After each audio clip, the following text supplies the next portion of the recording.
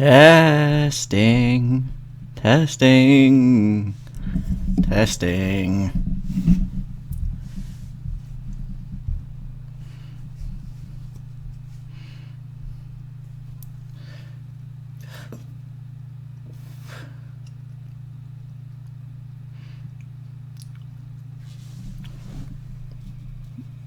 Test, this is a test. Test, test, this is a test.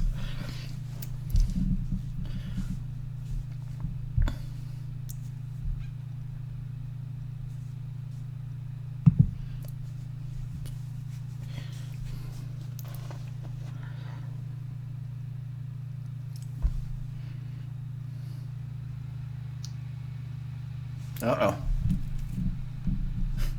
If you hear me, then you probably also hear my terrible computer right now, which sounds like it's taking off. Be good, computer. Let me get it propped up. Oh, so it has room to... Oh, no. Oh, God, everything's falling apart.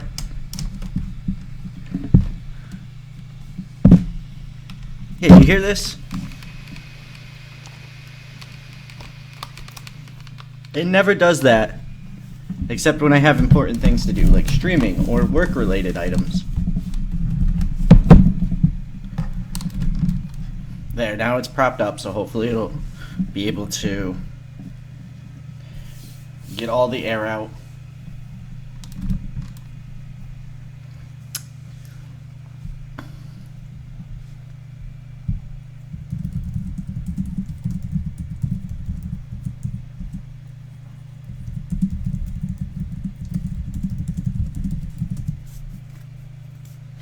All right.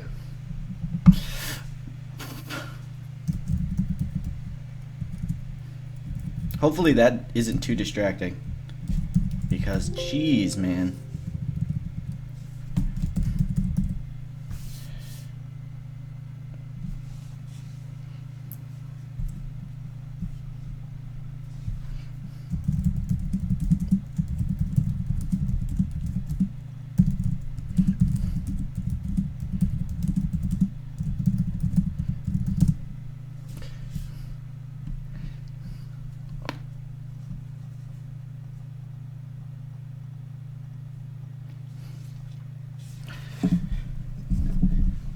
Oh, it's 9 o'clock. Hello.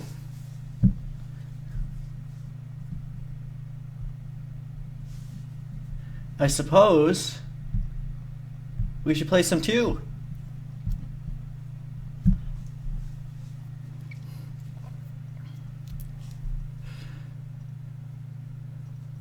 Hello and welcome to Let's Play 2 2016. This is 2K, and this is our release day. 24-hour stream. I'm going to be doing local recordings as well as doing the stream. So hopefully some of the pieces will be going on YouTube. And I can already hear my cat coming. Cat. Did you wait until the stream started to jump in here?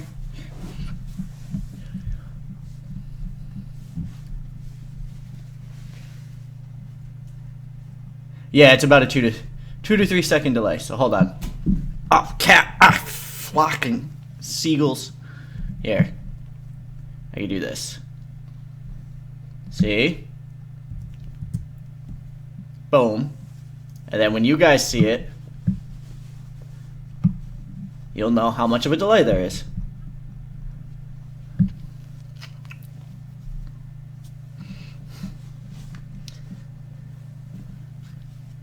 Yes, Bobby. Yes. We're gonna do a viewer's choice, Bobby. Are you excited?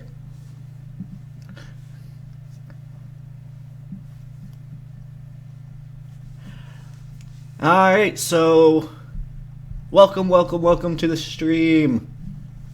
We're going to start off with something that I've done in the past, has been a big success. So let me get my local recording going.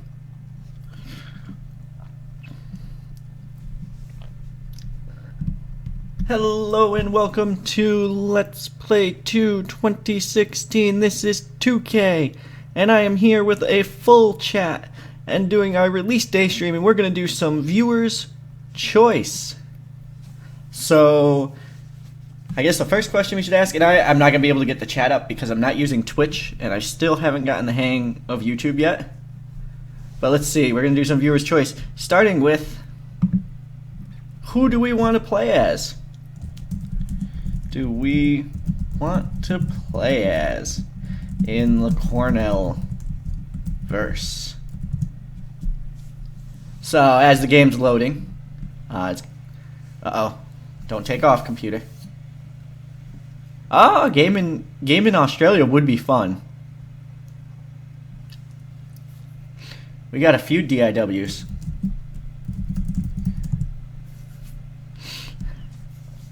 I see that. I see you, DIW. You know what? I've never played DIW.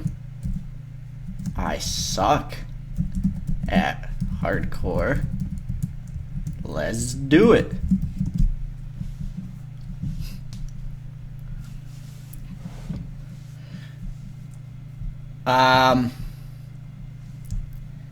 Do we want to play as Sheikh Ali Al-Avatar? Yes, no.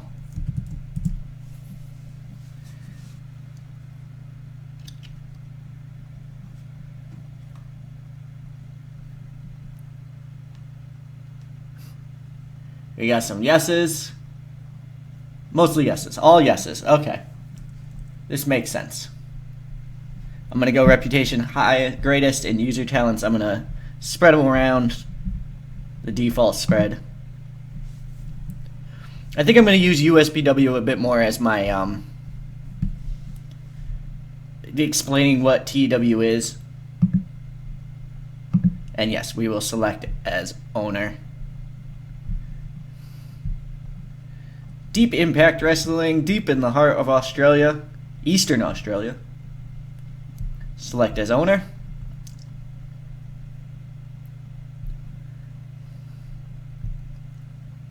Happy New Year! Oh, am I still under I think I'm still under. Yes, I am using icicles for now. So let's see what starting storylines we have. Keep starting storylines. Keep starting stories.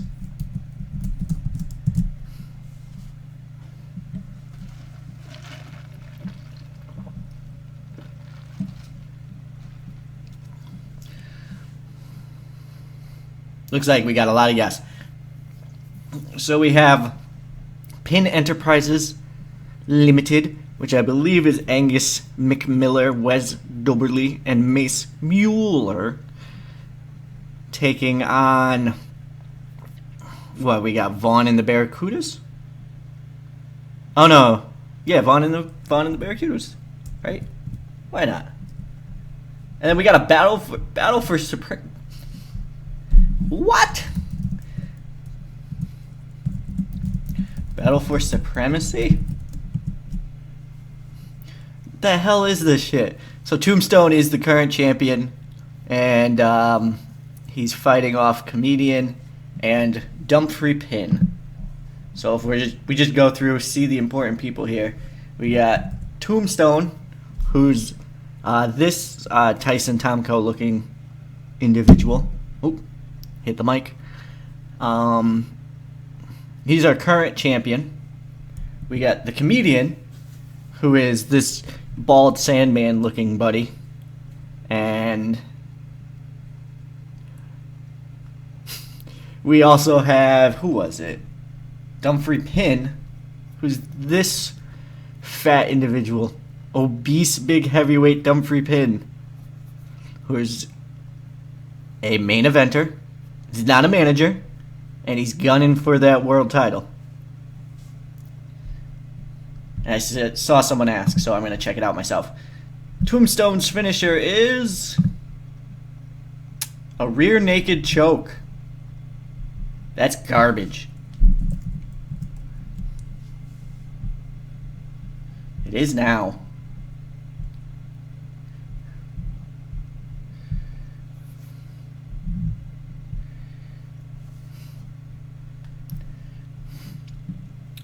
Okay, so we have other storylines that we can use. I think there's... Okay.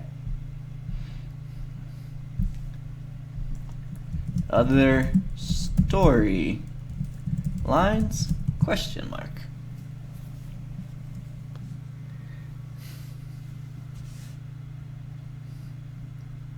Bob Schrunkle versus the East Coast Panther. I guess I should go to the roster. Just because Schrunkle hates Panthers. I mean, here's Bob Schrunkle. Look at him. That is a man who hates Panthers. And East Coast Panther. Whew. I mean, random toss-up tag team. I'll do it. I'll do us some Shrink Panth. Alright. So we got that storyline. And I think we only need 2 hot story. Oh no, we're not even required to run storylines. So this is all I'm going to add. Shrunkle.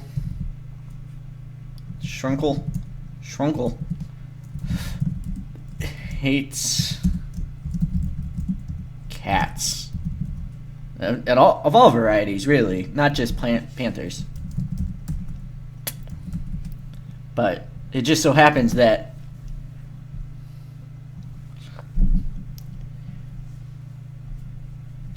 East Coast Panther is the only cat on the roster at the moment.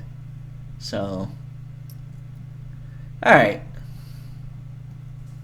So Bob Schrinkle hates cats. So we don't have a show scheduled, so we need to name our next show.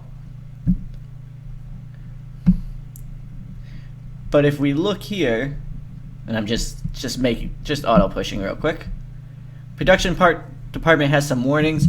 So we're gonna get hit for a few of these. Should we up production?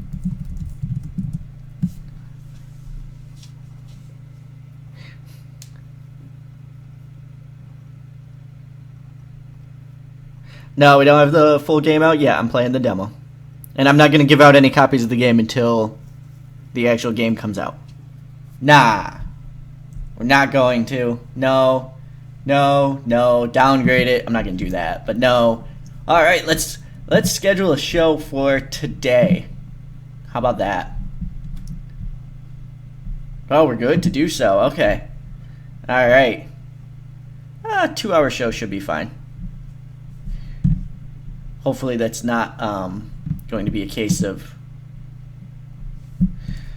foreshadowing. Okay. So DIW. Name our show. It's $34.95 at release.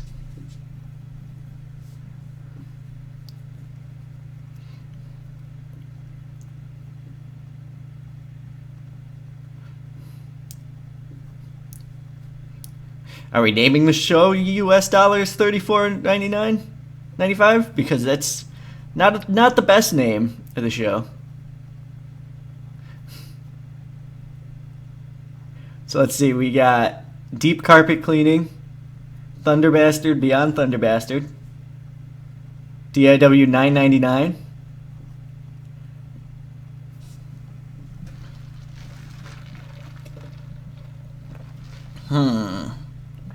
Bloody Massacre, which actually is a decent name. Invasion Penetration. Live Wire. Live Wire. Live Wire. Let's see here. I'm gonna go with I'm gonna go with my boy. Oh, it doesn't fit. So it's just gonna have to be Thunder Bastard Beyond. Like Batman Beyond, but with Thunder Bastards.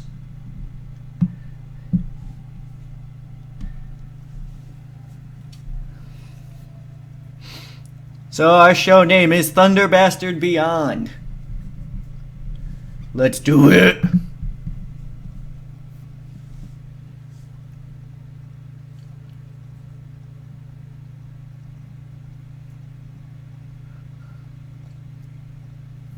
Oh, is that a progress show title? Oh.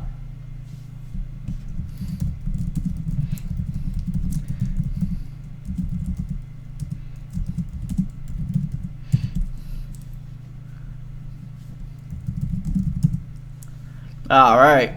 So we got a locker room incident. I can't wait to see how the chat room handles our locker room incidents. Milton Hittelspitch brought some friends breaking lock. Oh boy. Milton brought friends. How do we react? So we got a fire, a fire, a fire, a fire, a fire. Fire. Fire. All the fires. Don't break our rules. Nope. The chat has spoken. The chat. A vicious mistress. Oh, he's annoyed. And his personality got worse. And he hates us.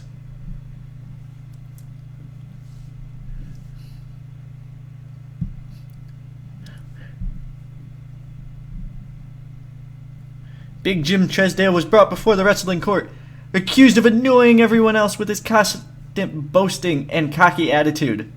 The judge, Dumfrey Pinn, I feel like this should be reversed, found him guilty and sentenced him to remain silent for the rest of the night and buy drinks for everyone after the show. Get fudged. Jeez, Big Jim.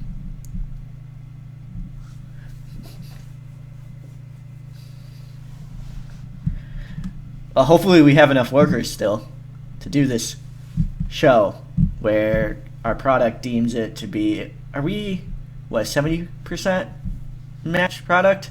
Yeah, 70% matches.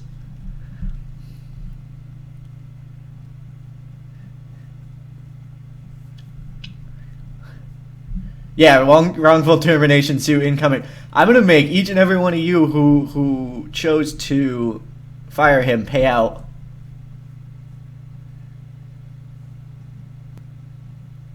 Alright, so let's see. We need a main event. Do we want to just jump right into, I guess we don't use faces and heels, so do we want to jump right into like Tombstone comedian hardcore main event thing? Ah, cat! Damn it!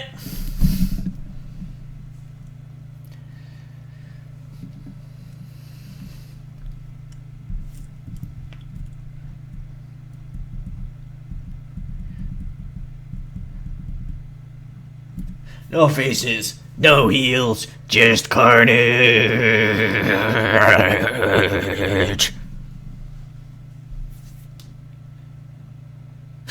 A 3v3v3 match. So,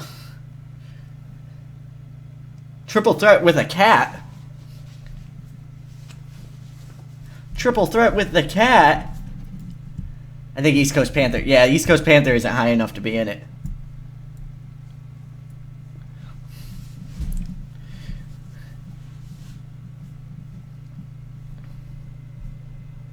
Alright, so I'm seeing a lot of different things here. Here's what I'm going to do. I go to one-on-one. I'm going to take the Texas Death Match They don't have type high deathmatch, which makes me sad. I guess, what would be the closest deathmatch?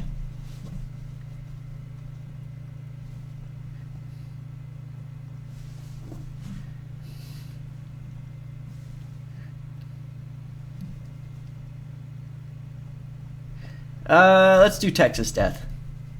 But it's not a Texas death match. It's a, I don't fucking know, Australian death match. Eastern Australian death match.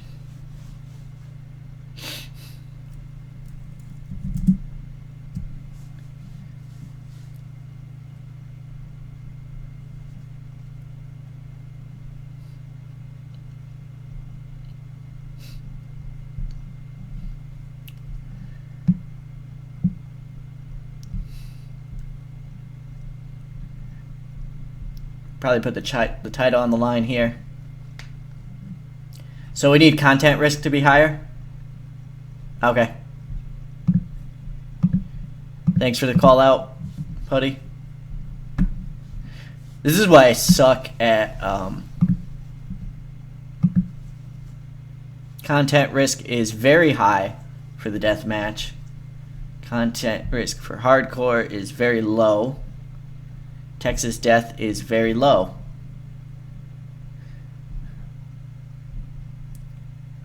Barbed Wire Japan is very high. Aussie Rules. Oh, we wanted to do a weapon on a pole.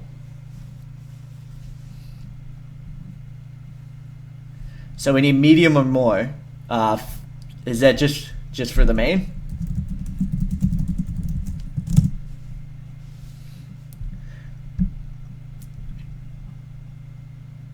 So we'll do deathmatch. Deathmatch. So Tombstone and the comedian are gonna kill each other.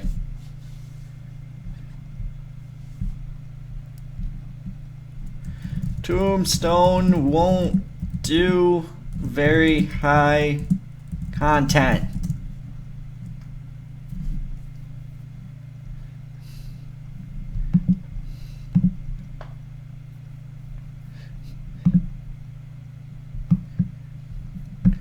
Tombstone is the worst.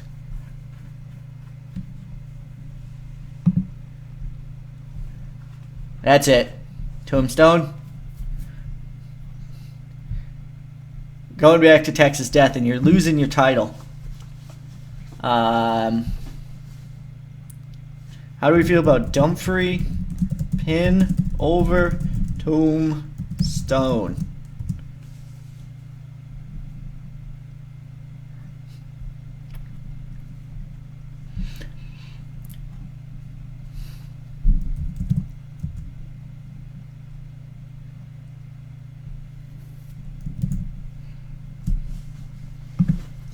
And we could do this as like a car crash? No, it would be Mayhem.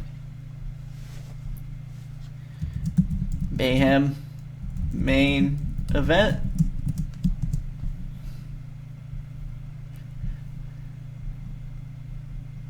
So is my stream coming through okay? Just so you know, because it's still running a little hot, the computer.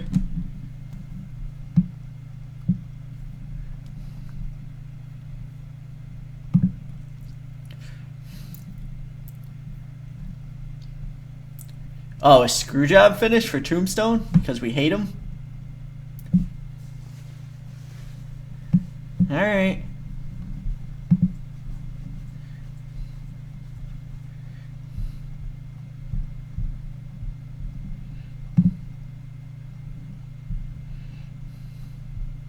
Oh, can't. Cannot do screwjob in last man standing. And I'm not typing. Alright, you all heard me. You all know what I said.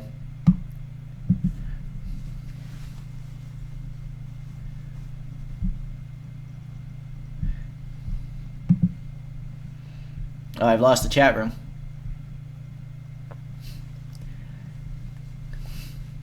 He has no hair.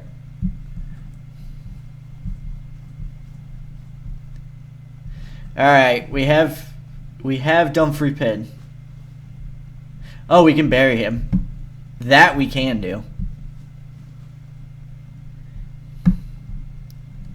Because Tombstone, if you're not going to do hardcore matches, why are you even in the hardcore company? You confused man. Oh, excuse me.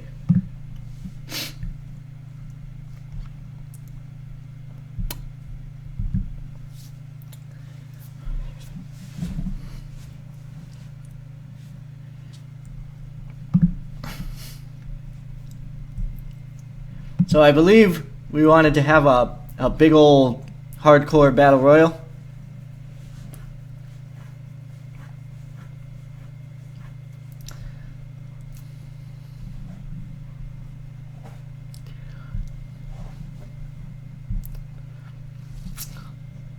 Where, let's say everyone in that storyline there. So Chopper, Mace, Vaughn,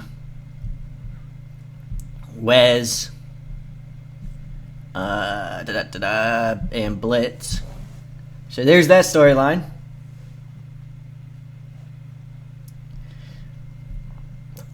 And I don't know, we'll throw ourselves in there. We'll throw who we got for nerds. Caesar, Gula, and the comedian to get the win. How's that look? Comedian over nerds. YN. We are one of the nerds.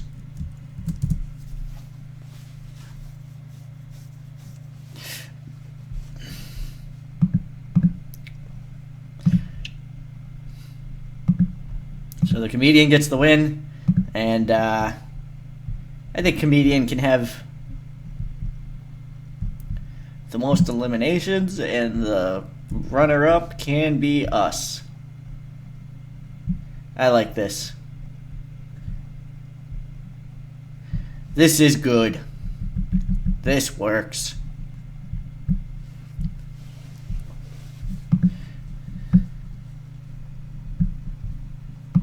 We know what we're doing. We got this. So, shitty battle royal where comedian wins.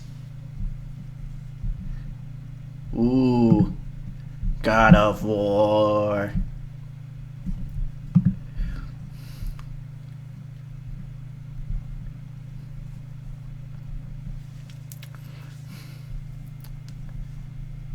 Alright, so how about this? Yeah, this is still a demo. So, we need East Coast Panther over God of War in some hardcore thing. Then Bob attacks. Yes, no.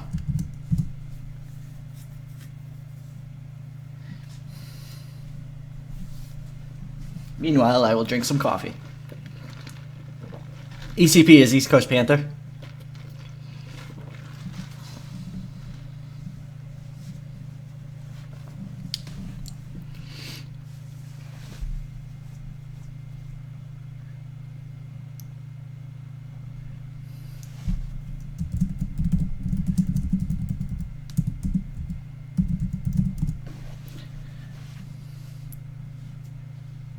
Oh, someone wants God of War over ECP. We got 2 yeses.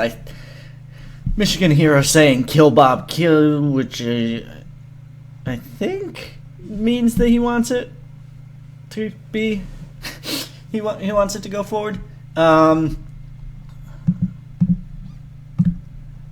We have no problem, so we're already doing what we need to do. Let's do a crazy hardcore match that he wins. ECP loses because of storyline. Yeah, that looks right. That seems right. So you got God of War. I did just a regular one-on-one match. I'm an idiot. Big dumb idiot. I don't know. Let's just do a regular hardcore match.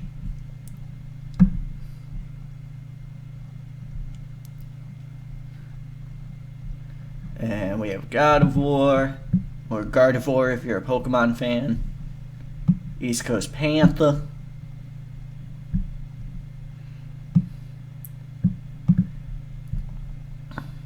We are not going to make it to 2 hours at this rate. With interference on Panther by Bob.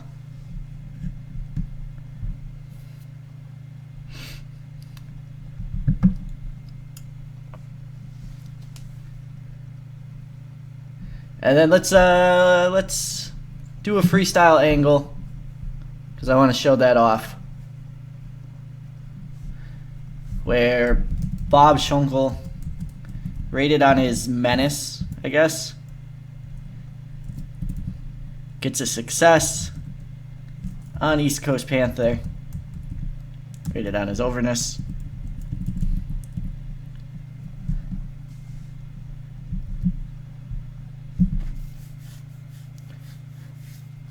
Gardevoir, pretty good Pokemon. Top 1% of Pokemon. Alright, so we got Bob attacks ECP. I mean, Charmander's going to be the best. Then, now, forever. But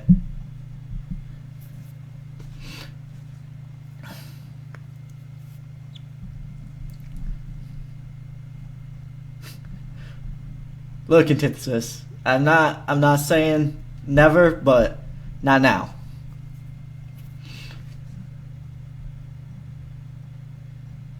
All right.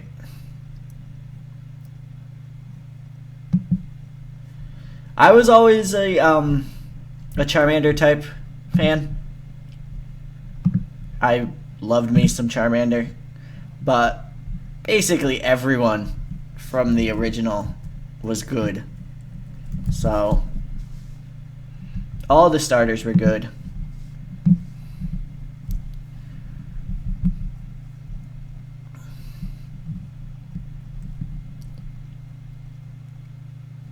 But yeah, I was a Charmander child. All right, so we got Mayhem Mahoney, Diesel Dan, Big Rig, and Lori. Lori is a manager, so we don't want her. So we got Mayhem Mahoney. We got Diesel Dan.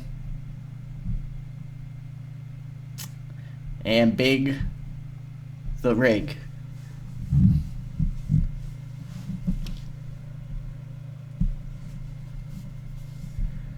So why not just have the three of them beat the ever-loving shit out of each other? So I'm thinking after the Battle Royal. After Battle Royal. Hello, Lost Cast. How's it going?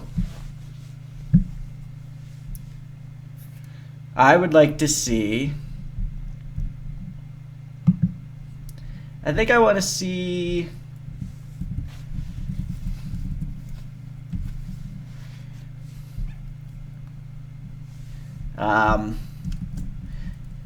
Sheik over Diesel Dan, and Comedian over Big Rig. Yes, no. So two more Job Squad matches.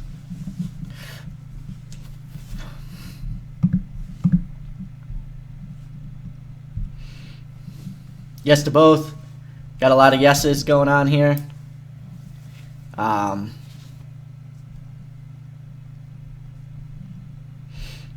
Alright, so that battle royal happens, and then the comedian immediately comes out and has a normal match with Big the Rig.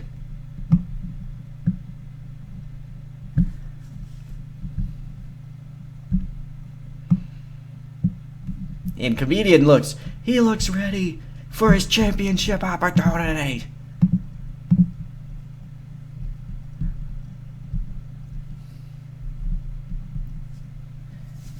I don't play Football Manager, so I don't know what a highlight mode is. Michael.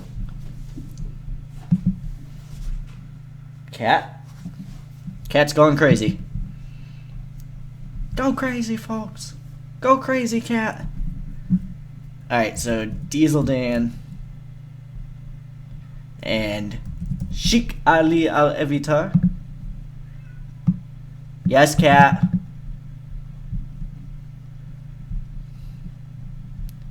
And Sheik gets the win.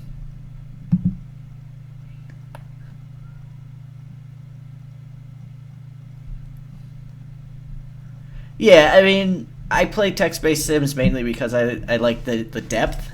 So I don't care whether or not it's one way or the other. We need more angles, so I guess comedian, taunting, Tombstone is fine, basically saying he's going to take the title away from him.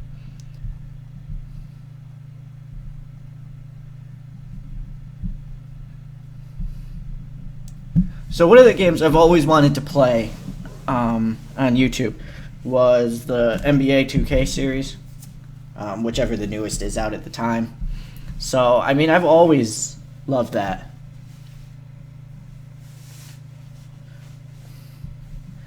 Oh, Simulation Gamer's on the GDS forums.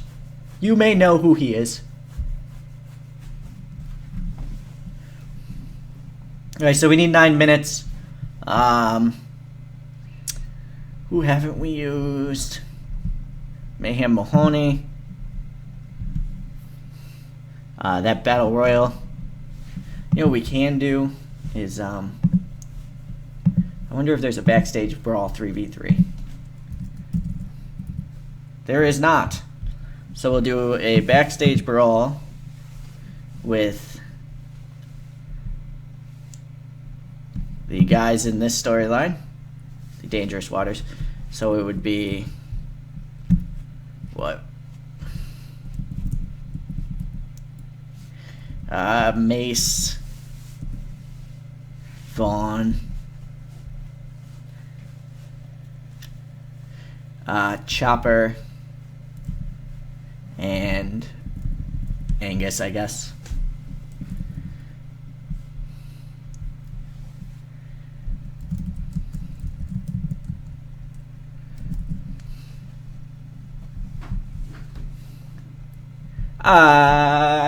Yeah. I mean, let's talk about Payback for a second.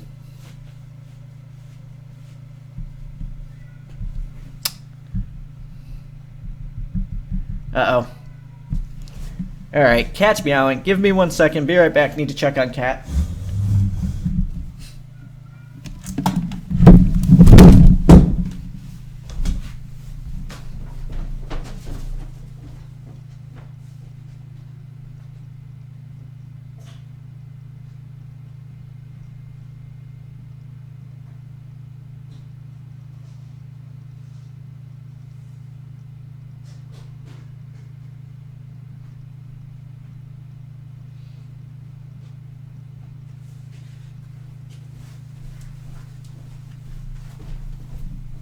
Hello, I'm back.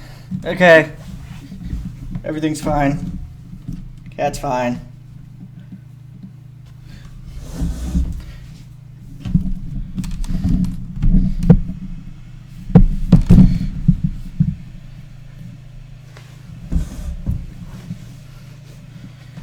All right.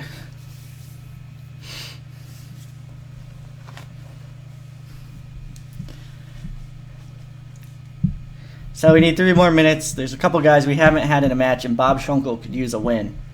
So let's have a hardcore match.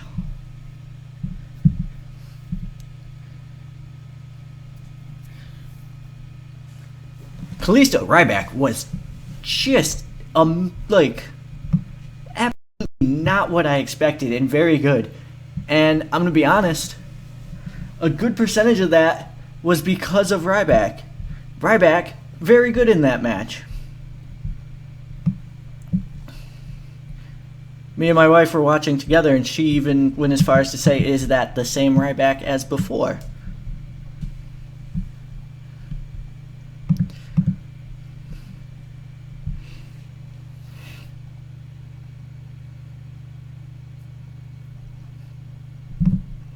Yeah, I know, the excluded book. I know.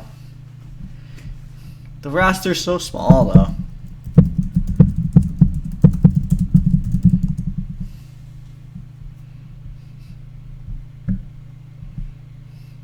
Yeah, Mayhem, I don't give a flock. Ryback was awesome. I loved him. I was super happy about it.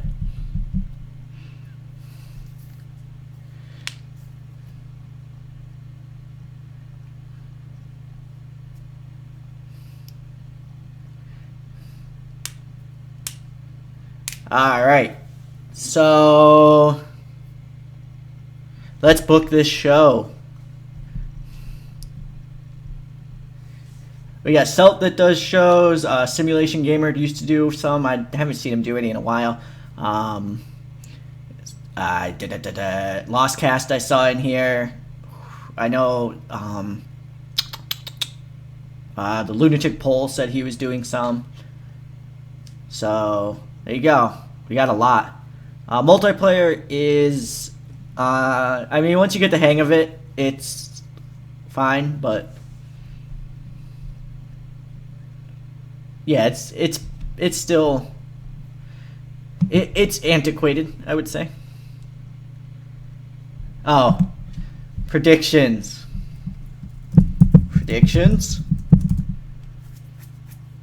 I'm saying D+. D+.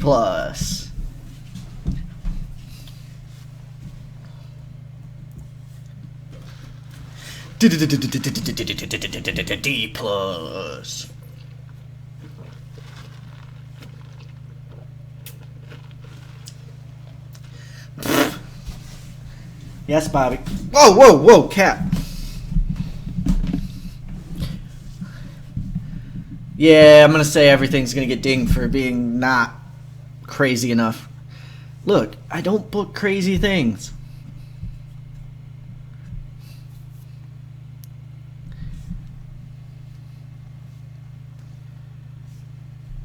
Alright, so Dumfries Pin gets an E+, hyping up his singles match with Tombstone.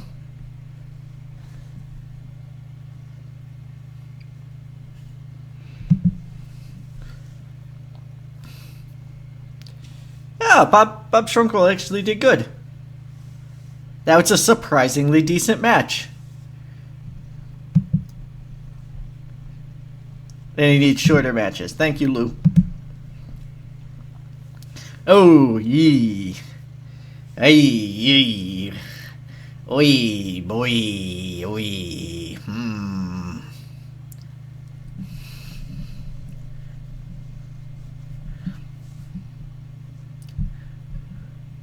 Oi, boy. Oi, boy. You know, I'm starting to think this Schrunkle East Coast Panther feud might not be best for business.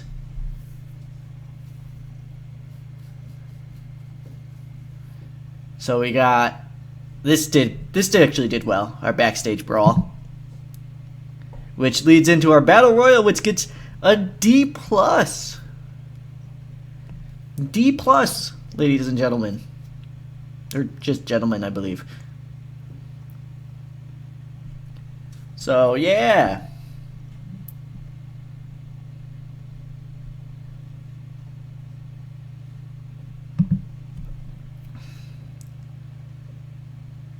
And then we get a decent match out of Diesel Dan with an Iranian thumb spike. Good. D- out of the comedian. D+ for, look, that might have been a D-. I can't read. Everyone be quiet. Comedian. This is a D plus though. Ah. And our main event, because Dumfries Pin was getting tired. He hits the Bossa Nova. Tombstone can't beat a 10 count. Dumfries Pin is the new DIW champion. And we get an E+. Oh, we don't have enough attractive. No attractive women. No attractive women penalty. Oops.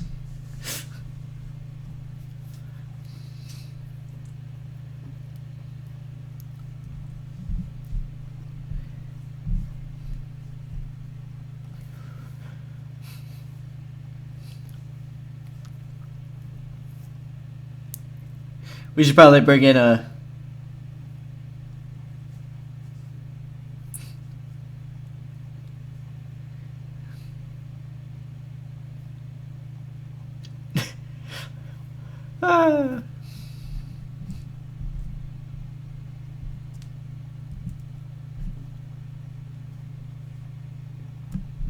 Alright, so what do we got in our email? Tombstone needs time to heal after that one Texas death match. Real hard. We need another female. So I'm going to filter out who is based in Eastern Australia and is female. Oh, we don't have many choices, do we?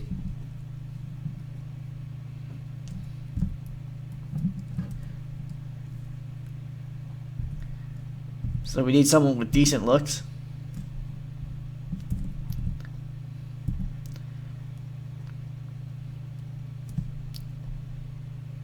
Let's see. Rihanna Reeves will work.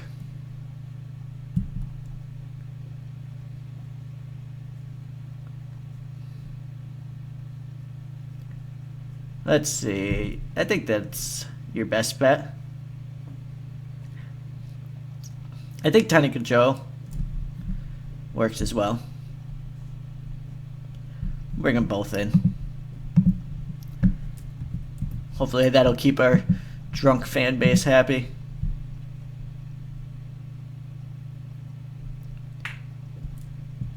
Oh, okay. So she can't anyway.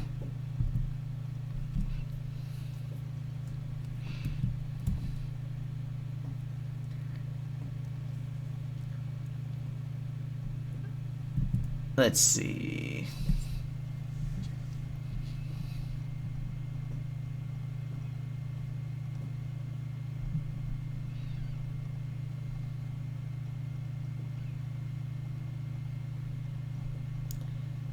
Alright, so let's move us on forward. Let's see if there's anyone in Eastern Australia I would like to sign who is active and male.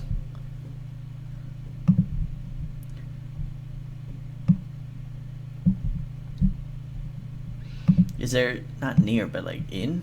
Yeah, okay.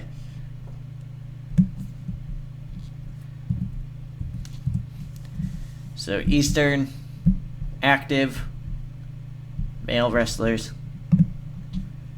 Ah, there's quite a few, okay. In terms of skill, I'm looking for not terrible hardcore. What do we got?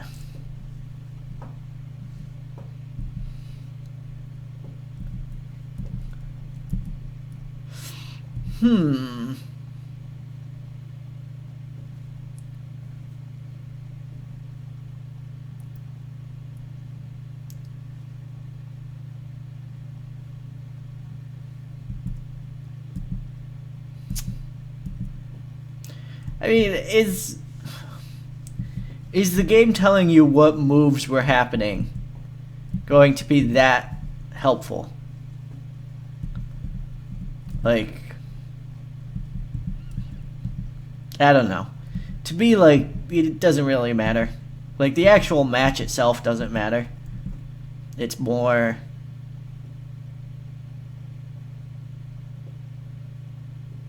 like who wins, who doesn't.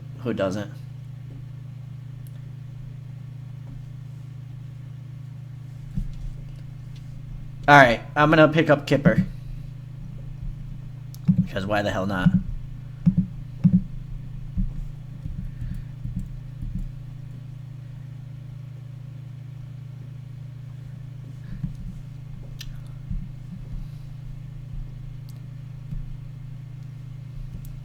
And it looks as if it's 9:48, so it might be time to go into some USPW.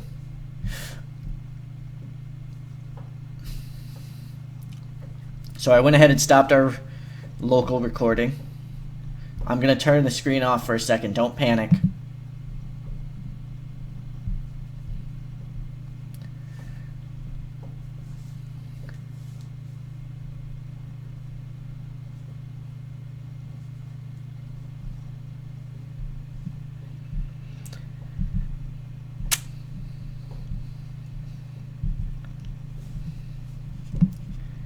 I know everyone's panicking. Don't panic. I just need to rename. So 2016 stream DIW. So I can upload it after I edit it. I need to make a new intro because right now my intro is for 2013.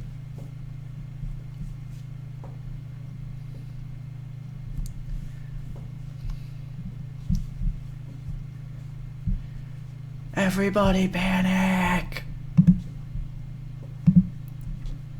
Do I have something called USPW already? I do.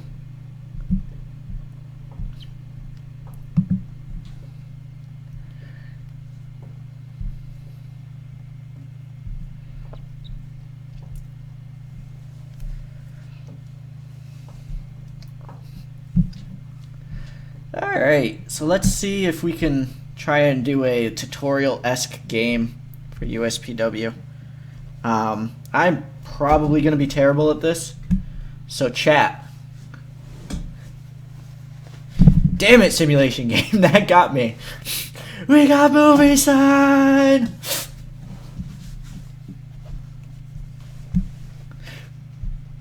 Oh, I'm so mad. You got me so good with that one. So I'm going to try a tutorial-esque game with USPW.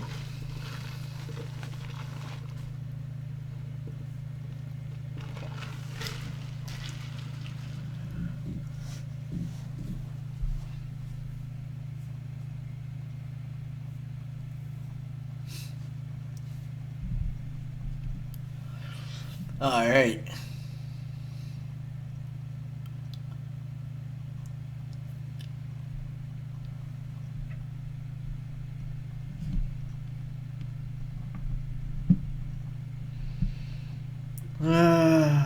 Let me restart our thing. And 3, 2, 1.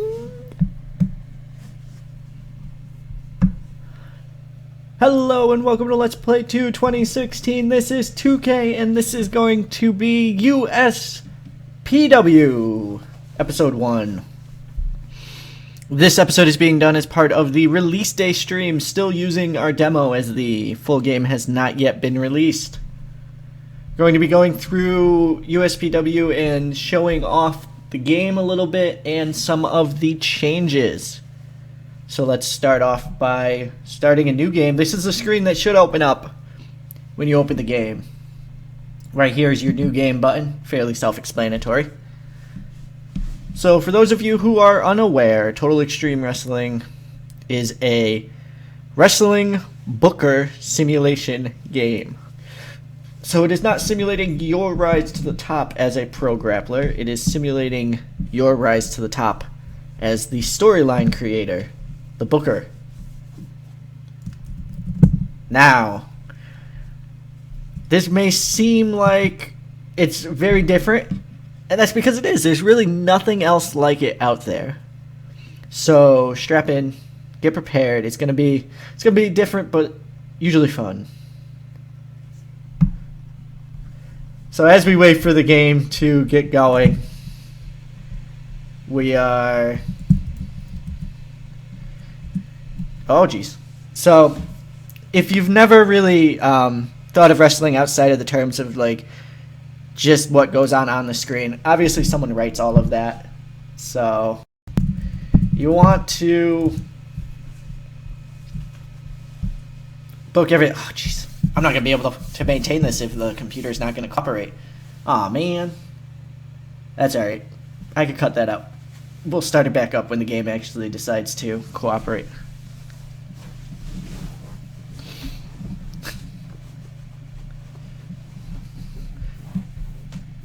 Alright, so we're just going to pick a one-player game. The game does allow play-by-email multiplayer. And we're just going to pick... we'll go with KP Avatar.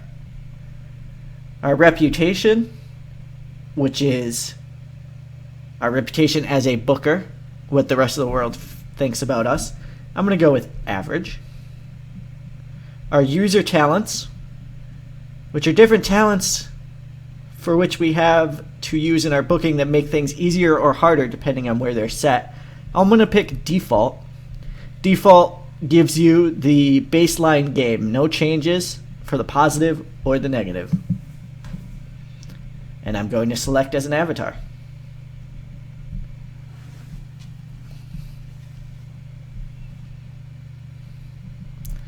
And we are going to select USPW.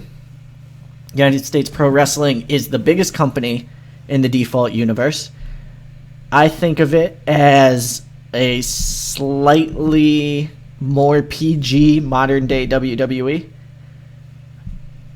And it has a ton of money, a ton of popularity.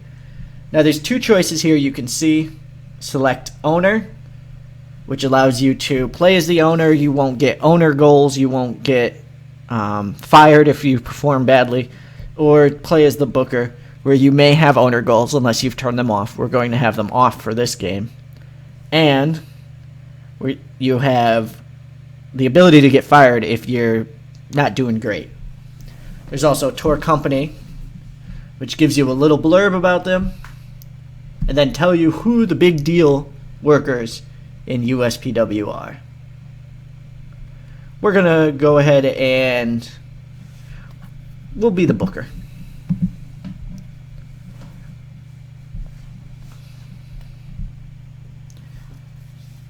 So the first thing you'll notice here is the splash screen, the first screen, and that is your website.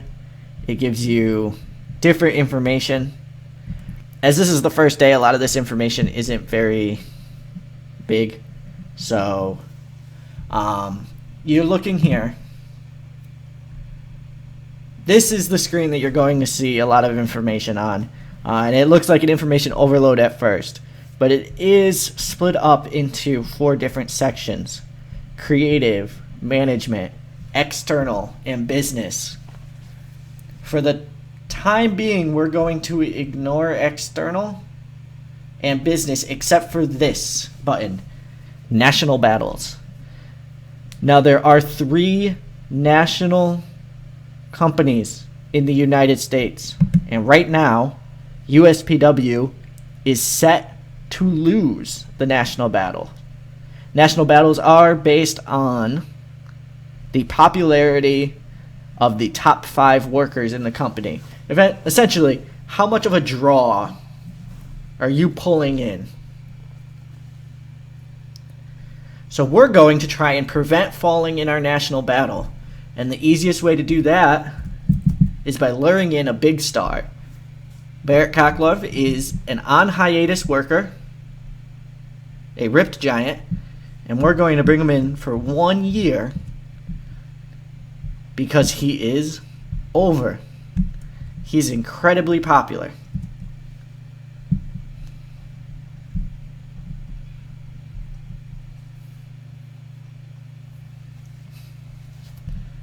Merit will help us not come in last in the national battles. Not coming in last in the national battles will help us not get hit on popularity and not fall to Colt.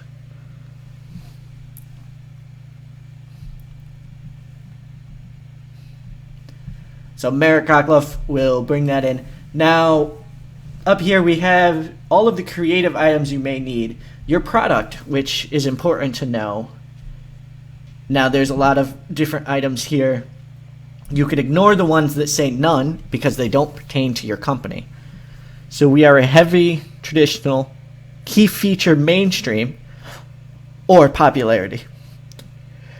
And low comedy. Like I said, it's a little bit like modern day WWE. Modern day WWE does have a little bit more modern than this has, which is over the top rope moves and such not.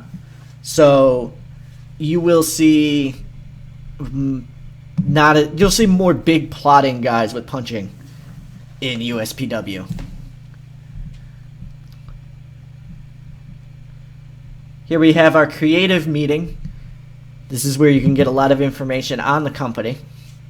There are 5 franchise players, which is Rich Money, Nikki Champion, James Justice, Steve Freely, and Enigma.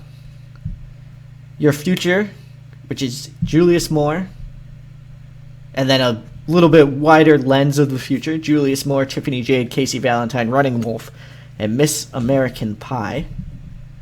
Talk the Talk are obviously people who are good on the mic. Rich Money, Nikki Champion, Belle Bryden, James Justice, and Dawn Gamel. I hate that name, by the way.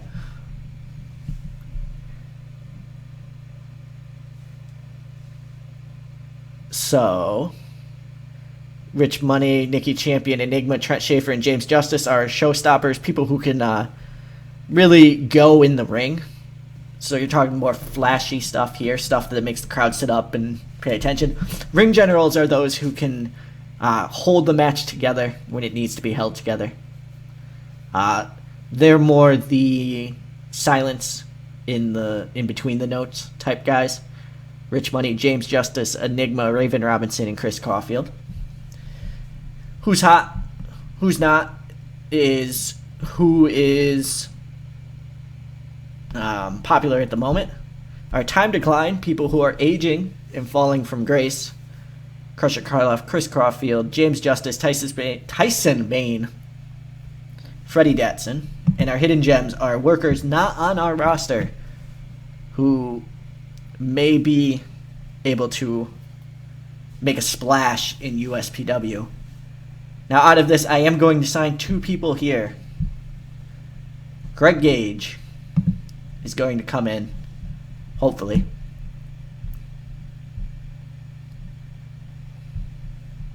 And Sarah Marie York.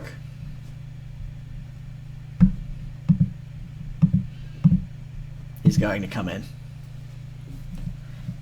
And why not? Jamie Quinn as well. We could have Jamie be a heel, Sarah be a face. Because our women's division is aging. I don't know how many.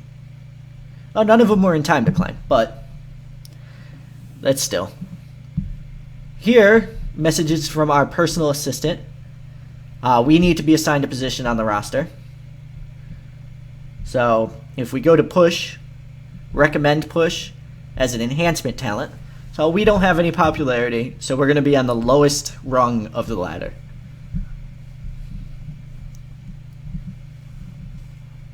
And then it's telling us a few people who would benefit from having their gimmicks changed, and we'll get to that in a second.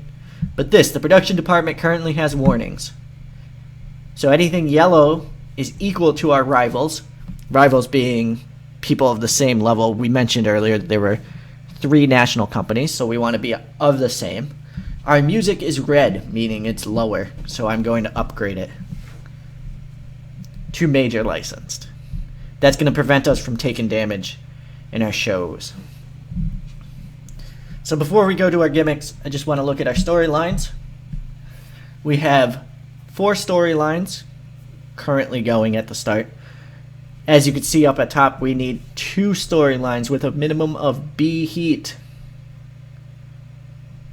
in order to meet the demands of the fans. So we have a Champion Falls which is between Nikki Champion and Steve Freely. Steve Freely having just won the title from Nikki Champion. We have Breaking the Law between Rick Law and Trent Schaefer.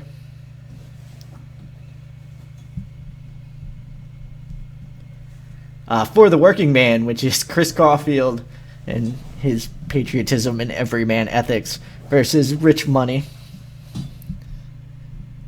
And Smash of the Titans, which is The Force, T-Rex, and Tyson Bane.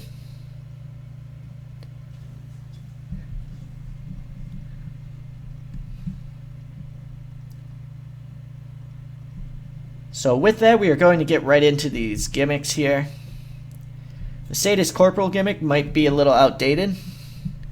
And what is he doing now? Is he just a road agent? So it doesn't matter what he is. So you just quickly, I clicked on filter, and I'm going to exclude gimmicks that don't suit this worker. And I'll make him a bitter veteran, but it does not matter because he's never going to be on the show.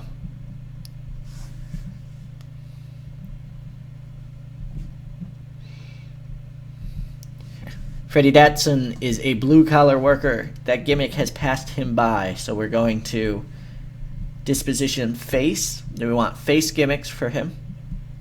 And beloved veteran seems like it would work for him. He's been around. He's 44, I believe? 46? 46. All right. So a beloved veteran works, and Killer Cass needs a new gimmick. She is a monster currently. Obviously, she's going to remain a heel.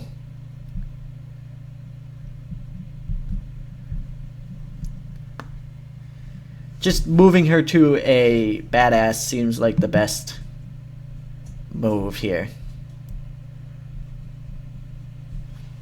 And hopefully that takes off with the crowd.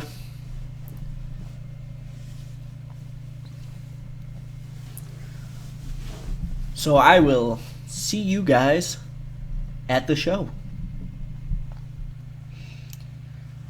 Oh, and hopefully I remember to cut here and I'm not just talking to YouTube when I'm not supposed to be. How's it going, chat? How you doing? My throat's already sore and it's only been an hour.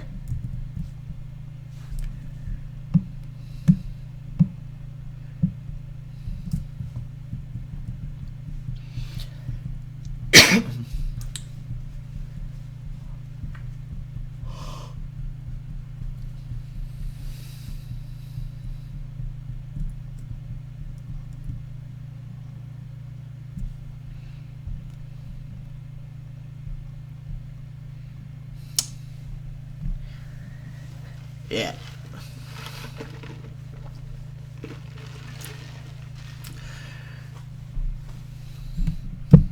Overtime. Epical. Overtime.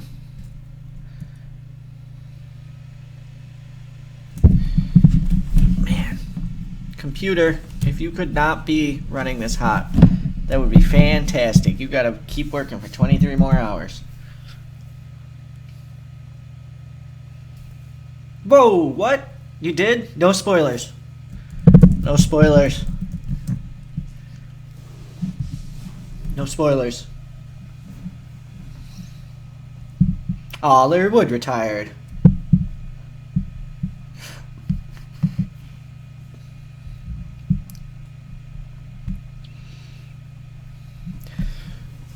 Okay, welcome back. So I lied, we're not going to make it to the show. It looks like Greg Gage is willing to sign with us before we have our actual TV show. So I'll go ahead and do that, bring him in as a heel. So as you can see here, because he's working for another company, he's going to take 7 days to join us. So he won't be available for our next show, but the show after he will be.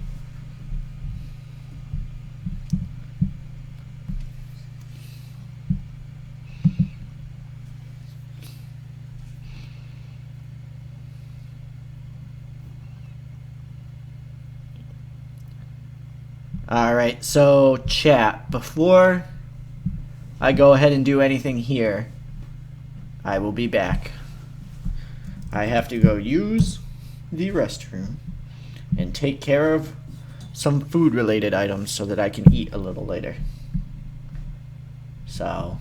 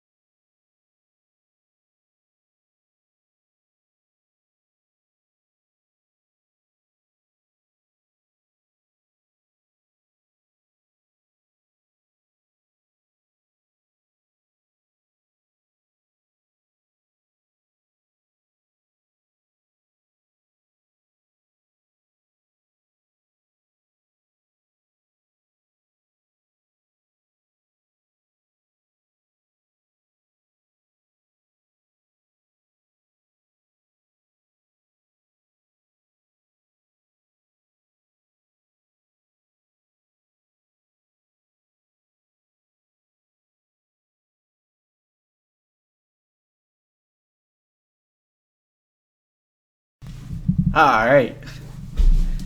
So here we are at USPW American Wrestling, USPW's weekly television show, telling us who isn't available yet. Alicia Strong, who is one of our women's workers, is out injured.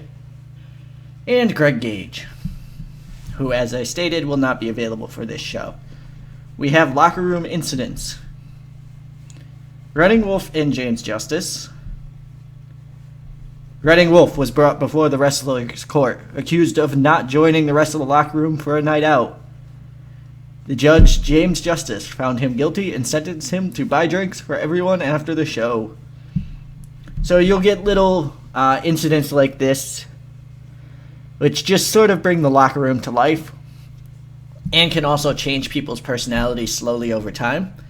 As you can see, Running Wolf has probably become less of a loner. You could also have your locker room controls. So you could do a few things: hardline stance, clear the air, public firings, ribs. I'm going to meddle. Meddle means that you could discreetly meddle with the relationship of any two workers who are currently in the locker room. I'm going to do a positive meddling, which will try and improve their relationship. Obviously, you can do negative, and that will obviously try and create a negative one. Now I'm going to try and take our two big stars and make them friends. And it had no effect.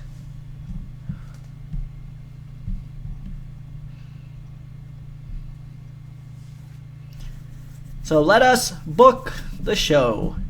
Booking the show is fairly easy. You have add match and add angle here. You have your analysis tool here, which tells you A, who hasn't been used, and B, any major needs in your analysis of current show that are happening. So you have here, your product asks for at least one match aimed at storytelling, but so far you have none. Now, should you wish, there's the assistant booker option. If you click on this, this will auto book the show for you. So if you only want to play as the owner, or if it's Heat or Thunder or Velocity and you don't necessarily want to book that, you just click create matches and it creates both the matches and the angles for the entirety of this show. And I'm going to go ahead and just get rid of them all quickly. Now, each company is going to play differently because you want to have that control over what exactly is happening with that company. You don't want, for example, Ring of Honor 2006 to feel the same as WWF 1999. And the way that happens is, as we talked about, your product. Not only will the product tell you what the fans are looking for, mainstream, traditional, comedy, hardcore, modern, it's also going to tell you the match ratio. So for television, they're expecting 60% matches, 40% angles. Which equates to about 48 minutes, bye cat, 48 minutes of angles. Now, I'm going to book this a little bit backwards. I want to book a strong opener between upper mid-carders here. Preferably upper mid-carders, not in a storyline.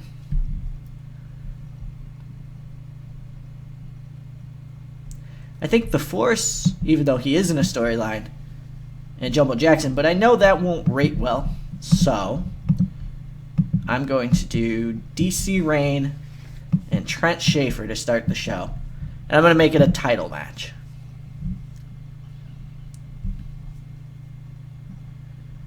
Which title does Trent have? If I want to remember, I click the titles button, and I look. He has the national title.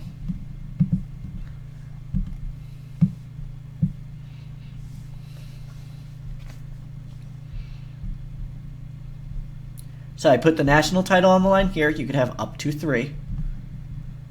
And I go into change the road agent notes. Now we're going to have this be a regular show, with the victor being Trent Schaefer. Add it. And we are okay to move forward.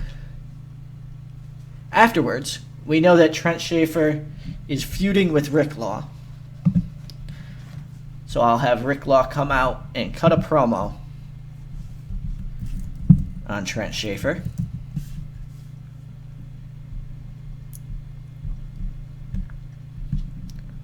Which will bridge us right into our next match, where Rick Law is going to beat up a jobber. So I need a jobber heel. Tribal Warrior will do the trick. Oh, Night Larkin. And we'll give Rick Law the win.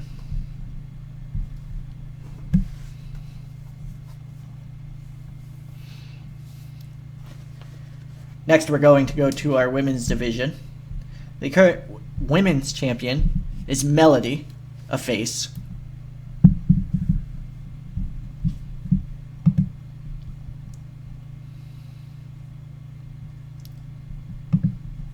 You know what I didn't do in this match? Let's crank it back a little bit. Rick Law should really, if this is a true squash match, Rick Law should dominate.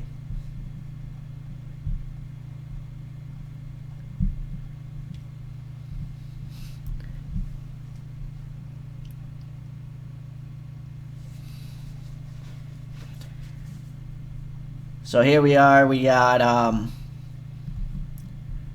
next match.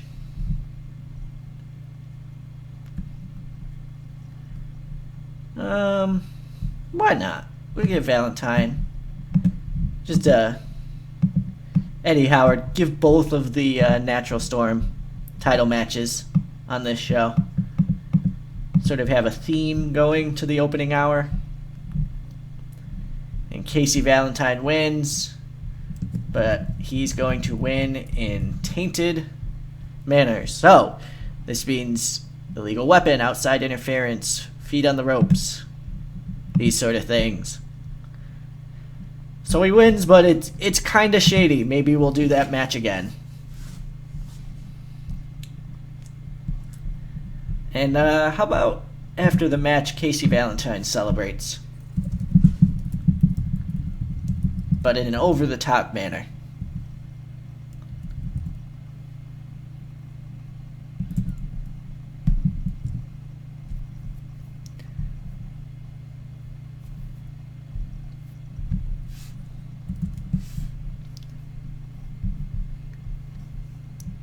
Alright, so I just said I wanted to do the women. So let's get a #1 contenders match out here between Killer Cass and Raven Robinson.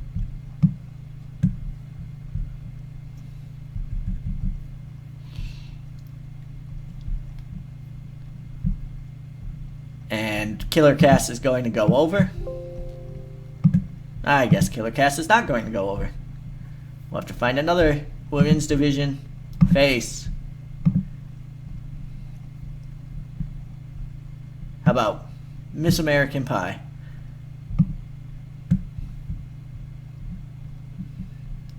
And as I said, Killer Cass will go over. My cat will go crazy with the meowing. And I'm going to sort my angles by menace here.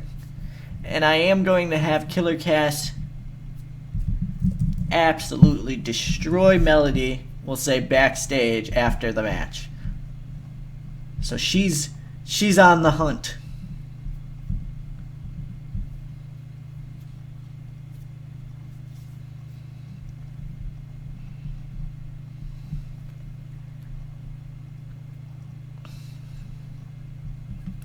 So we are looking at, we need a few more angles, and it's been 50 minutes.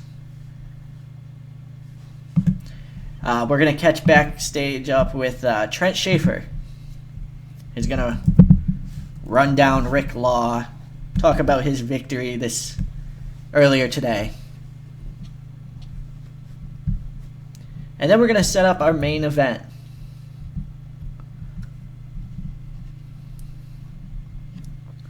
Which is going to be Rich Money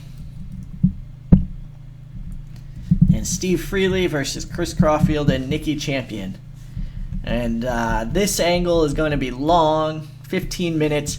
Obviously, it's not 15 minutes of all four of them in the ring. It'll probably start with Rich Money, and then out comes Nikki Champion to cut him off. And then out comes Steve Freely to cut off Nikki Champion. Chris Caulfield comes out at the end and they all start talking, and then we're going to have a main event.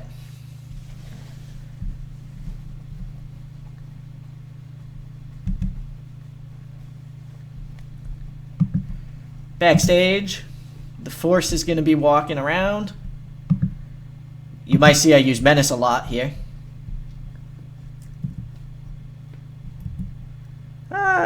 Let's do it this way. So Tyson Bane is going to say that him and T-Rex, he's going to have T-Rex watching his back because the Force doesn't know what's going to hit him. These two are going to destroy him. And the Force is going to have a little squashy squash match. With, Atlas. He could destroy Atlas in 3 minutes. It's a little high on the card for a squash, but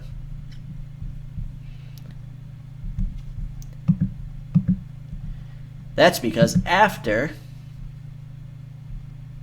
they're going to get beat down, or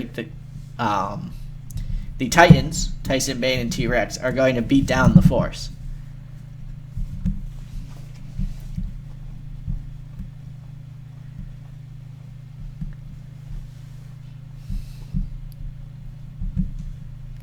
So we have James Justice and Enigma.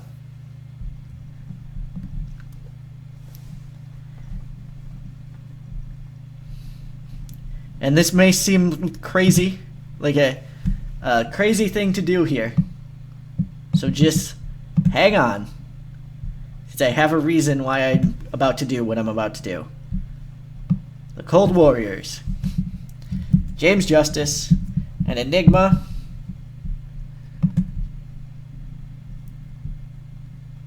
for the World Tag Team titles. And Enigma is going to win. James Justice and Enigma, your tag team champions. And they're going to have their legitimate post-match celebration.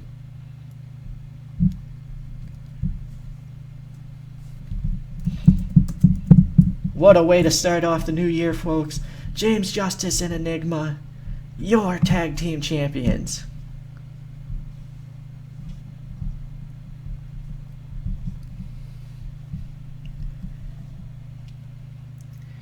And we have 17 minutes remaining for the main event.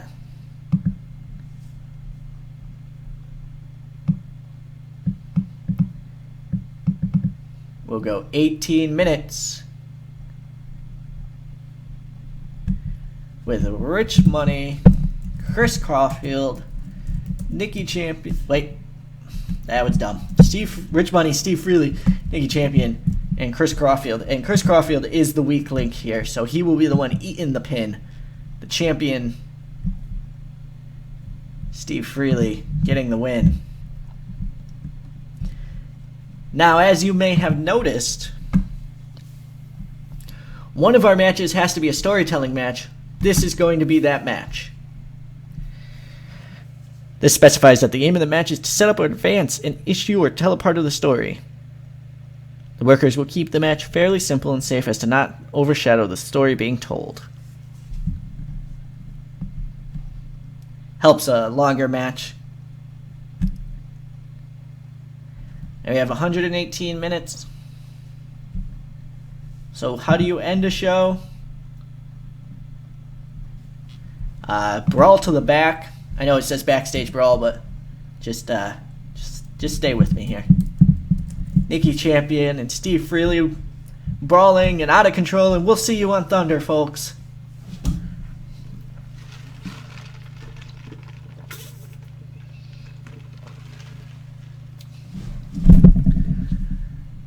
So Jumbo Jackson needs a match. We'll have him kill someone on the pre-show. And then we're going to start this thing.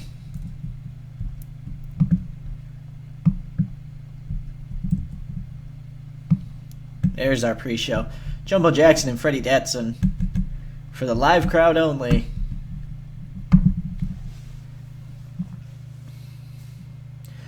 And as I said, there's a reason why I'm doing James Justice and Enigma over the Cold Warriors, and that's because every single time I've played USPW in this demo, they have popped positive.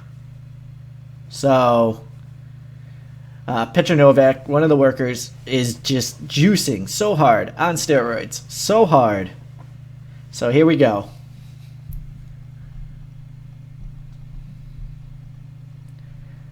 Let's do it. So obviously, this is our pre-show match. It doesn't matter as much. We want to maintain between C- all the way up to A star. Although I don't foresee any A stars here.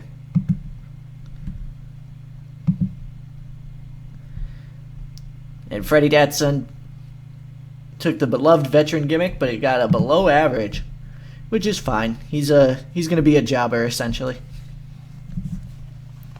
Hey, a C+ to start off. I wish it was a little bit better. I was kind of expecting a little bit more from these two, but I'll take it. Trent Schaefer getting a defense in of his national title. Hey, Rick Law comes out and brings it up. So Rick Law sort of helping us out, saving the show a little bit. And we have Rick Law and Tribal Warrior saving the show and then immediately throwing it back in the trash.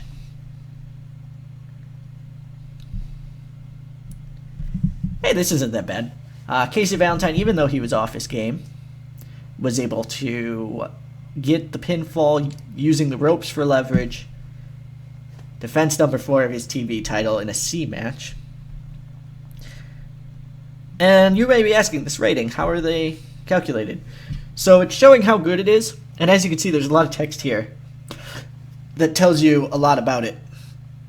But essentially, there's penalties and pluses that go into it. A lot of it has to do with popularity and what the worker was being rated on. So a C+ here for Casey Valentine, running around, going crazy, just being super happy about his victory. Ooh, this didn't go well.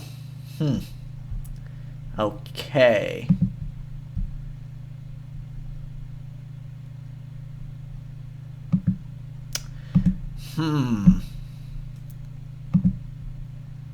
Alright, so she started a badass gimmick, which is great, which is good, so we could hopefully build her up. And this should help build her up, so Killer Cass just absolutely destroying Melody backstage. Hey, Trent Schaefer talking is almost as good as Rick Law talking.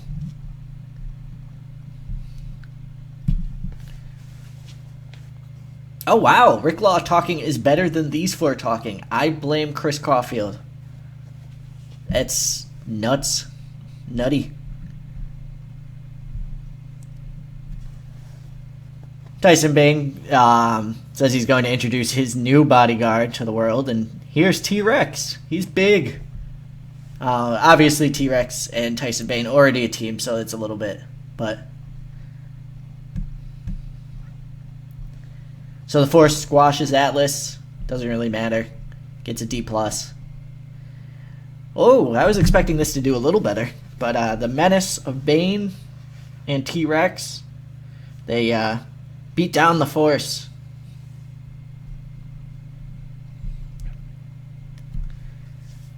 I was expecting this to do better too, to be honest. James Justice and Enigma over the Cold Warriors. What a dream team. What a dream team holding the USPW Tag Team Championships. And they're celebrating. They've gotten the win.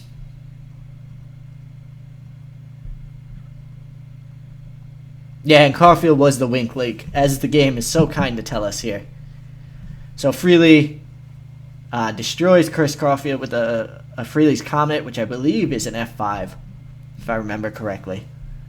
And we get a B- for our main event, which is not good enough. Yeah, not good enough. And it lost us popularity in all 21 regions. That's not good. Well, we'll try and pick it up and get better as we go. Hopefully bringing in Merit will help. Thanks for watching. Have a good one. Don't worry, YouTube. I'm still here. That sucked.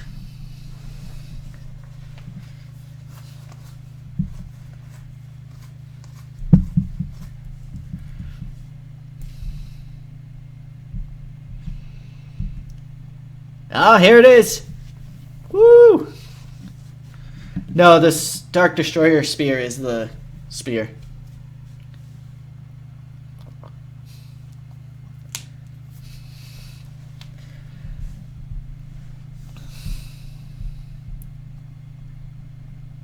So, Petra Novak, guess what? I took the titles off you. I could suspend you now. Girl, bye.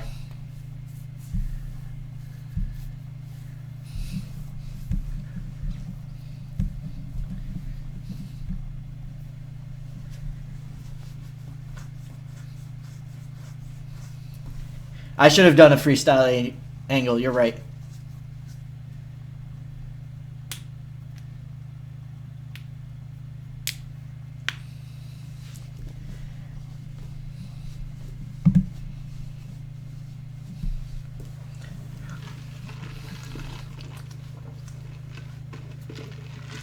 Yeah, he just got angry and went and took more steroids because I suspended him. That's hilarious to me.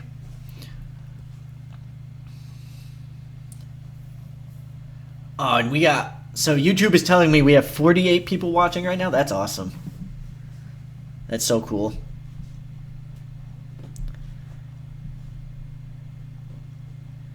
Alright. Oh, it's the Miz. How's it going, Miz?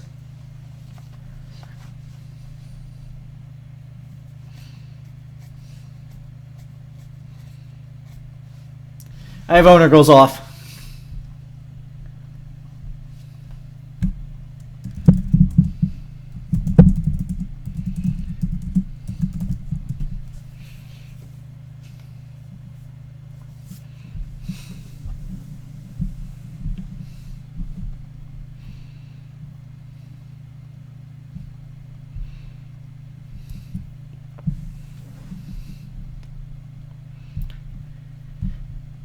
So we brought in Sarah.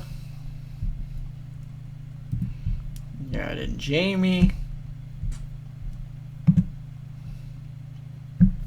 And hell yeah, we brought in Merritt.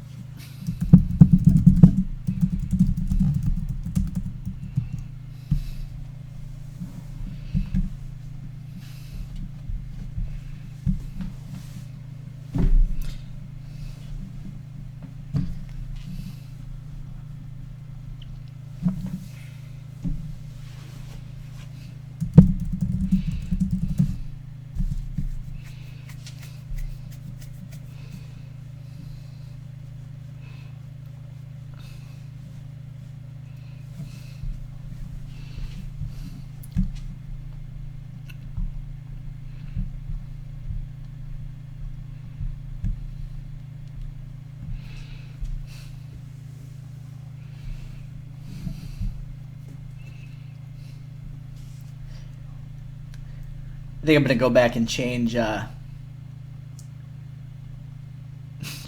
skin so we stop getting the Miz. Cause my plan is to do like 30 to 50 of these screens because they're super easy to do. But I just I've only gotten the Miz done so far, so we're just gonna keep getting the Miz again and again and again and again. So I'm going to go back to default skin.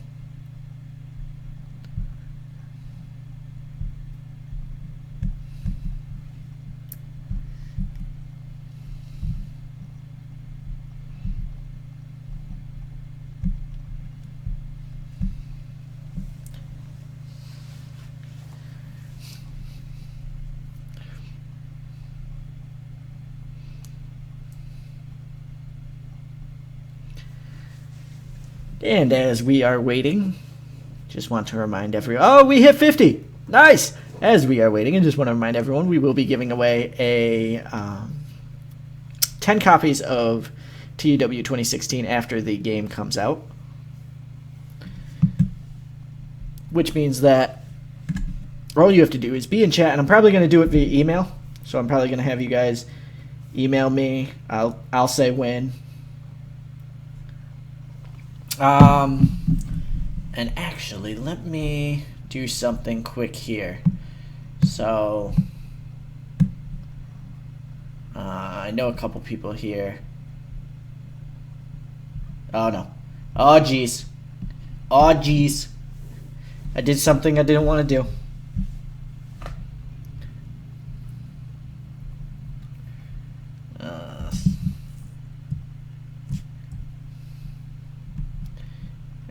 So I'm just trying to take care of some things here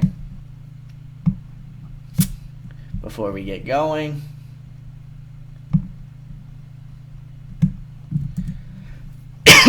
Pardon me.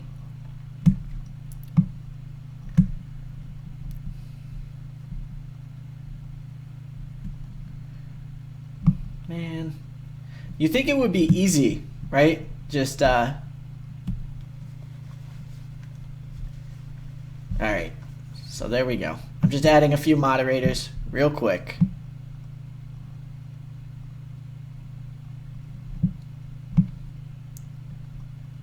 That way, if we get spammers, they can take care of them. So Selt and Michigan Hero, I have made into moderators. Probably a couple other, the two people who I talk to on Skype, I'll make moderators as the night goes on. Just to, you know, keep everything on the up and up.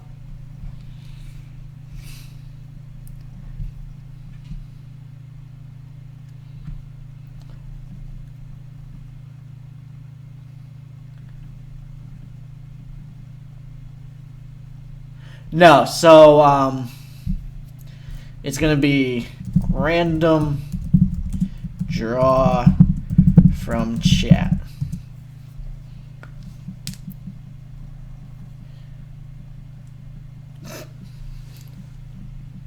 Oh, my volume's broken. Oh no. Okay, hold on. It looks fine on my end. Is anyone else having problems?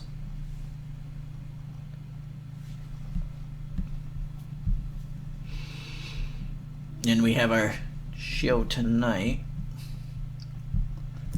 with Greg Gage. So I'll do an auto push here to get him on the roster.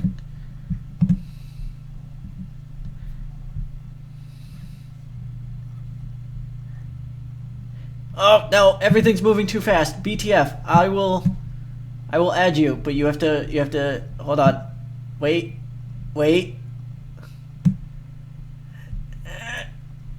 There we go. Yeah, obviously anyone from Wrestle Connect who I know as well, I'll try and make a moderator as well.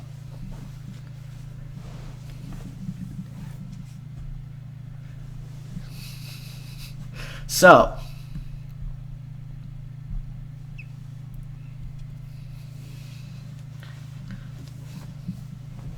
don't take advantage of your moderator privileges now. All right, let's record episode 2.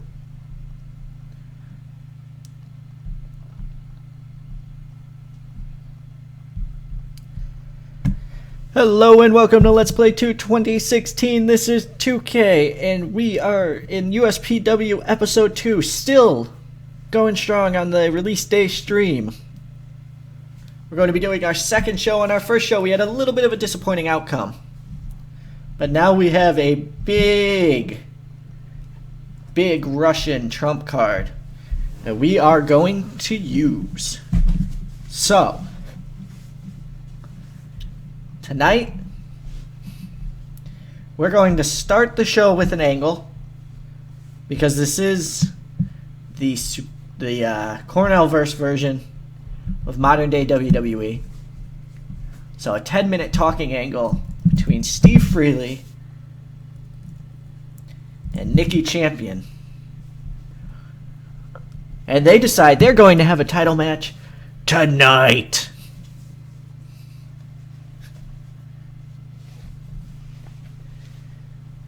So here we go. And then,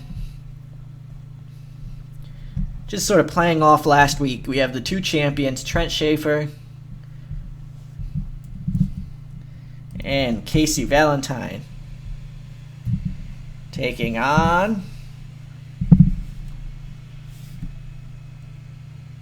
Eddie Howard and DC Rain Natural Storm. And the difference is, in a tag team match, Natural Storm can get the win.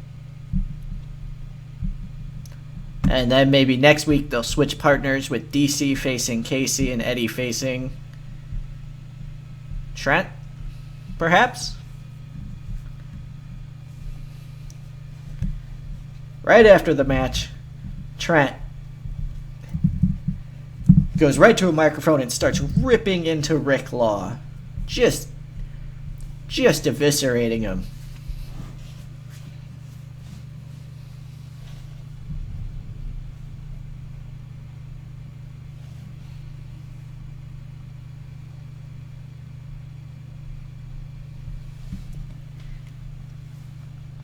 And then Law and Schaefer are going to... So Schaefer goes to the back. We'll say a commercial happens, and then Rick Law finds him, and they just start brawling in the back.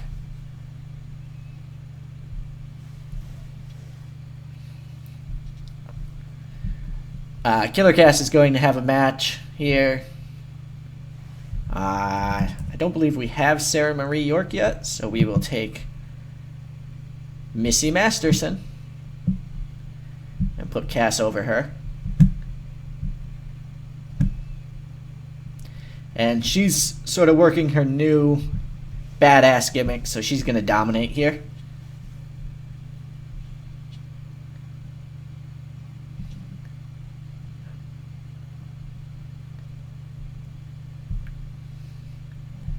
So we're going to then have a taunt where Melody's going to come out and just sort of taunt Killer Cass, and nothing comes of it yet.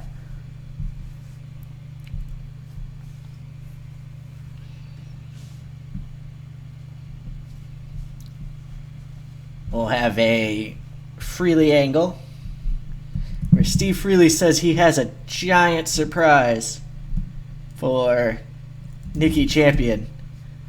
And he can't wait to see Champion's face when he realizes the horror that's coming his way.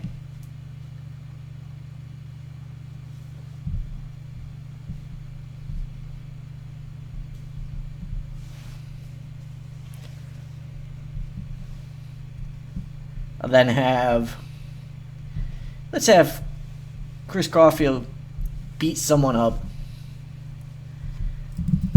I don't know.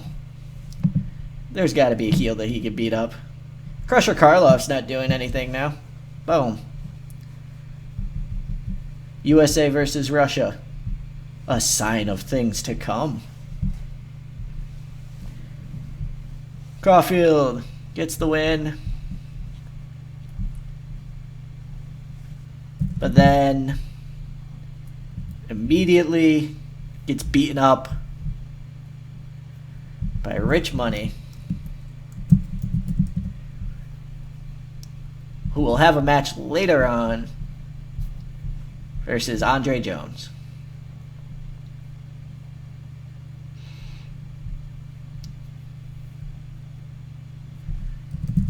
So our new tag team champion's going to have a generic promo where they'll take any and all comers.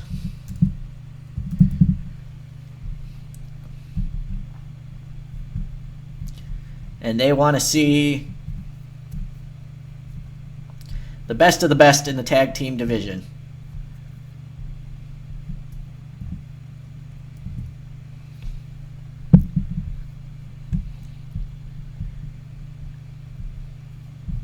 So what we're going to have is a number one contenders match where Tyson Bane and T-Rex are going to face the Force and the Force's good friend, Freddie Datsun.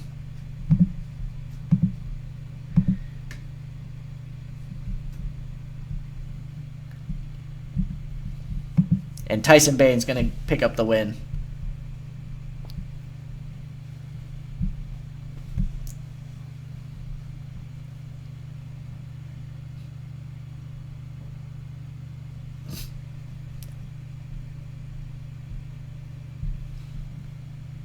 And afterwards, say we got a standard attack and save where the Force is being attacked by Tyson Bane and T-Rex, only to have Enigma and James Justice come out to save him. And it's set up for the pay-per-view, Enigma and Justice versus the Titans for the Tag Team Championship.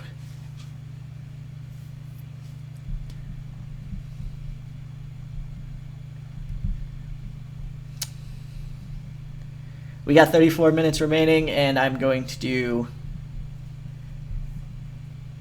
a hype where Nikki Champion says that Steve Freely can bring whatever he thinks he has to the table. Champion will still overcome, because that's what he does.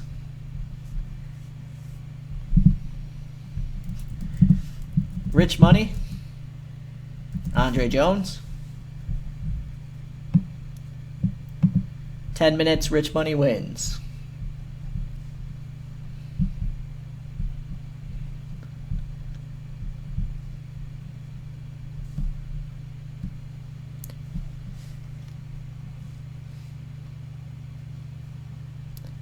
And then our main event of the evening for the championship, Nikki Champion and Steve Freely.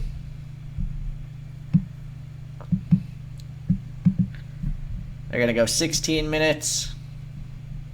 Obviously, Freely's going to... Actually, we'll give Nikki Champion the disqualification finish.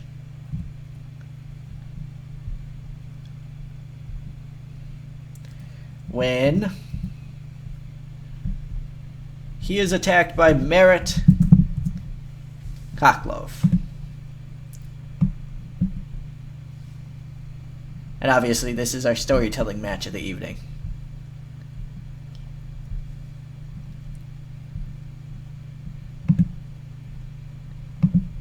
And we're going to utilize Merritt's menace, which is really what he has, and end the show with Merritt beating the ever-loving out of Nikki Champion.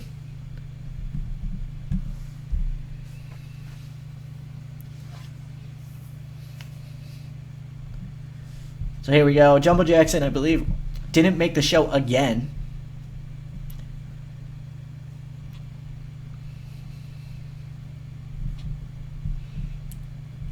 And I would like to test something out here. So, yeah, we don't have any faces. We'll use this button here is exclude booked. It takes off the people who you don't want in. So let's do KP, and we want another face. Actually, let's do Danny Rushmore and Mick Muscles here. And we'll do KP and Jumbo Jackson after. Versus the team of Greg Gage and Josh Thompson.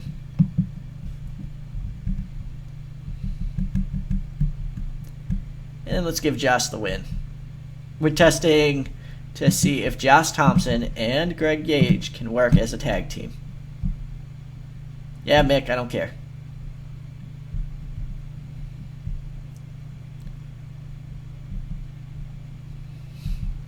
So Jumbo is on a roll. And we got KP Avatar, who will be doing our jobbing for the evening to Jumbo Jackson. Jumbo's on a roll. Jumbo's on a roll.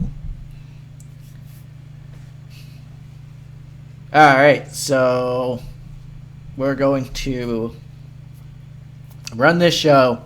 Now, last show we got a B-. I'm hoping to get a B out of this.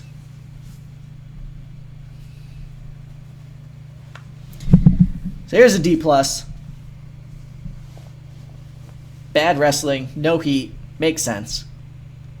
Hey, a C! Greg Gage and Josh Thompson have excellent chemistry teaming together. Hell yeah! Hell yeah! Let's do it. Oh, we got a C+ for the last show. I apologize. Shout out to BTF for correcting me on that one.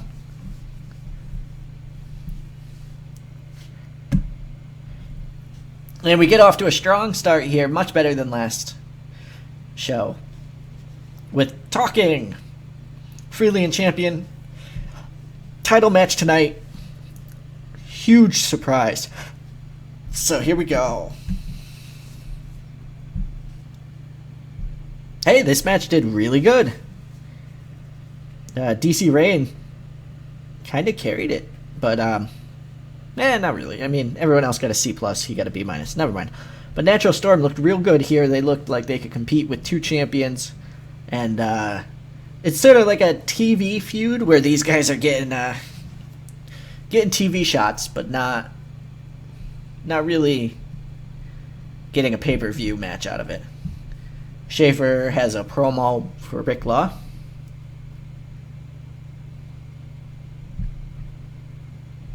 And then they start brawling backstage. And that's actually Breaking the Law storyline is doing very well. And I'm very surprised. Obviously a D here. Kills it a little bit. But Melody comes out and tries to save it. C-. And Steve Freely, he's got a huge surprise. No one will see it coming.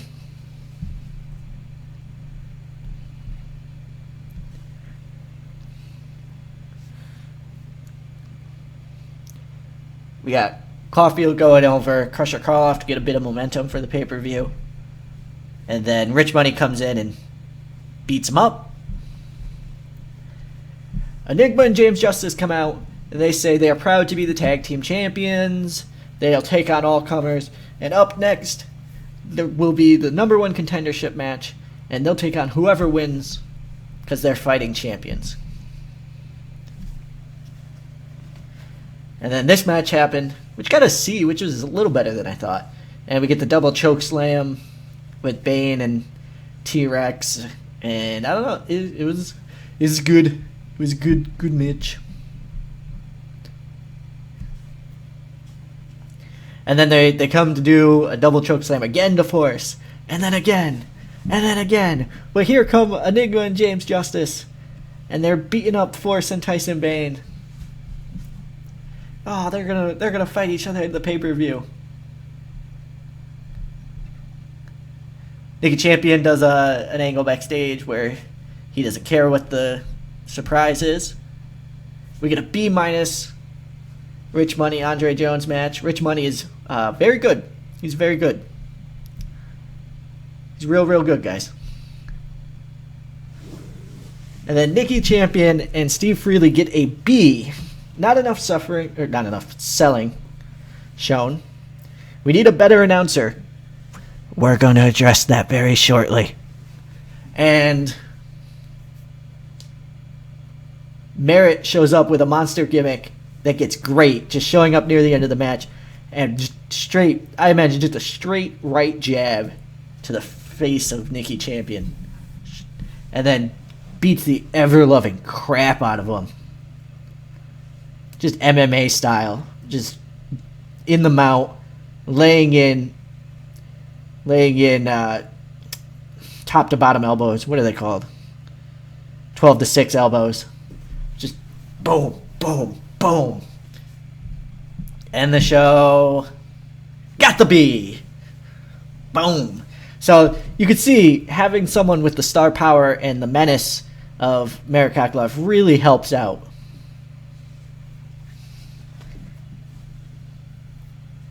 And we will see you at the next show.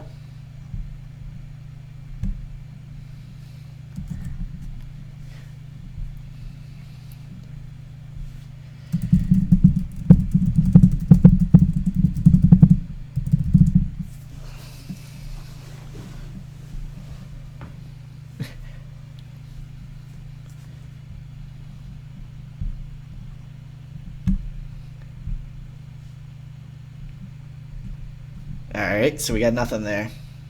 Hey, you know who we should bring in? Peter Michaels.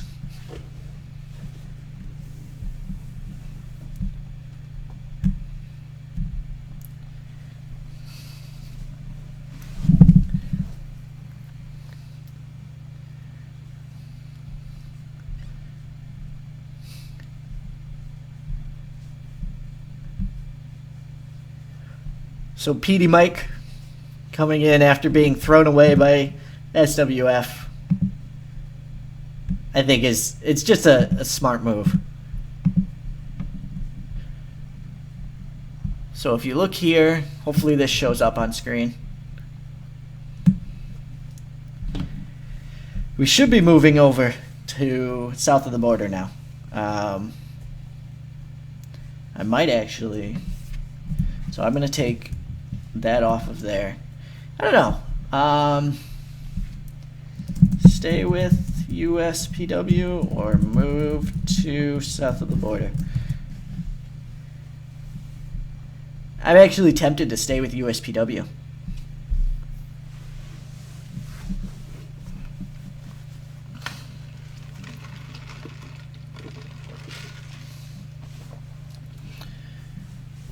Yeah, that's probably a good call.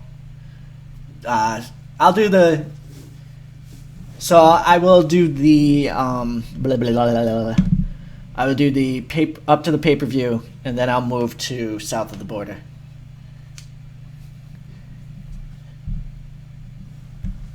Which is, I believe, we have American Wrestling. So we have one more TV show, and then we're gonna have the pay-per-view. And I don't Oh, that's a go-home show too, man. I don't know exactly how I want to handle that. I know a couple things I want to do for it. But, oh. Yeah, I think you are. Right? 2 hours. Yeah. Yes. Right? London? Yes.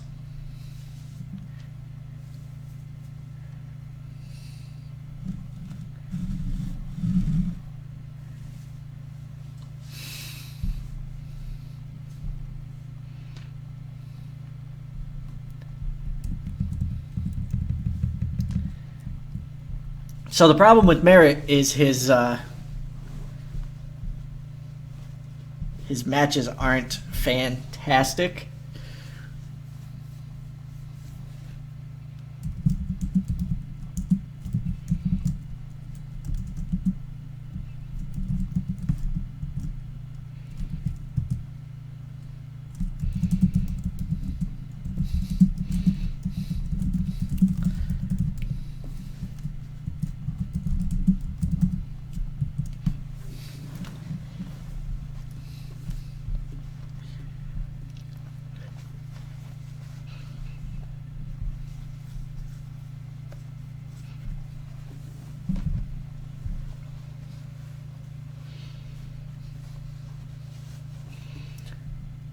Oh, yeah, that would be a great idea.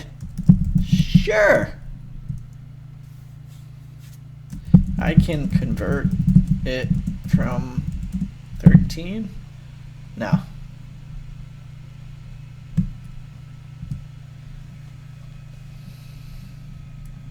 Nah, no. Oh, jeez. Oh, jeez. Things are happening. Guys, oh no.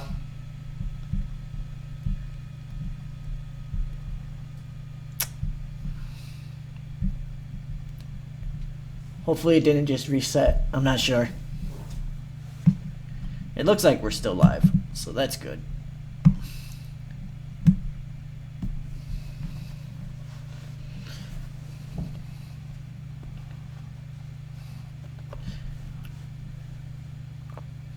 Yeah, go ahead and send me the current copy via email. You still have my email?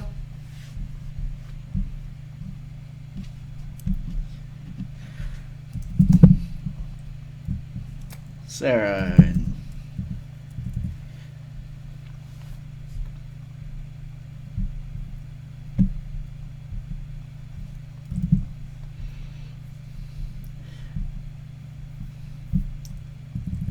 So she's an egomaniac. So let's see.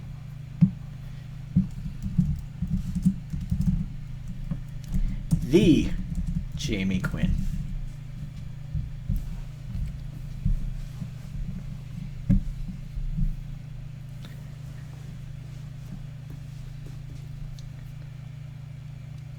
Ooh, excuse me.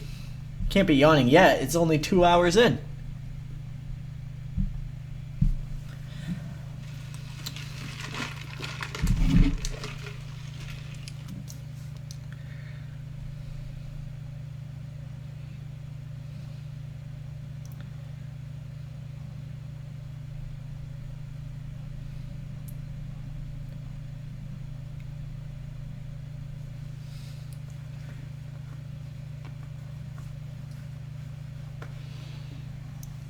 All right, what do we got? Oh, Roger Cage. We should probably sign Roger. Yeah, it's very rainy outside. I'm looking outside right now. And I wanted to have the window open for a little bit, but it doesn't look like that's going to happen.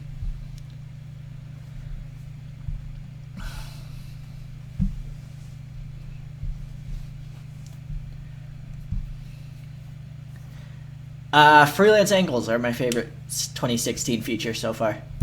Auto Booker, surprisingly, coming in second.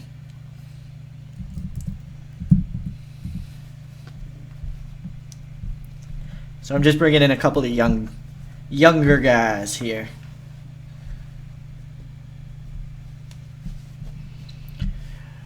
Yeah, the figurehead is the thing that changes the game the most, I would say, but my favorite feature is probably, honestly, the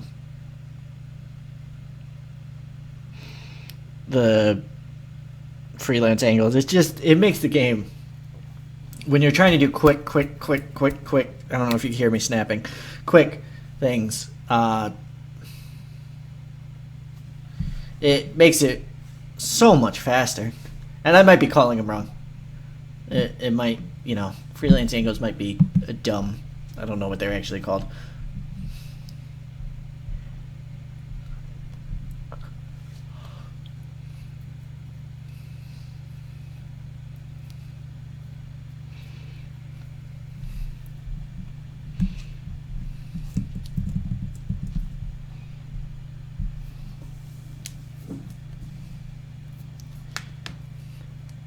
I wonder if I should bring in, I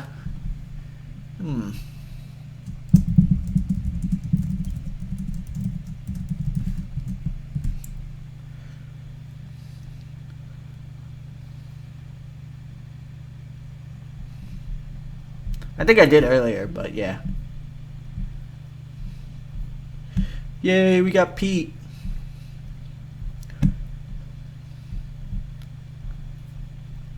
Bring in Alan Parrott. Yeah, about that.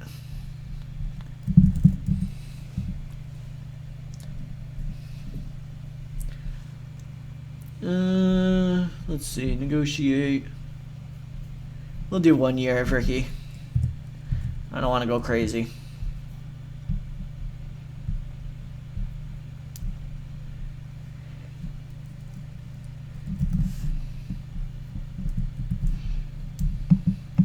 Is there someone he could team with?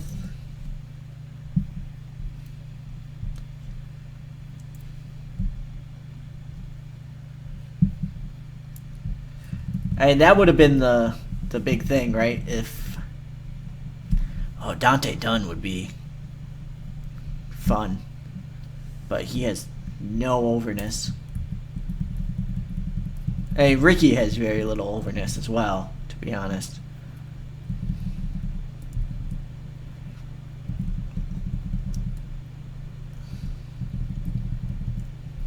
Yeah, Ricky has like no overness too. Oh man. Oh, we could get Gargantuan? Oh. Oh. Oh. Gargantuan versus. Oh. Oh.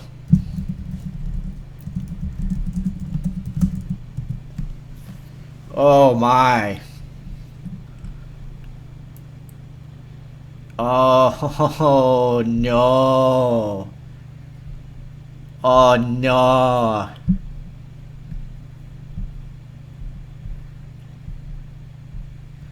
So here's my thought on this. So I need a face here. So Dante Dunn and Ricky DeColt are probably going to be Team Canada. But you already have Trent Schaefer. Trent Schaefer brings in Gargantuan as his muscle. And Gargantuan... Yeah, so he's not going to start off right away. So Gargantuan gets built up as Trent Schaefer's muscle. Jeez, that's going to be awesome. Oh, it's out! It's not out. That's a YouTube link. What are you doing? What are you doing, buddy? Why are you a jerk? I can. Hold on.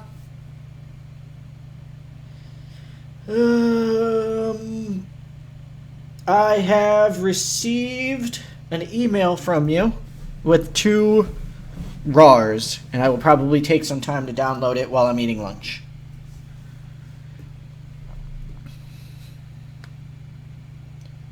So, just as a reminder, we have here our schedule. Lunch break might be 12:15.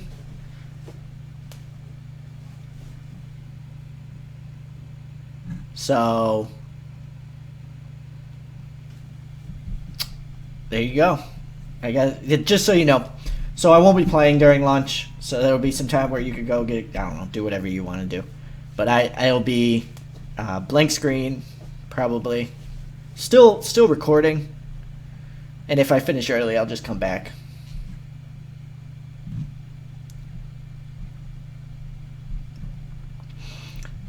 So, Michigan Hero did say that he was going to put up the Shrek soundtrack. I'm hoping that's what he did. Is it? Can anyone confirm for me? Because I did not click on that.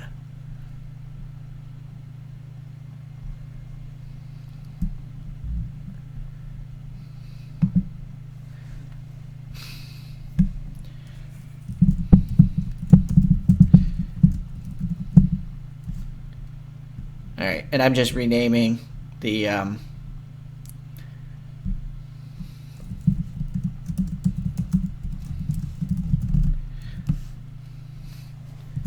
it was Smash Mouth, okay. So somebody once told me the world was gonna roll me. I ain't the sharpest tool in the shed. They were looking kinda dumb, with a finger and a thumb in the shape of an L on their forehead. Oh shit, I didn't record that. Hold on. Hello and welcome back to Let's Play 2 2013. This is 2K. And I'm here with USPW episode 3. We are still going strong in our release day stream. I'm also reading the chat as I'm going.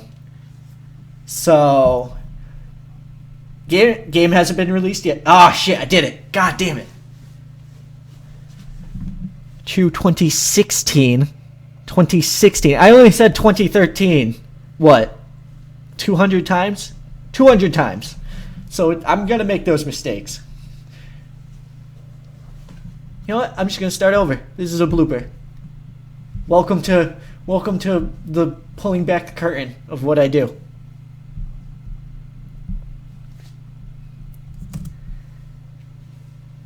Hello and welcome to Let's Play 2 2016. This is 2K and we are here with USPW episode 3. Still going strong with our release day stream. We got it. Continuing on with USPW per the chat's request. So here we are at their third TV show of the month. We have Petr Novak out suspended, as he did get hit for steroids. We've brought in Peter Michaels to replace Danny Gillespie, and as you can see, it's a bit of an upgrade. And not only do we have to do it for events, a key thing is to make sure that you're doing it for the TV show as well. So we got Peter Michaels, Emily McQueen, and Belle Bryden now in the booth.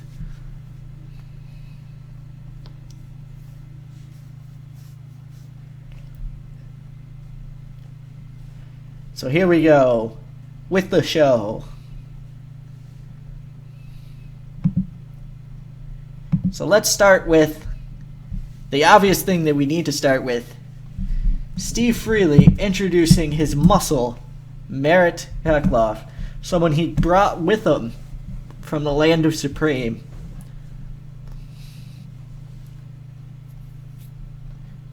And then we'll do sort of a modern TV with Nikki Champion, a Steve Freely, a Merritt, although, so I'm actually going to use for this what is called a freestyle angle. So we're going to kick it freestyle.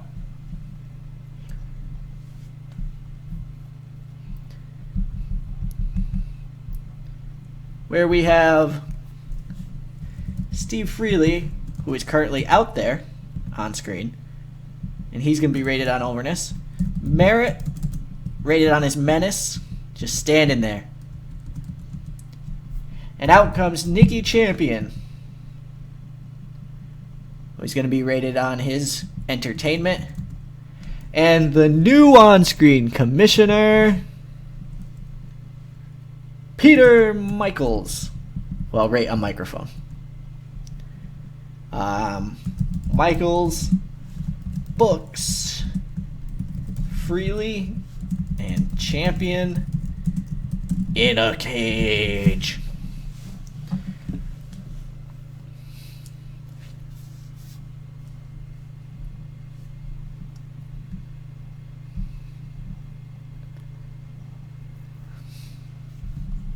What?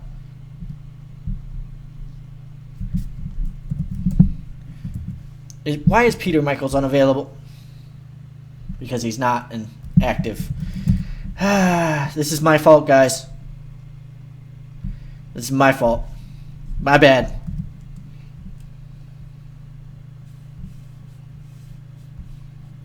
My bad.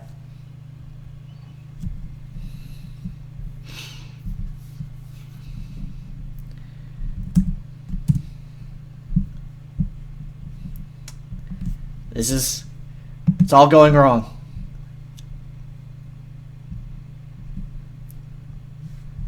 We'll have Danny in there for this one spot. Steve, entertainment. Merritt on Menace.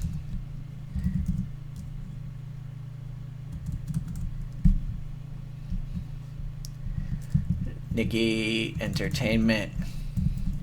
And Peter Michaels, microphone.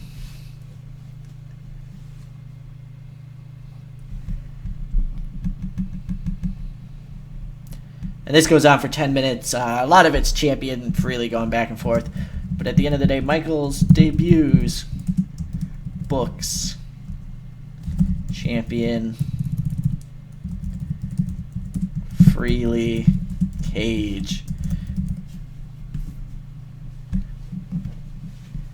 So there you go. That's how they're going to keep Merritt Koklov out. Is they're going to have it be a cage match.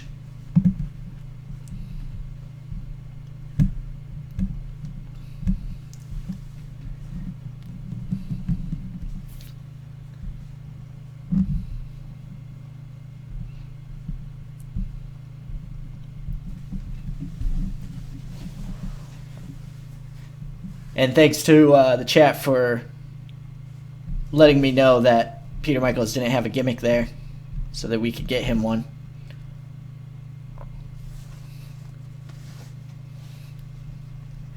If I'm changing Peter Michaels' name, chat, it would be to Petro Michaels, and he would team up with Merritt to Russianize United States Pro Wrestling. Or should I say, Soviet Union Pro Wrestling.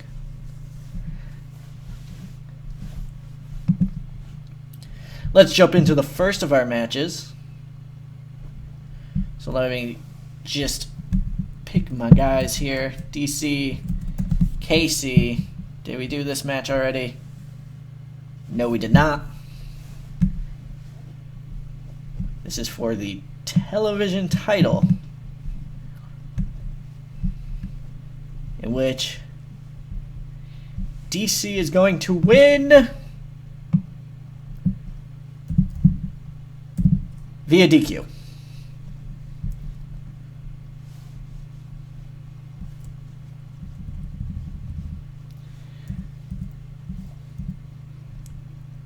When DC Reign is attacked by Josh Thompson.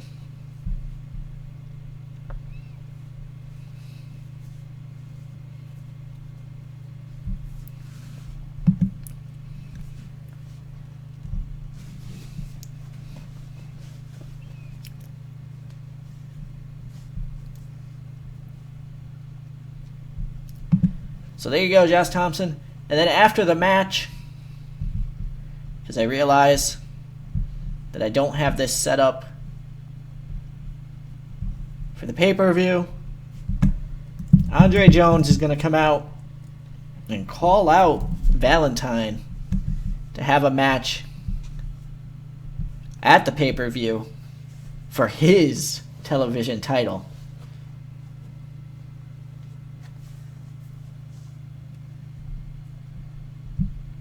I don't know if you need the cheap win note, but I'll throw it in there. Why not?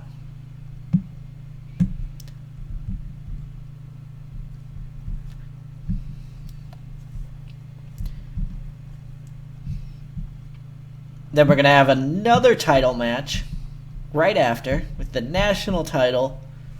Trent Schaefer and Eddie Howard are going to have a match.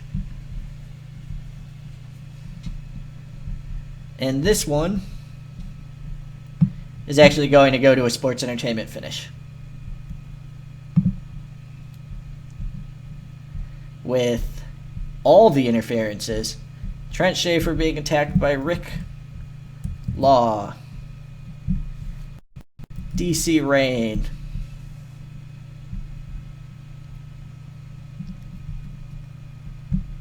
Eddie Howard to be attacked by Greg Gage and Josh Thompson. So everyone just comes in, and there's all sorts of just madness. And yeah, let's do freestyle.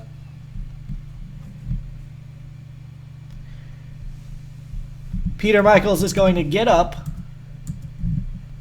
and say that we're going to have Eddie and DC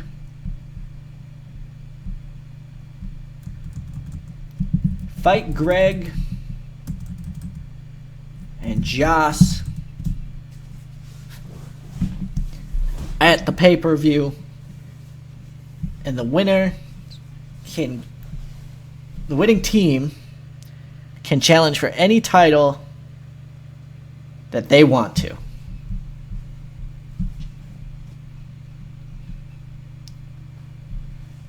So Michaels books Natural Storm versus Gage and Joss.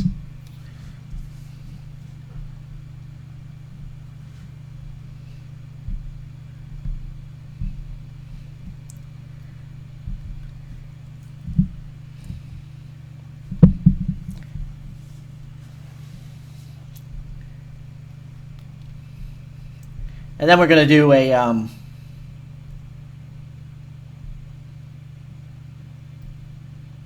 video where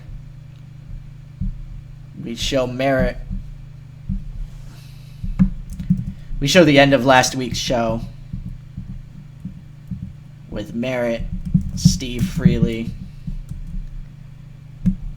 and Nikki Champion.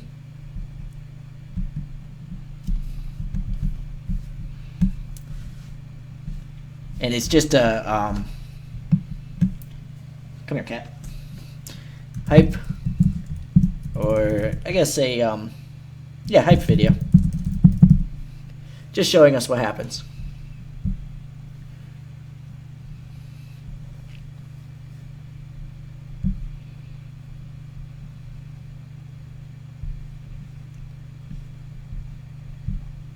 We'll exclude some books and have Sarah Marie York and the Jamie Quinn start us off.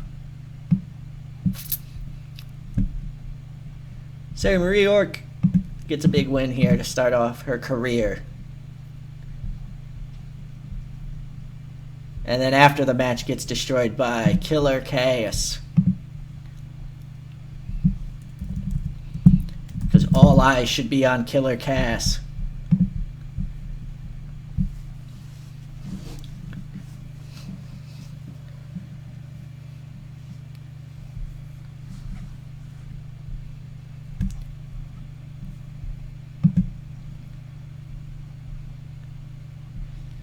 We're going to have two matches. The First one, T-Rex and James Justice. It doesn't go long. James Justice gets the win. And in the ultimate lazy booking, you then immediately go to Tyson Bane and Enigma. And Tyson Bane gets the win.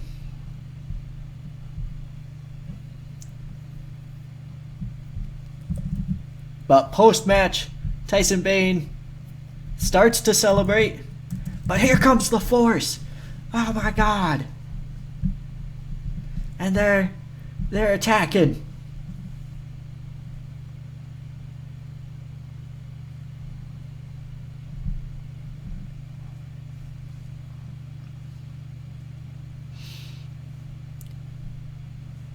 All right.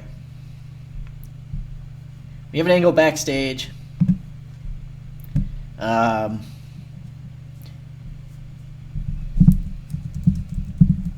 Money warns champion.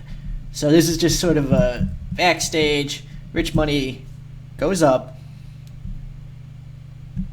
and Steve Freely's getting ready. And he says, "Look, you don't like me, but I've seen what Merritt can do. Nope, wrong person. You need to be careful, and you need to be ready."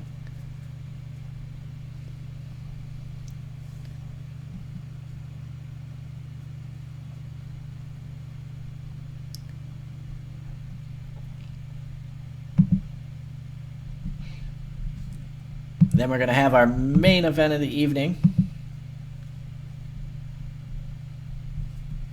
where Nikki champion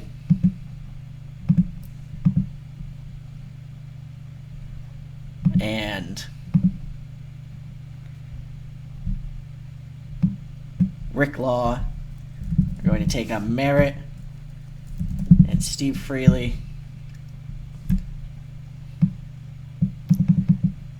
In 10 minutes, and Merritt's going to win, of course.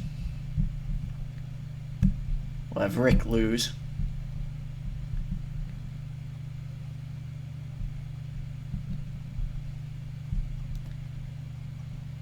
Merritt dominates. And this is our storytelling match.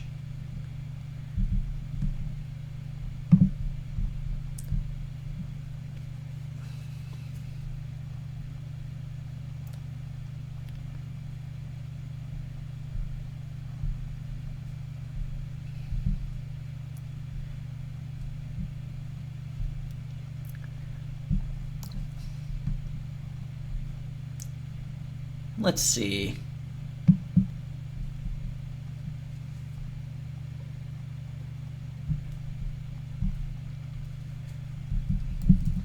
We'll have Caulfield and Jumbo Jackson have a match.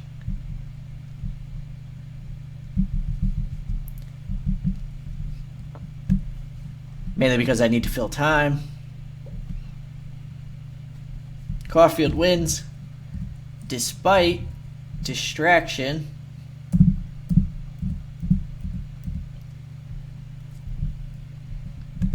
from Rich Money.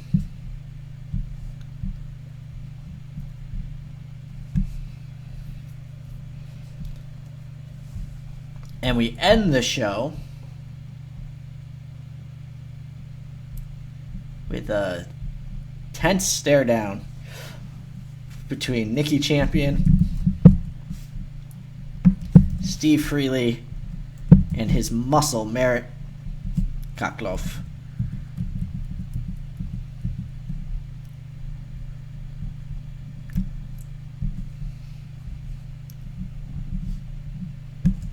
Tense stare down between Champion and Freely.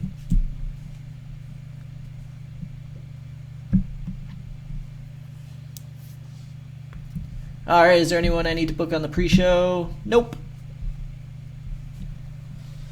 So here we are.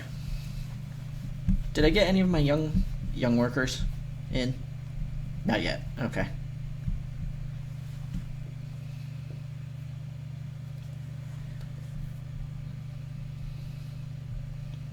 Here's our go home show. Hopefully it gets a B as well. And this helps. As we get off to a strong start. And then immediately jump in. Peter Michaels comes out. Crowds just all over themselves. Steve Freely. What's going on? Nikki Champion. A cage match. Oh my goodness. DC Rain and Casey Valentine had an awkward bout. Hey. That stinks. Andre Jones comes out and wants his pay-per-view match.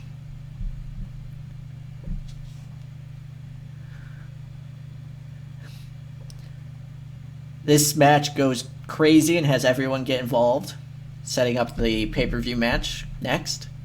Peter Michaels comes out.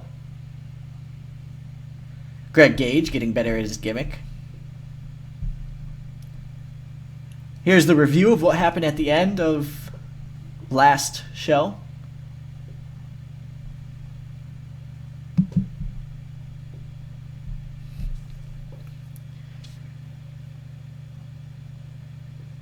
And we have Sarah Marie York going over the Jamie Quinn and then getting beat up by Killer Cass for no reason.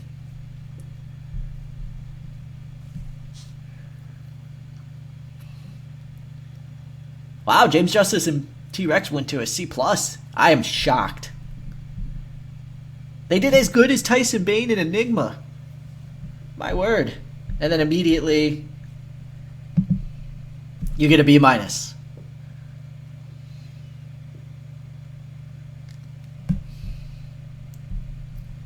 Weird. This also gets a C+. Weird. But here we go. So Rich Money backstage warning Champion, saying he's seen what Merritt can do. He's paid Merritt. He knows Merritt Cockloff. Nikki Champion has no idea what he's in for. And then we get a B in what I would say is probably a very good match. And we finally see the Moscow Lariat on Rick Law. I was hoping to save that for the pay-per-view.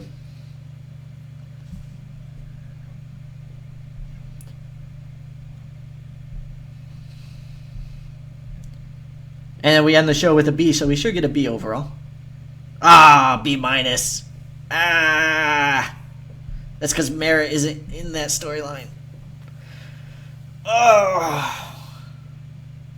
Well, we will see you at the pay-per-view, folks. Thanks for watching. Have a good one. Man, that really should have gotten a B.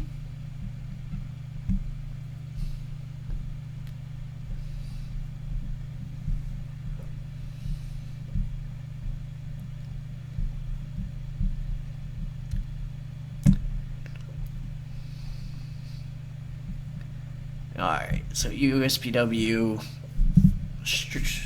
that was 3.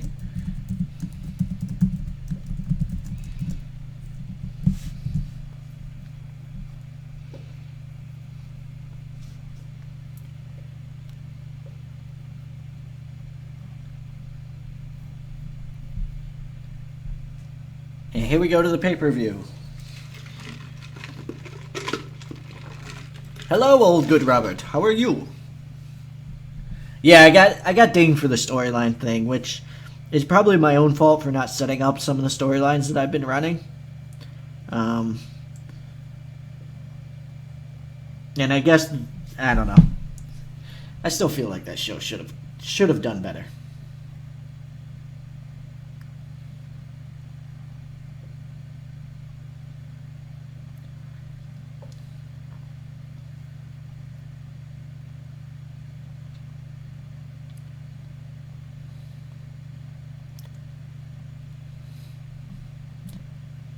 Alright.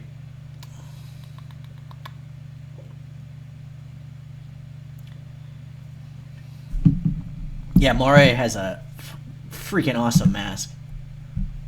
What do you got? Killer casts. Calm down. Oh, 430. Yeah, you know what? I'll give you that. Cage.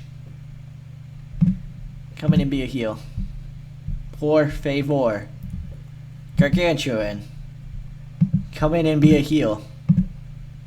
Thank ya. Ricky DeCole. You're going to team with Dante Dunn.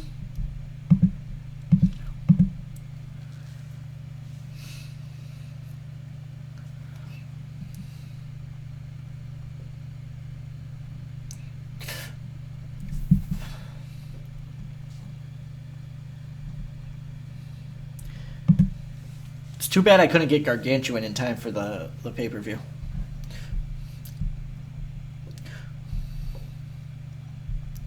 While we're waiting, look at the schedule.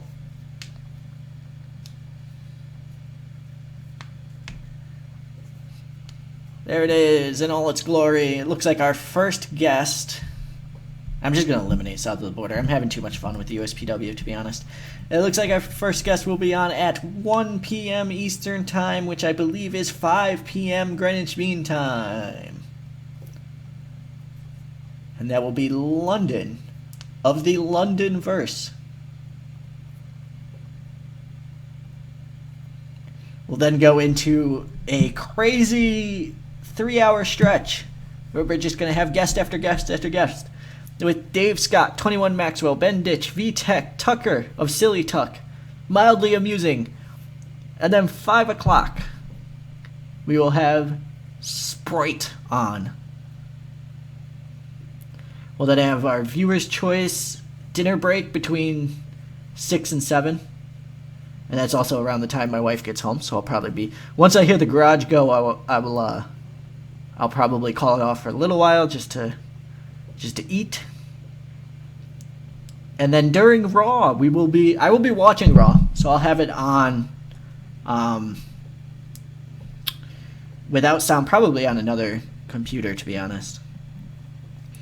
And at 9 o'clock, we will have Brian from It's Raining Men, HTL, Kumite, League of Atrocities, all sorts of crazy things. We'll have both Swarley and SBR from Talk Impact Radio on at 10. And I am going at 11, so I have to download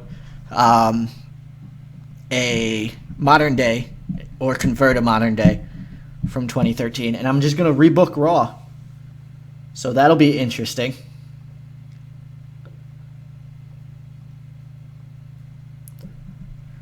And then we got Mike from the podcast TWN, who I did an interview with. So if you go onto YouTube, let me actually pull up his Twitter, and I'll put his Twitter on.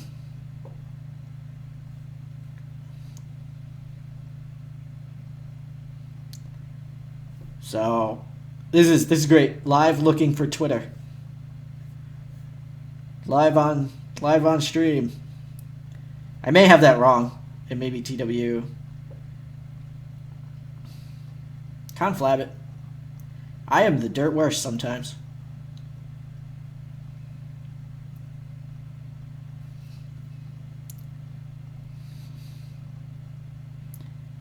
Alright. I'm just scrolling until I find his lovely face.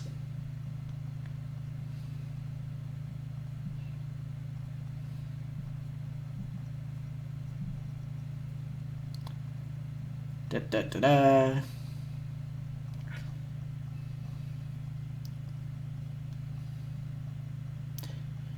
While I'm doing that, we'll also have Putty on, or Matsurito. Matsurito. I'm not quite sure how to say his name besides Putty, at 12:30. Gennady, who has made a lot of the older games that I play, or older mods that I play. So anything like the 2001 then you'll see that. Also, 370 will be on at 2, and then all the way near the end we'll have Selton. Metsudairo.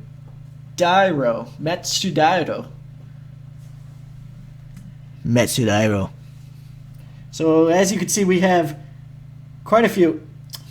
See, and I got it wrong. I don't know why. TWE, the Wrestling Express. I'm just an idiot. And it's at Wrestling Express with one S. At Wrestling Express.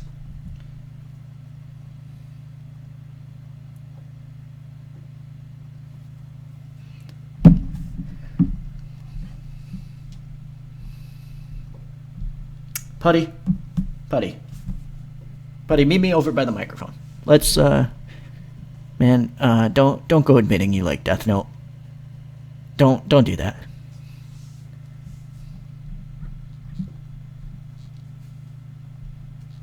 All right. So let's carry on to the pay-per-view.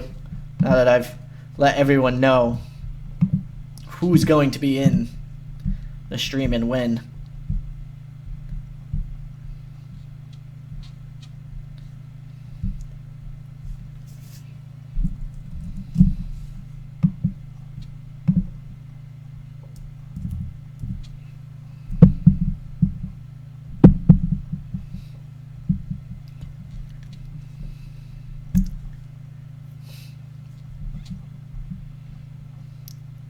I'm still waiting on the release. I got no special treatment.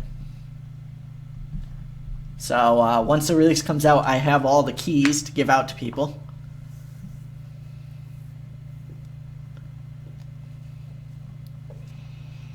So I will be downloading the game just like everyone else when it comes out. So for a while there, I may not be playing. I'll probably, if it comes out around lunchtime, that would be perfect because I'll be able to buy it while I'm eating.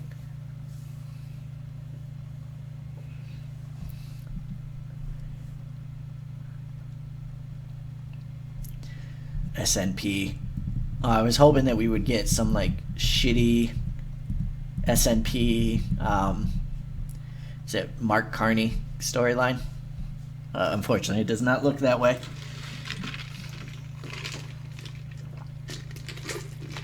Yeah, I won't get done with 2 months of USPW, and if I do, then I'll just jump into south of the border. To be honest.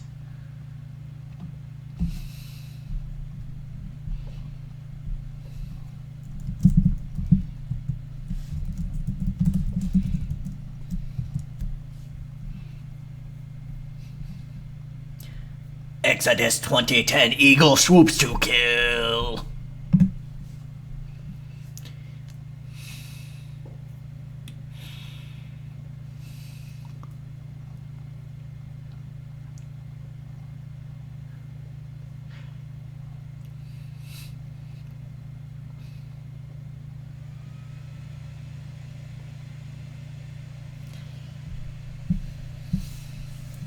Come on, computer. Be good to me.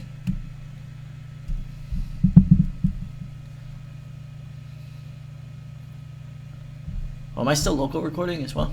Am I dumb? No, I'm not. Okay. Yeah, we're going to do it in Alabama. And we'll set our broadcaster to Riveri, which is awesome.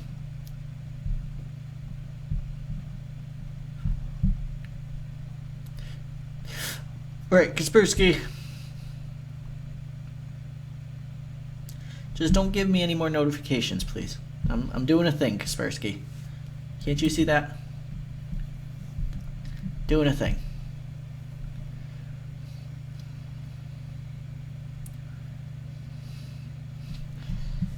The PC fan's going off every time Kaspersky does something, so I'm just giving it a second to chill the F out.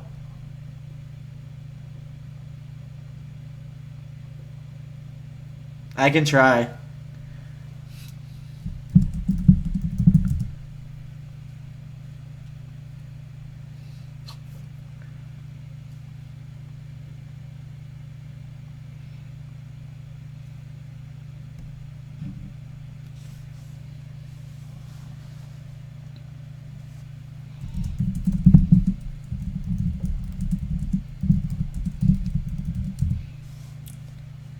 Uh-oh. I have an email. Let me check.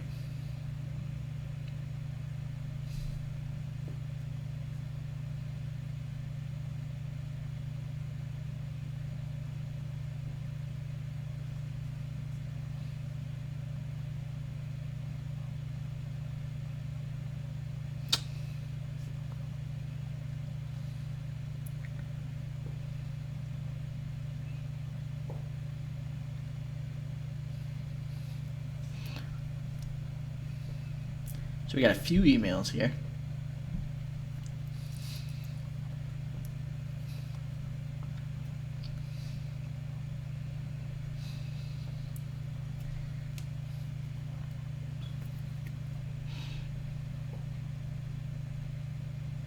And I'm just responding to a couple of emails here.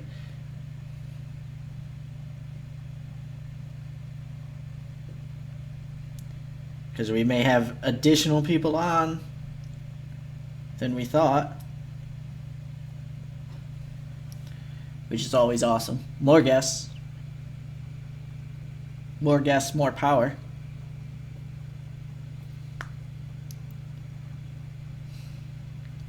Yeah, why not?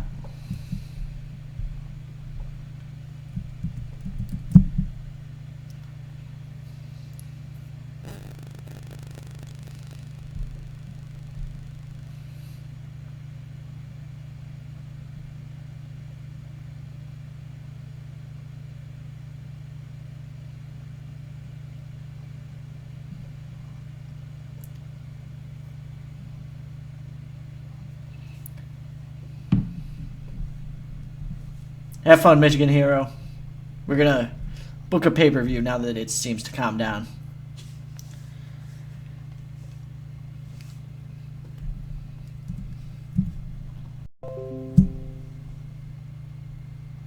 No, gosh darn it. That's not a good intro at all.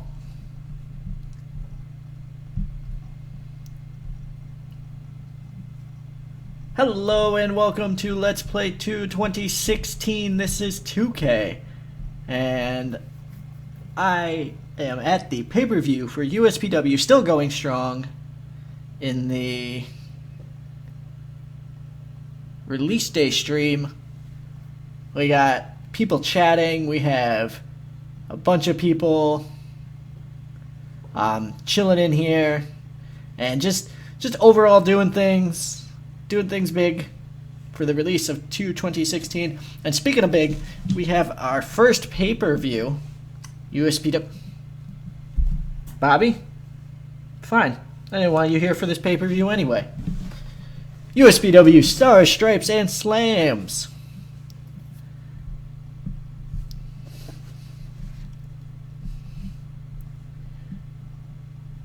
Look at this, YouTube. Look at the chatters. They're all here.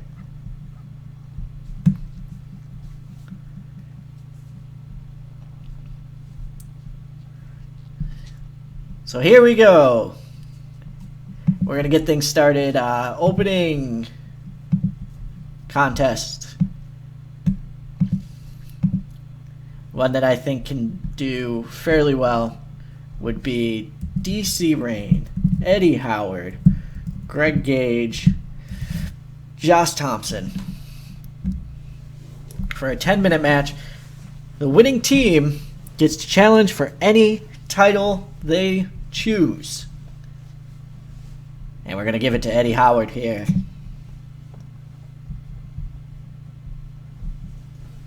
I think our actual start should be talking, though. So we'll have Nikki and Steve start our pay-per-view off right with some talking.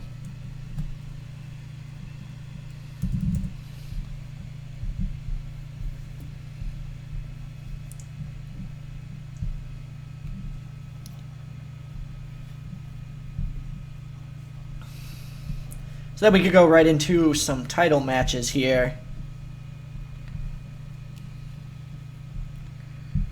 where we have Killer Cass taking on Melody. Finally getting that matchup after Killer Cass has been destroying people, go with the Flash Pinfall Melody victory. So Killer Cass gets to continue her push towards the title. But Melody gets to hold on to it for now. Of course, after the match, Killer Cass is livid and is going to go on a tear, just destroying Melody.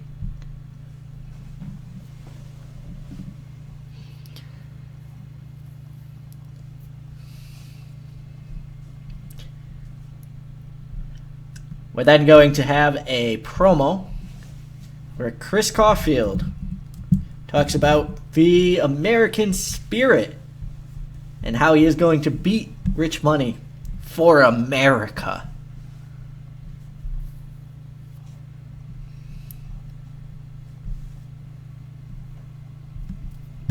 We're going to have a couple matches, then immediately jump into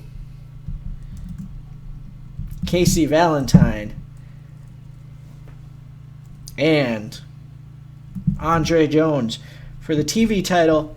I know that TV title kind of not supposed to be done on pay-per-view, but I don't even care.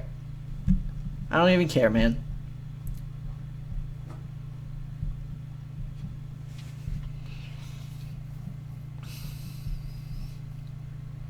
And then we could jump right into the tag team title match, where the Titans are going to face Enigma and James Justice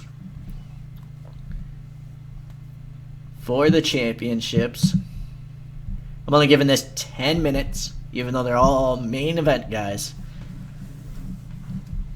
And I'm going to have Enigma beat T-Rex, but after T-Rex is attacked by the Force.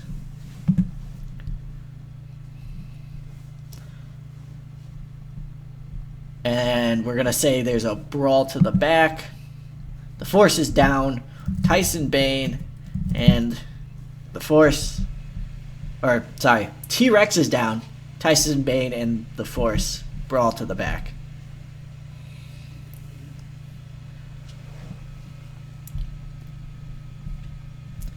Let me just make sure I'm not forgetting anyone before I start booking our next one. Nope. So our semi-main event, or nope, not semi-main. And then I'm going to go into Rick and Trent. Actually, no, we're going to go Rich Money. Rich Money.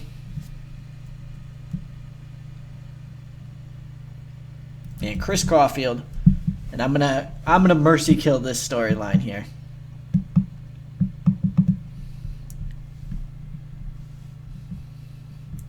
As Rich Money's going to go over in a decent match.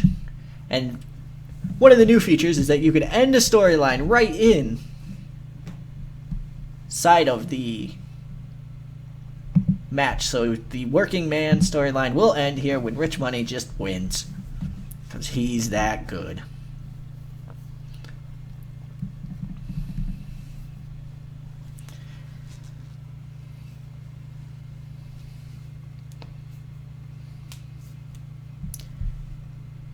Then we're going to have our semi-main. Rick Law, Trent Schaefer. Been one of the hottest feuds we have. National title. The winner. Let's go steal the show.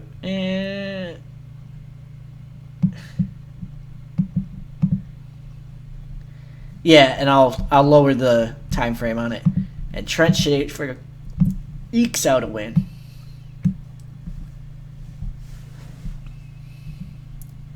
And you can see here, because I haven't done our storyline match yet, the run show is yellow. And if we go to the analysis screen, you can see there's one match aimed at storytelling that we have yet to do. So we need to do a cage match.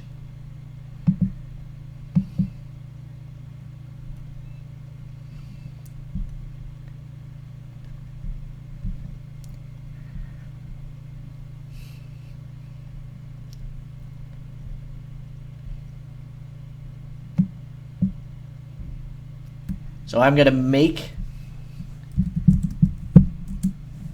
a one-on-one-on-one cage match.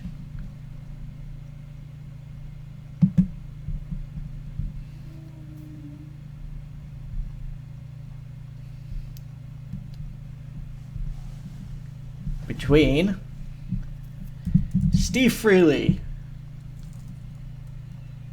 Nikki Champion, and Merritt Koklov.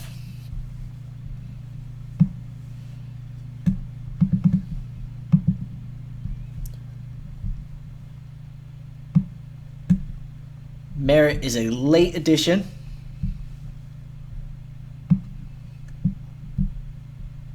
This is a storytelling match.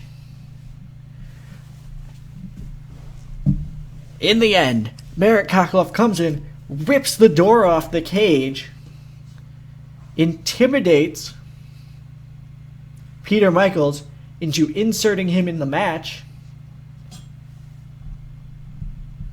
and wins the championship.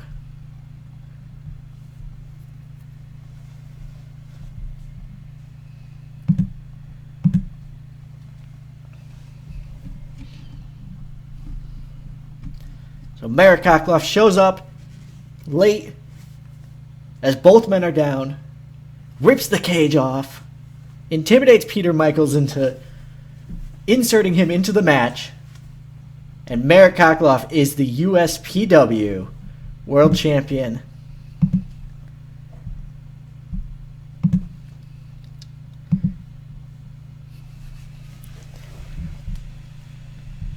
Steve Freely goes over to say, what the hell, man? This isn't what we discussed. And Moscow Lariat for Freely as well. And then Merritt stands tall.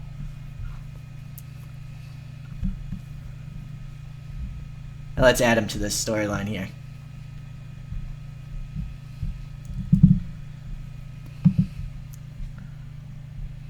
And aligned with nobody.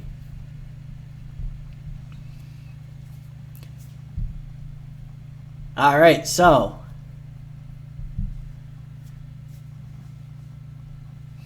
the pay-per-view's all done. I can get Jumbo in on the pre-show.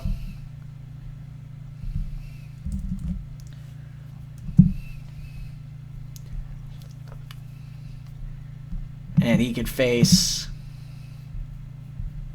Danny Rushmore on the pre-show. Why not? Why not? Jumbo the pre-show. Actually, you know what? No. No, Jumbo. No.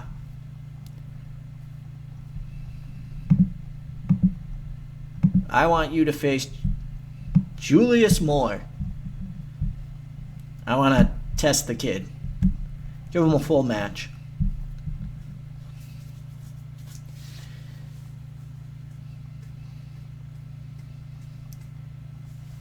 Alright, here we check where we're located. Alright, Alabama, here we go. Let's hope for a B. Yeah, Julius Moore, not ready for the bright lights yet. These two are, though. Woo-wee. Freely and Champion going at it in a talking segment.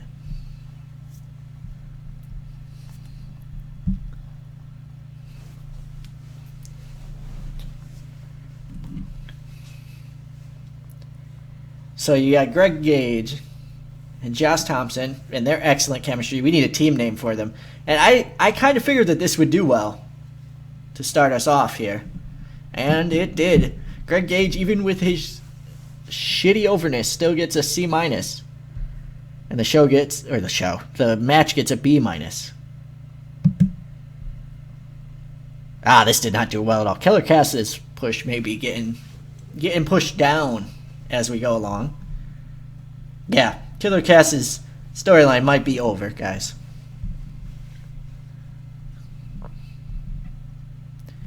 Chris Caulfield does an interview where he's going to win it for America. Spoilers, he doesn't.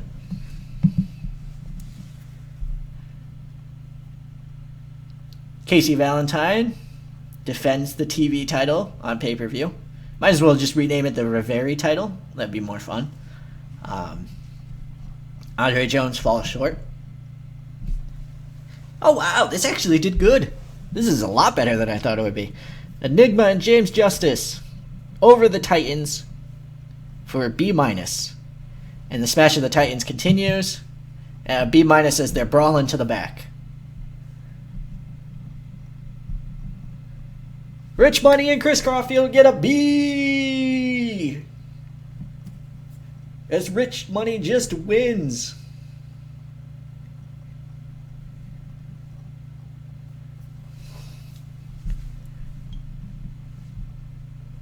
Win money, win. Win money, win. I should have switched those two. Damn it. Rick Lowe is really off his game. Damn it. Well, the right man won then. Trent Schaefer. They got the crowd buzzing for the next match, which is another B-. Son of a Bizinich. Yeah, the flow was hurt a little bit with his limited involvement. But this should be good. Oh, a B. Woo. Maybe Freely not good. Maybe, Oh,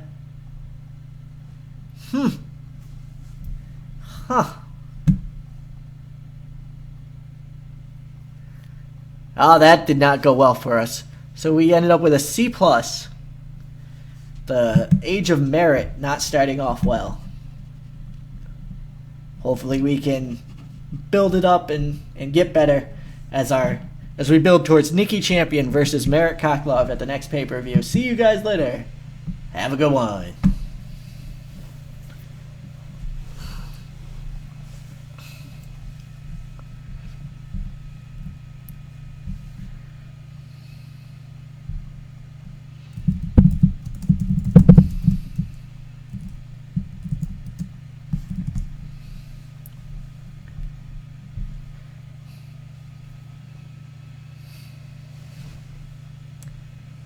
Yeah, you're on in an hour, my man.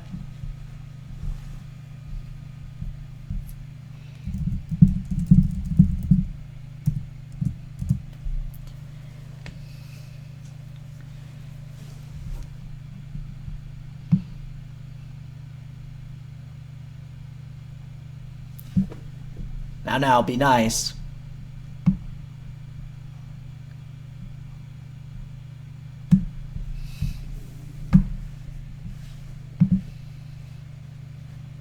All right, so I'm gonna go to Skype and do that right now, and I'm also going to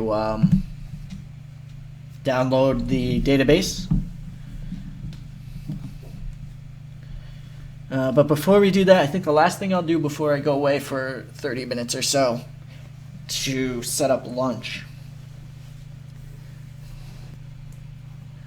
is I'll do our storylines here. So we're going to... That one's going to stay.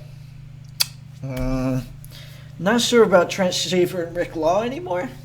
I might do something different there. I think I might do Schaefer and Caulfield. And this one obviously is continuing as well.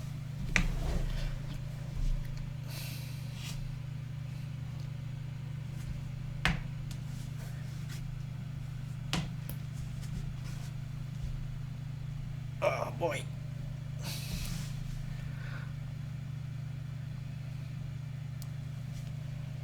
All right, so 3, 2, 1.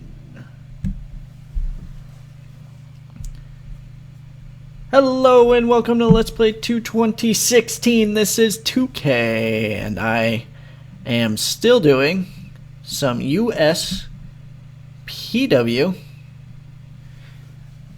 And we have here, we're going to change some storylines. We're not going to be booking a show in this episode.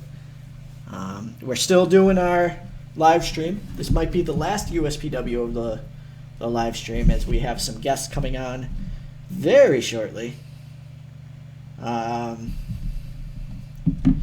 So let's see. We have some storylines we're going to end. Breaking the Law ended. Schaefer wins. These two will remain, although I need to build them up now.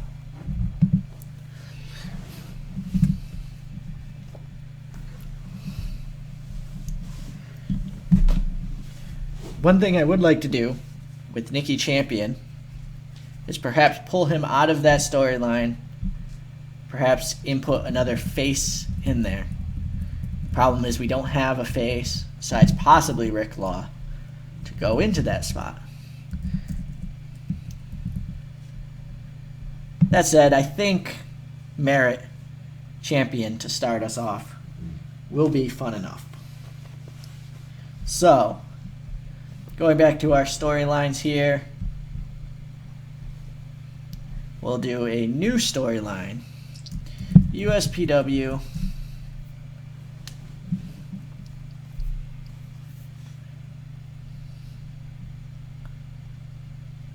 And we're going to do a storyline of Chris Caulfield and Trent Schaefer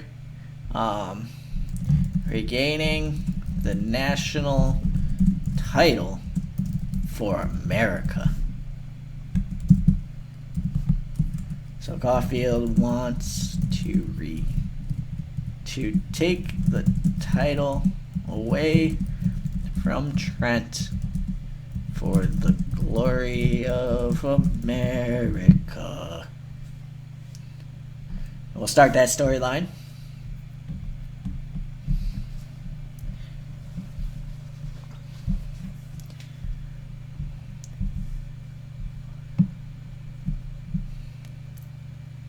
So we have a storyline where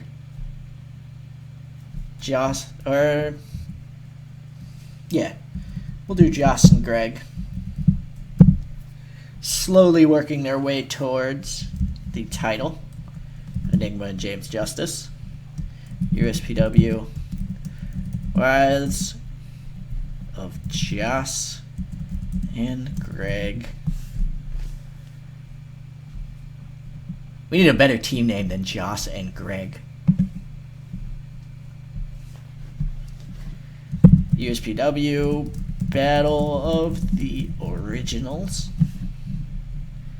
in which we have Rich Money and Rick Law regaining their feud from years and years ago.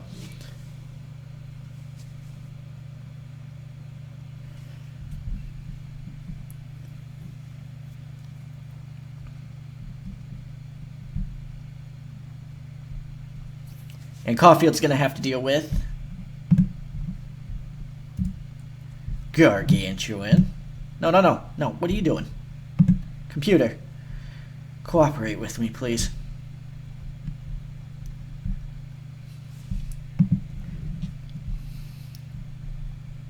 And in our storylines, let's see who's...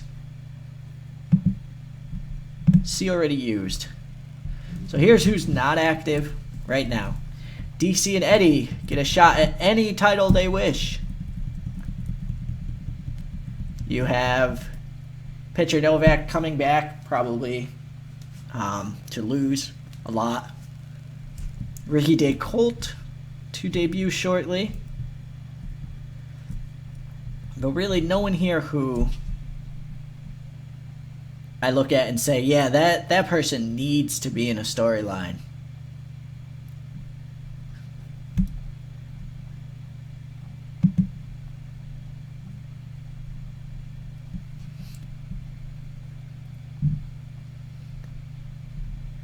But we'll have a Casey Valentine, maybe Ricky DeColt feud to build him up.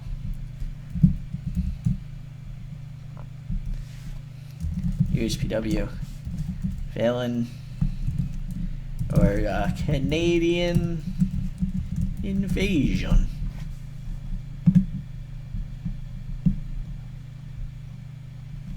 And Valentine needs a helper. So let's go visit MAW and see if there's anyone from Valentine's past who would like to jump in, help them out a little bit. Maybe throw them a hand.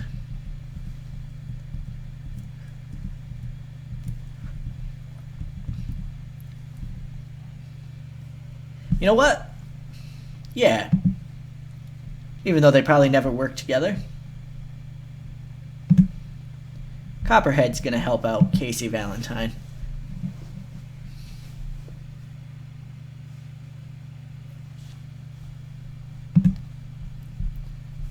Why the heck not?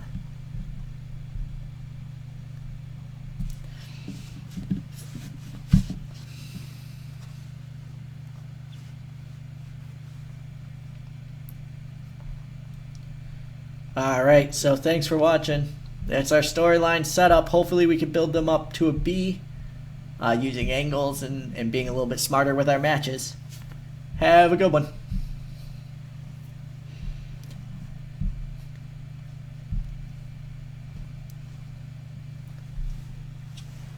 Yeah, CV can't. Vessie's written.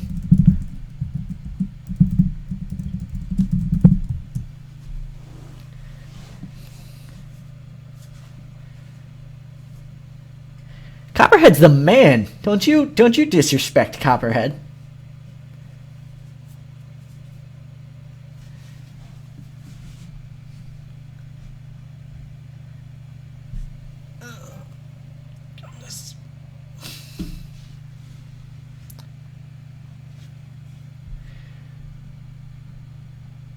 Alright, okay, indeed, yes, need to save this.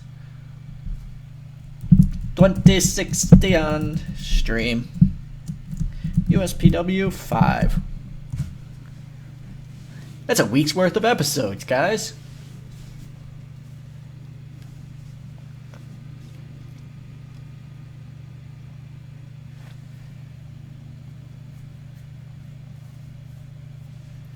So, I'm not that hungry. And I could do one more USPW show. So why the hell not? Let's do it. Yeah. Yeah, let's do it.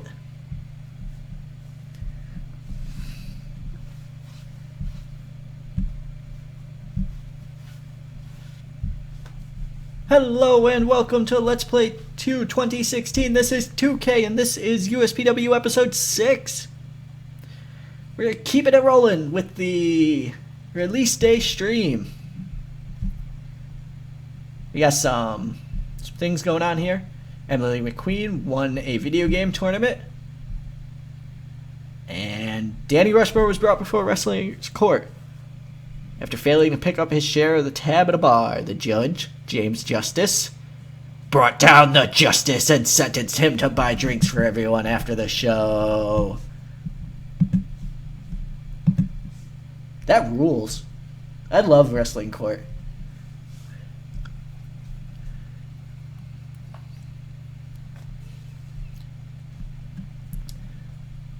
So I want to bring in a couple guys here to show the hire local feature. So since we're going to be in the Southeast, we have availability to hire all of these guys who are available in the Southeast. Or we can move to a different area, say the Mid-Atlantic, and then hire local, and it's the same guys, because I didn't pick an arena, guys. My bad.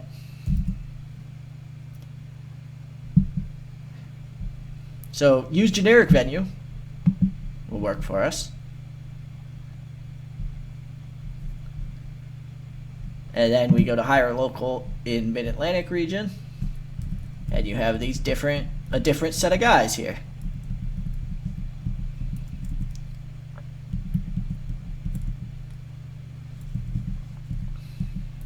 So as you can see, you know, depending on who you bring in, you can get different people. I'm going to bring in the Remys. So we'll do Remy Honeyman and Remy Sky.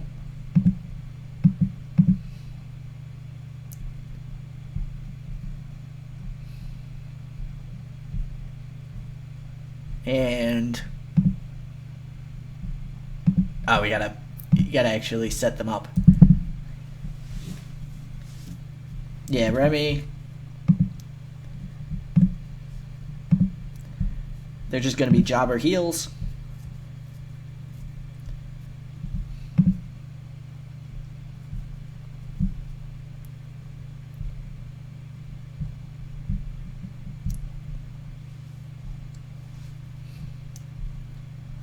We'll just make you a degenerate. Select, I don't even care. Sure. The Remys. Ladies and gentlemen, the Remys.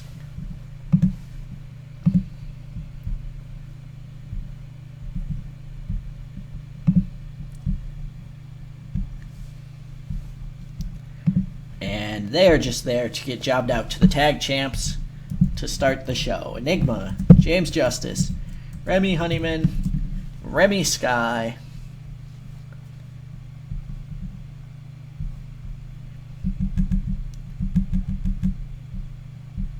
8 minutes. Tag team title shot for the Remys, because they are fighting champions. And Enigma wins.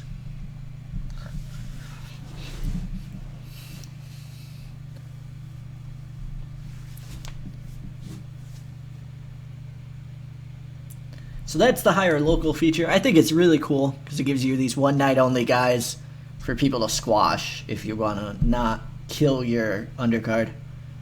So here we go. We are going to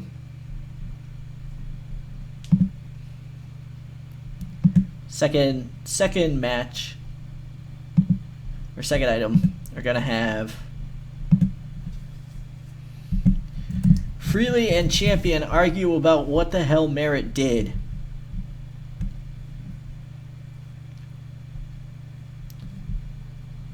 And why?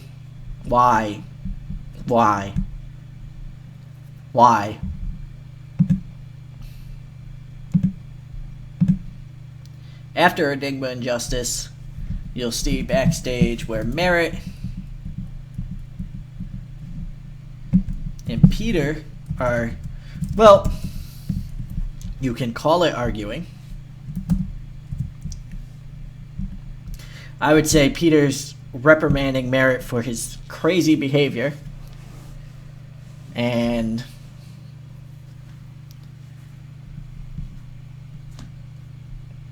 Merritt just stands there and looks like he's going to murder Peter Michaels.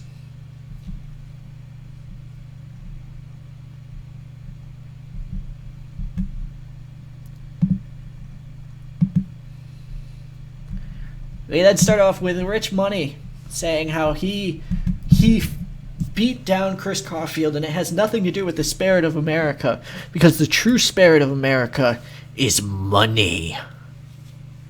And out comes Rick Law, who says he's tired of Rich Money's crap, and he wants to shut him up once and for all. And you know what? We're going to do the rematch here just to kill this feud once and for all. Killer Cass and Melody for the title. Melody's gonna win.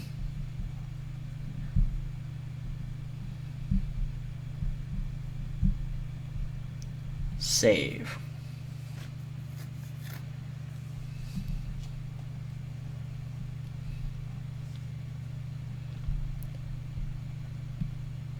And then you just have a taunt here with Tiffany Jade coming out, and that's probably going to be our next feud.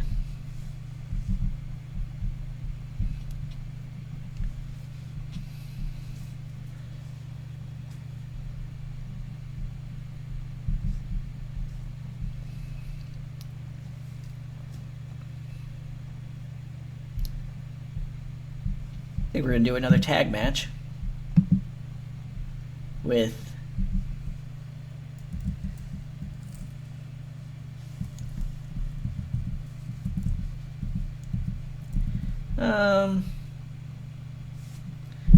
yeah, we'll do Freddie Dadson and The Force. I know we've done this versus Tyson Bane and T-Rex just to keep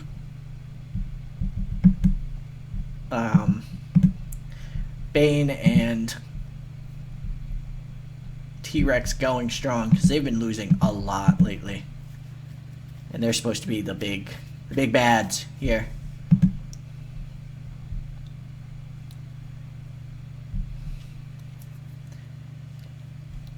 So here we go.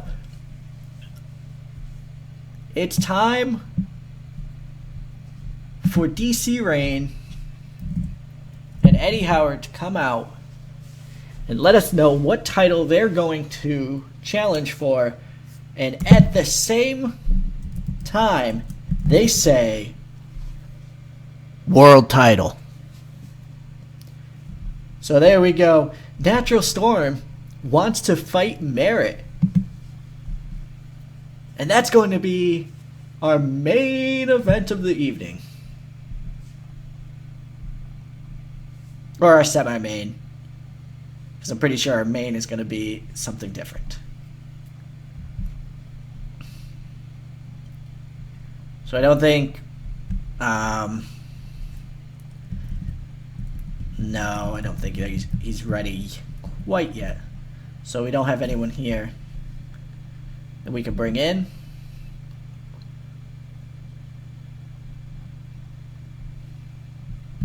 So we're going to have a one-on-one match with Casey, going over some lower mid-card face. And that's going to be Running Wolf for this purpose, because we don't have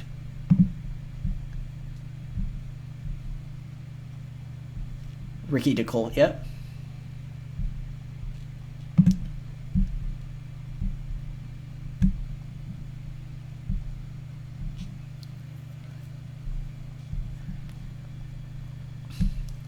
At Angle,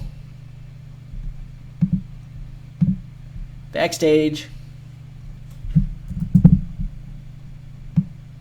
Merritt is destroying the locker room.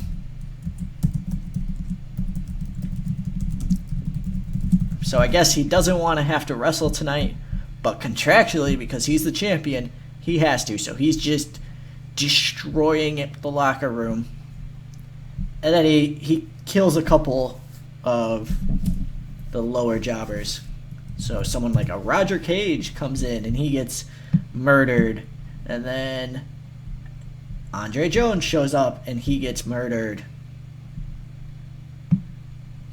Hey, even KP Avatar and Julius Moore show up and they get murdered as well. Ah, Roger, no. Tribal Warrior, why not?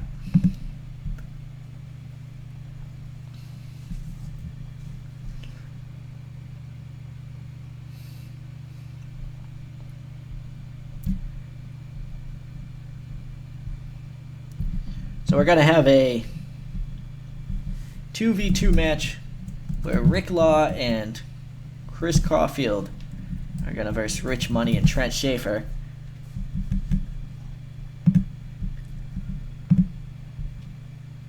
And that is going to be our main event. And we're going to have a three-way dance here.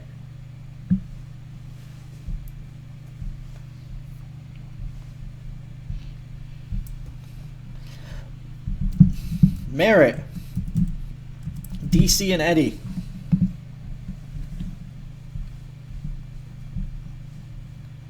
Obviously, Merritt's going to retain. This is storytelling.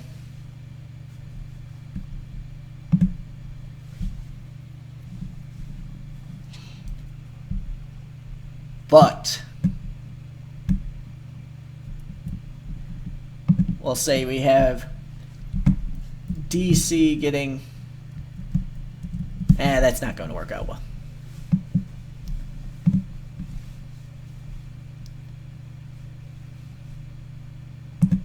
We'll do a freestyle angle.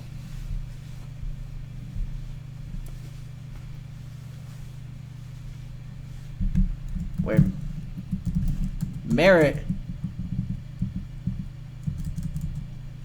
is just murdering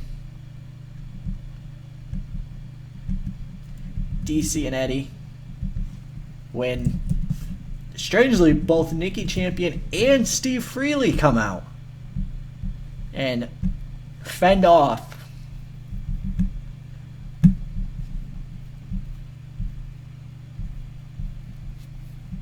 the Russian monster.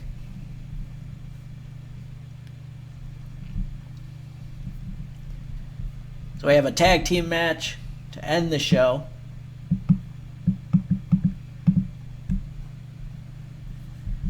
With Chris Caulfield, Trent Schaefer, Chris Caulfield, Rick Law, Trent Schaefer, Rich Money.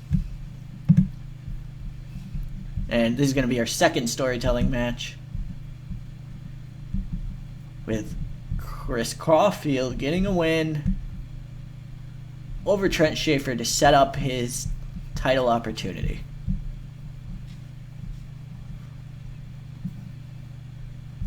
And I am going to move this down.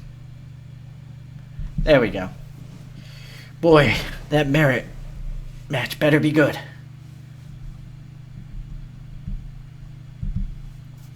Jumbo once again not on the show.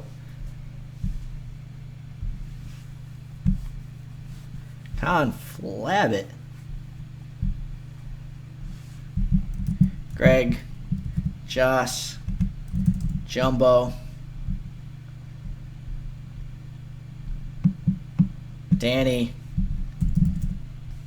Mick,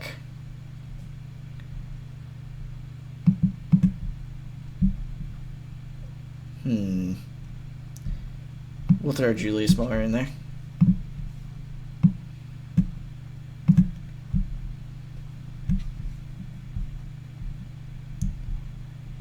Give Joss the win.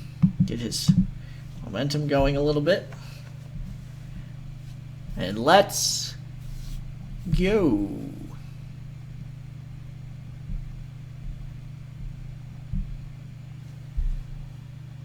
Hey, that got a C. Not bad.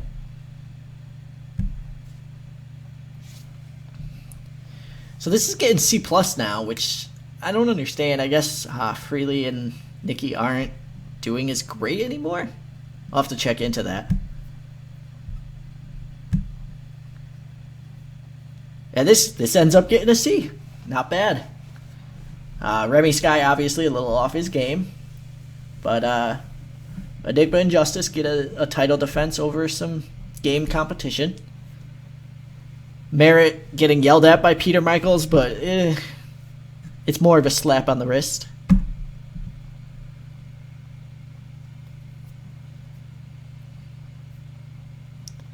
And then these two, my word.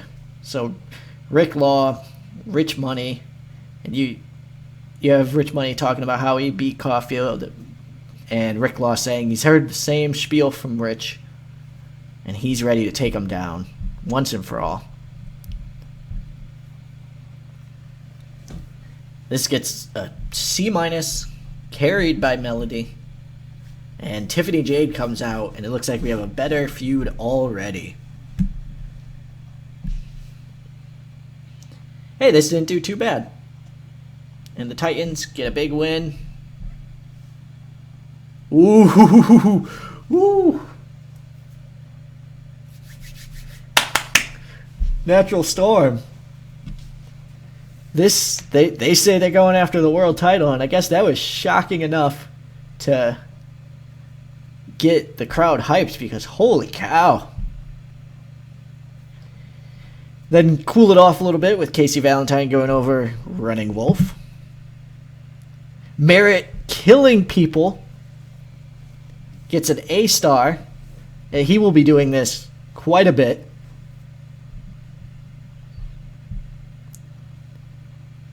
We then get... Wow, things are going real well for us. It's about to take a nosedive, isn't it? So Rick Law and Chris Caulfield hyping up their match.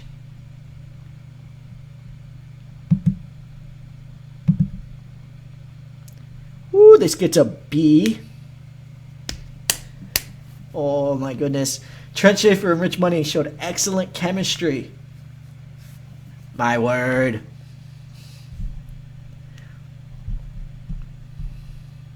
Oh, nice. Okay, so this is called a new spot, which helps a worker get better. So Trent Schaefer debuted a new power spot that showcased his ability to sell well. His psychology will be helped by being able to use this go-to spot in the future. His ability to sell, I'm going to say, I don't even know. Oh, B-. Oh, I mean, that was as good as the pay-per-view, but man, that's awesome. I was not expecting it to do that well. And then a B for the end. That should get us a B, right? Yeah! Hell yeah! All right.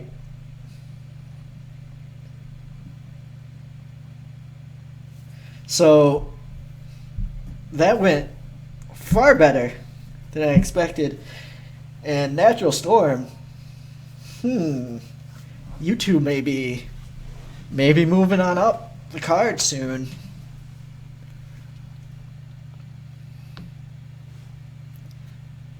Nice. All right, so I should get food. Oh, I need to stop the actual recording.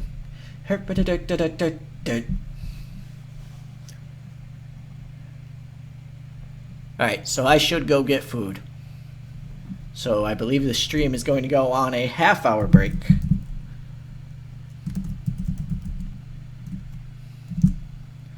USPW 6. When we come back, we will have our special guest, London.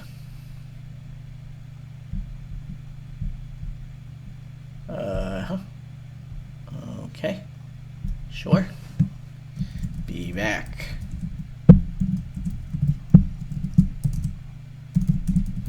It'd be real cool if the game were to come out like nowish.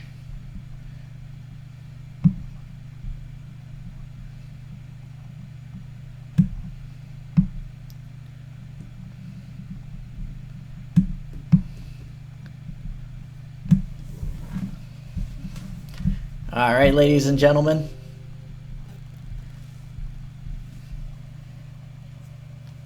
I'm going to go ahead and turn off the mic, and I will talk to you guys later.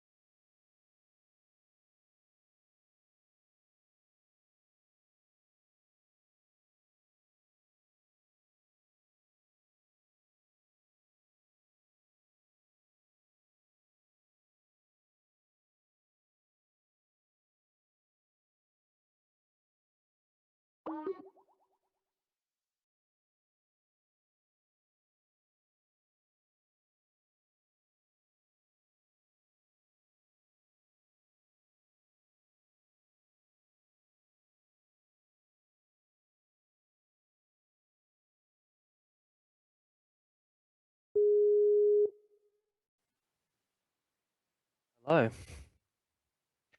How's it going, my friend?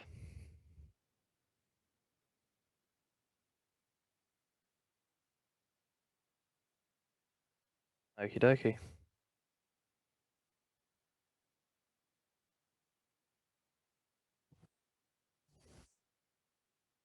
No worries.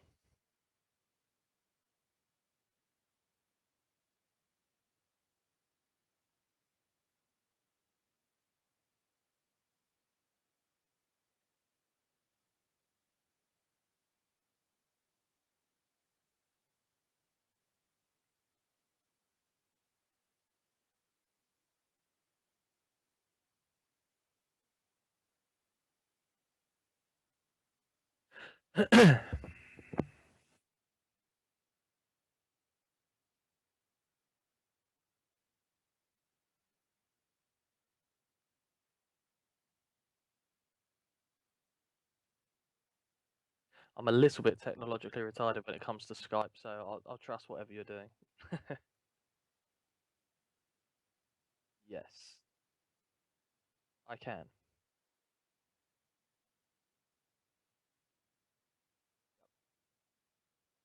Okay, okay. Yeah, I can see the whole stream. Your logo's gone small in the corner, and I can see the XSplit setup.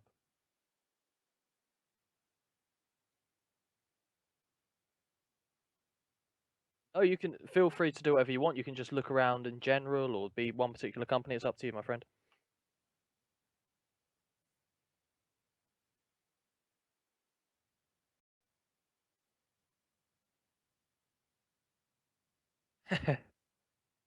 Are you enjoying your stream so far? Yeah, yeah.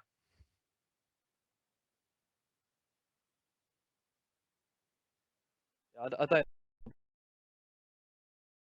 for a few more hours yet,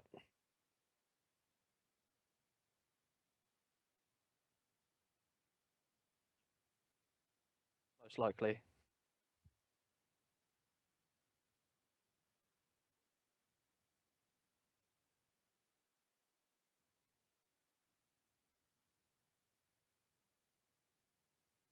Confused the hell out of me when you started the game back up because your stream was still starting to play the music of the game, and I started panicking, thinking, "Oh God," because I knew I wasn't on the loading screen for TW16, and I thought my system was just playing that noise in the background. I was like, "Oh God, how do I get rid of that? I can't be in a Skype call if that's going on." But it's all right. I worked it out.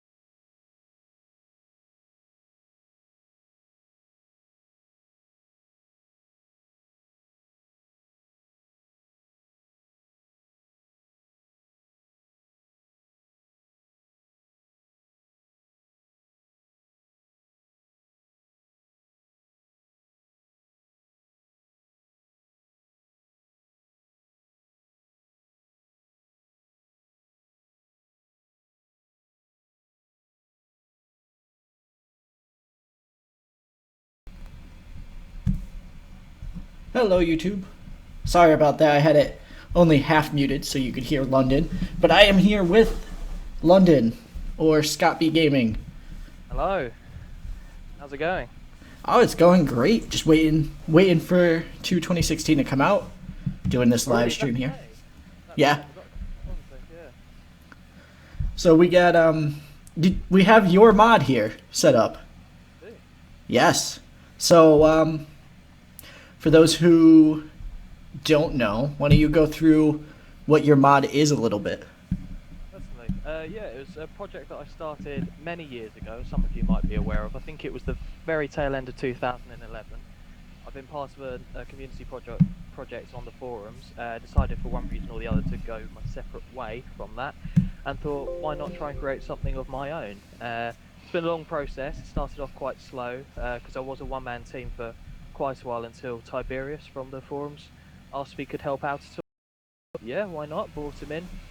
It's still been going relatively slowly, but it's quite a detailed mod, or that's the intention for when it's released. It covers every game region apart from Europe when the initial release is made. I think at the moment there's about 1,400 characters in the data. Yeah, I mean, it's got a bit of everything. We try and make room for so that everyone who likes a particular style of wrestling is satisfied. So yeah.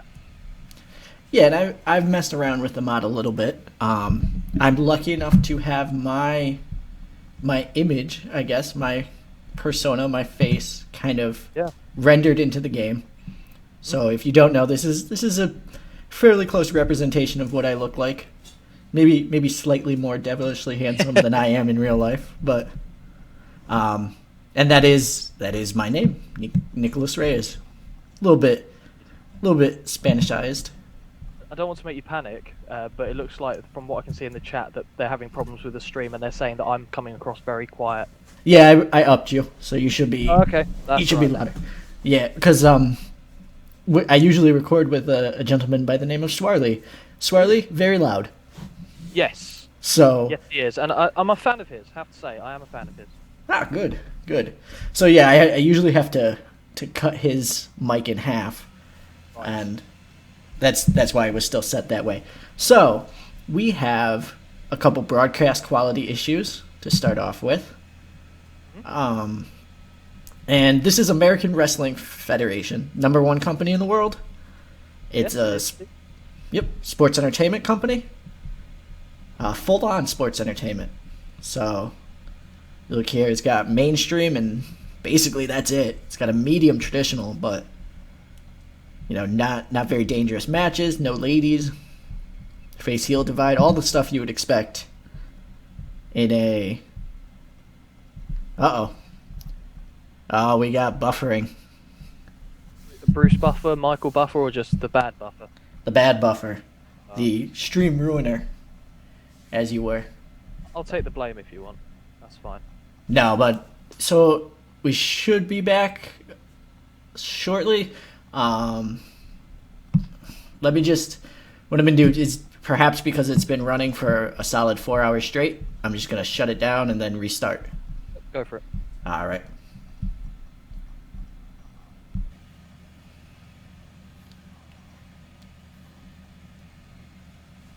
Hopefully it'll be alright.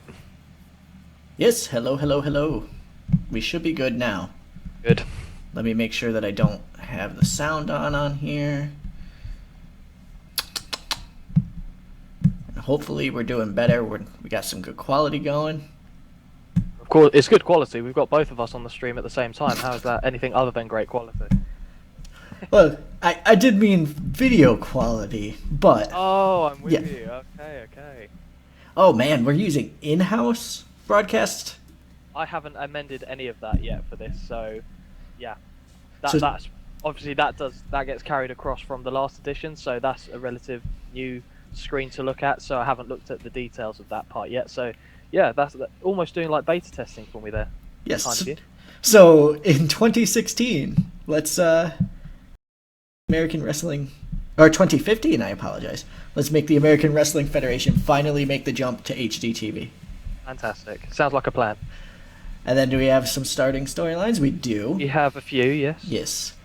So if I remember my people correctly, this is going to be the big one. And It's it is one of the big Yes. ones. The title feud is Platinum versus Patriarch, though. Yes. So Rich E Platinum is the current champion, and he's buying his title reign, basically buying off Effectively, buying he off surrounds enemies. himself with a lot of big name players and heavies to do his work. Yes, and we have Patriarch here, who is trying to run him down and take him out. Yeah, if only Patriarch was actually worthwhile. Not one of my favourite characters, that. And then the other big name storyline we have going here is Exodus and Oblivion. Yep. And we'll take a look here at the roster. I'm going to actually filter it down to main event. And correct me if I'm wrong, but each of these renders you did yourself, correct? I did, every single one of them. The only, I guess, slight exceptions you could say is that for some of the masked people like Standard have done a lot of the designs themselves, but I've still done the rendering and then put it on the character and made the character look a certain way. But yes, every render effectively is one that I've created. So, Super Patriarch, the patriot you want to be. That's a heel gimmick waiting to happen. It is, isn't it? Yes. In my book, he doesn't have many redeemable qualities. Pretty charismatic, it's fair to say, as you can see there. But in terms of in-ring, not so much. Not so much. He looks like in terms of skill and everything like that, and I may get heat for saying this, so I apologize in advance, but he looks like a patriotic version of Batista. Where he's decent brawler, very good on the mic, superstar quality. Other than that, not much. I think you're giving Batista a lot of credit if you think his microphone abilities in the 90s, if I'm being honest with you. But I'm not angry at the comparison you've made in general, but that's the only bit I'd say maybe not so much, but yeah, it's a fair comparison to make. And then we got Richie Platinum, who could go either as a allegory, a Ted DiBiase allegory, or just wherever you want to go, and just an awesome character.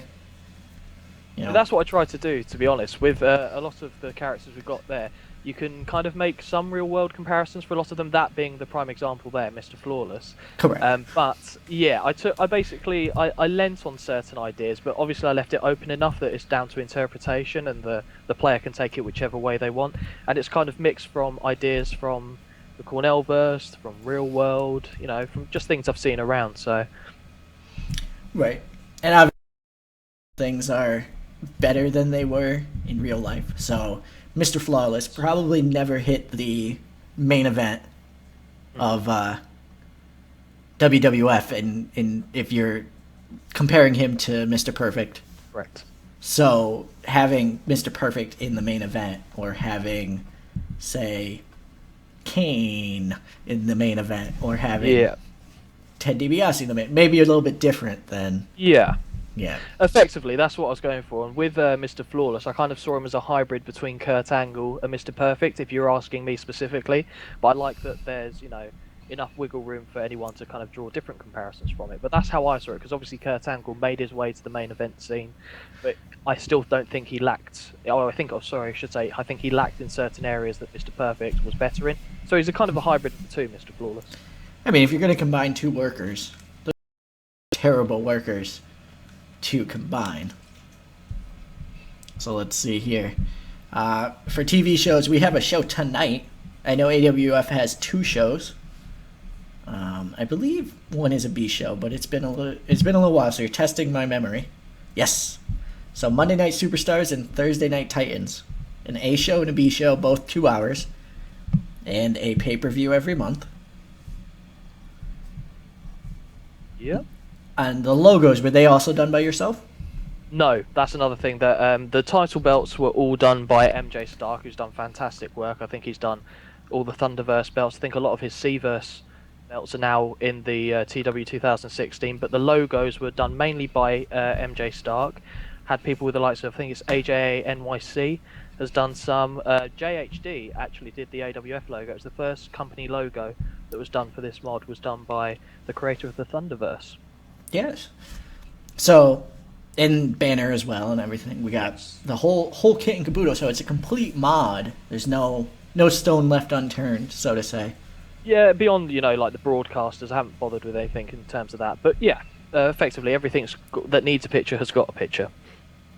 All right, and it looks like we're having a little bit of buffering issues. I'm gonna blame Windows 10 because I want to. Yeah, I'm not a massive fan of Windows 10 myself, to be honest. No, ever since I got Windows 10, nothing's been working the way it should be. I saw you put something on Twitter about that. Oh, I raged hard on Twitter that one day. Yes, you did. I was very much expecting all of my stuff to be gone when I got back in. So, let's book a show, and you know what? I'm gonna say that me and you are gonna book this together. So, Okay. because I'm not as familiar with the workers as I That's should fine. be, you can help me out here, Problem. and this will also go up on YouTube. So I'll do a local recording if it doesn't murder the stream. Hello and welcome to Let's Play 2 2016. This is 2K and I am here with Scott B Gaming, aka London of the LondonVerse. Hello, everybody. How's it going? Yeah, and we're gonna be playing some American Wrestling Federation inside the LondonVerse. Get a little quick snippet as to what the LondonVerse is. We talked a lot about it in the actual stream, so go back and watch the stream itself proper for the overarching idea. But we're gonna actually book a show and see how the thing rolls out. So Sounds like a plan. we have our big storylines. We obviously want to hit on both of them without giving away the whole dang thing. So on this one, I'm thinking, and correct me if I'm wrong, we got two people: Big Ron, Richie, Patriarch, Danny Washington. Now, are those all active workers? They are indeed. So a main event tag team match. That's usually the direction I go for the first show, so I can't fault that. All right, so we'll set that up first with Rich E. And I'm already going to forget watch. That's fine. Richie I'm and... not going to remind you either, because that's the kind of person I am. Oh, thanks. Richie, Big Ron. Yeah, that's the one. Oh, now I can't remember. It was... Patriarch. Was it... Ah, right. Batista. Yep, that's the one. And who else has he got with him? I don't believe he's classed in the Ah, main eventers. That's why. Is Danny Washington. I think. yes, he's a mid-carder. Oh, look at Big. this. Woo.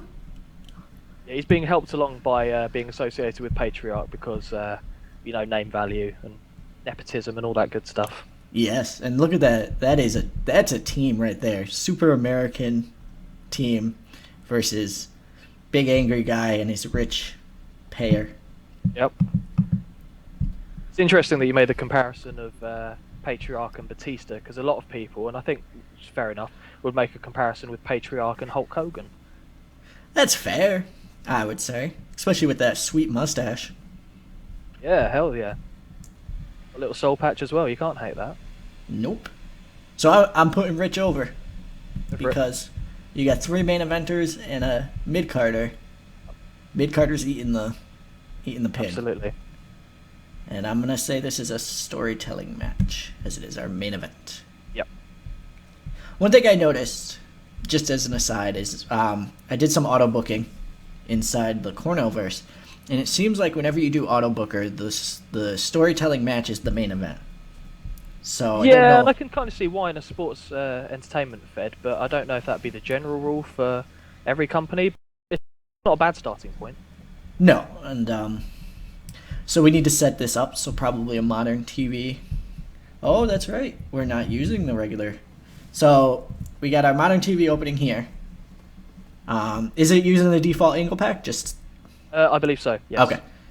So I got all my favorites. Only just recently found out earlier today that they've got some new gimmicks in there, so I've had to transfer that across because, yeah, why not? Oh yeah. So there were a few extra angles added in the new. Oh, so I need to have a look at that then. Yeah, I'm not 100% sure. I thought I saw some, but I might also be crazy. So. I haven't imported anything from 2016, so it would be whatever was on 2013. Okay. And you started this... Did you start this on 13 or 10? 10. That is the tail end of. Well, actually, was it the tail end? No, it would have been, yeah, like about halfway through Yeah. PW 2010. Yeah, but to be fair, it's a case of me balancing, work life and mod making, and I was just doing it as a hobby, to be fair. And I know it's probably annoyed quite a lot of people that it hasn't come out up to this point, and it's frustrating for me as well, but I didn't want to rush it and just send out a half-assed piece of rubbish, really. Right. So we get. Sorry, could I just comment on one thing? I did see someone in the chat commented that he said that the values of a lot of the stats for some of these workers are higher than that of the CVerse, and I'm aware of that, but it's a case of balancing it throughout the entire gaming world.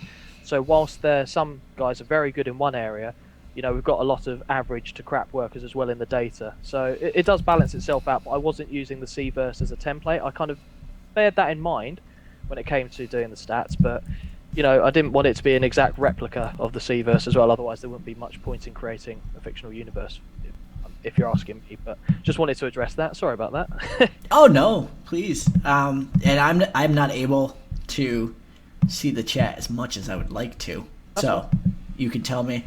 Especially, I know we've been having a little bit of issues with the buffering specifically for this, so we may want to keep an eye on that as well. So Exodus is currently injured? He is, yes. That is why. In story terms, he happened to break a leg in a match. For the purpose of actually progressing the story, we said that it was Oblivion, being the young monster on the scene. Exodus's former manager is now managing Oblivion, and the way that I usually play it is I put kind of videos suggesting that Exodus is going to come back. Much like with the Undertaker's returns. Yes. Yeah, I'm kind of suggesting that Oblivion's going to have to watch his back, but obviously Exodus isn't going to return until he's fit and ready to do so. And I think he's set to return just before the first pay-per-view. I might have to check that, but I believe that's when he's set to come back. So I think it sets that storyline up relatively nicely, because you can still use angles to kind of further it to a certain extent, I believe. So what I'm going to do here, a little bit different than that, because I know I would have to go in and set Exodus to be a personality. I don't quite feel like doing that at the moment. So what I'm going to do is I'm going to have Oblivion murder someone. That's also an avenue that I go down quite often. And Joe to be the lucky person. Because It does indeed. Look at that chin. It's very statuesque. Yes, that is a chin just. Mm. So we're going to have Oblivion win. I might tone down the time on that and make it a domination. So seeing who I've booked so far, why don't I let you take the reins a little bit and book a match that maybe you normally book.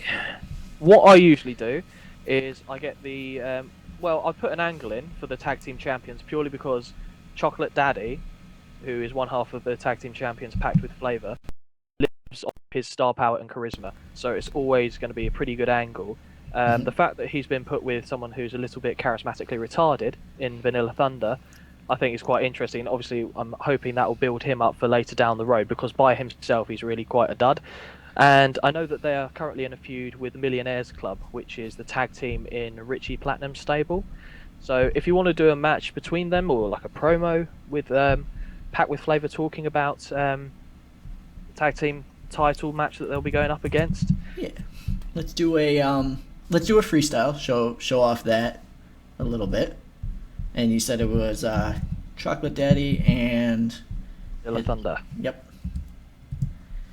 And Millionaires Club, help me out here. Davey Dollar. Davey Dollar. And Joey Cash, I believe. Joey Cash. And we'll have it on overness. And this is just your basic promo. I could have found it in the... Yeah. But I just wanted to show this off. So there you go. So that's going to help us out a lot, because Chocolate Daddy, obviously someone for the future with all that star quality. Now, since the last time you saw the data, a lot of the ages have been changed, because originally the game was set to start at the beginning of 2011. So yes. A lot of the workers are older. I mean, we have tweaked some of the ages. So Chocolate Daddy isn't actually a young whippersnapper, and he's not particularly good in the ring. So you could possibly argue that he's actually on the downswing of his career, more so than he was in the last time you'd have seen the data. Okay. And because we're only booking one show here, let's make that tag title match happen. Go for it. So we got Millionaires Club taking on Packed with Flavor. I'll let you decide who you want to win. Let me just check something here. Which one's a champ right now? Oh, neither are the champs. Oh, they've had the titles taken off them. Tiberius, you sneaky little devil, you. AWS. Oh, see, that is something that slipped underneath the radar for me there. Then again, you can make that a #1 contenders match. Sure can. So let's have Chocolate Daddy pick up a win over the Millionaires Club, and maybe all three of them will fight for the title in the future. Who knows? Like a plan. So it means I'm going to have to start sorting out the starting storylines as well. Didn't think about that. So there you go. And as you can see, there's all sorts of these little things that happen when you're working on a mod. So all these little pieces. Because in my defence, if it was still starting in 2011, there wouldn't be a problem. But we haven't actually gone over that bit yet. So, of course, it would get found out on the stream, wouldn't it? So let's. I'm gonna set up a match here, just a promo and then setup. So we're gonna go Mr. Flawless, talking about his opponent tonight, Derek Boardman, and then he's gonna fight Derek. Hazard a guess that you're going to have Mr. Flawless take the win here? That would be a fair guess, and that would be a good semi-main, I think. Even though probably will outdo that main event. Let's take a look at Derek's skills, though. So, as my computer takes off here, he's also a strong performance character. He is, yes. So this is going to probably outdo our main event. Meaning, I'm going to put it on last and have them try and steal the show. Not a bad idea. Out of interest, have you heard of the London effect? No, what is that? Whenever I am on a stream or doing a video for something and I'm booking myself, I don't know, this might negate it, but every time I book a main event, for some reason, one of the people in the main event underperforms and it tanks the show. And it's called the London effect. So there'll probably be people looking out for that to see if this happens again. But all I can say is I'm not in control of this one. So if it happens, it's not my fault. Yeah, this one, literally, you would have had to have sent it across the pond, all the way over here, for me to get that. So let's see. Let's have the show end with a little handshake. Not a respectful one.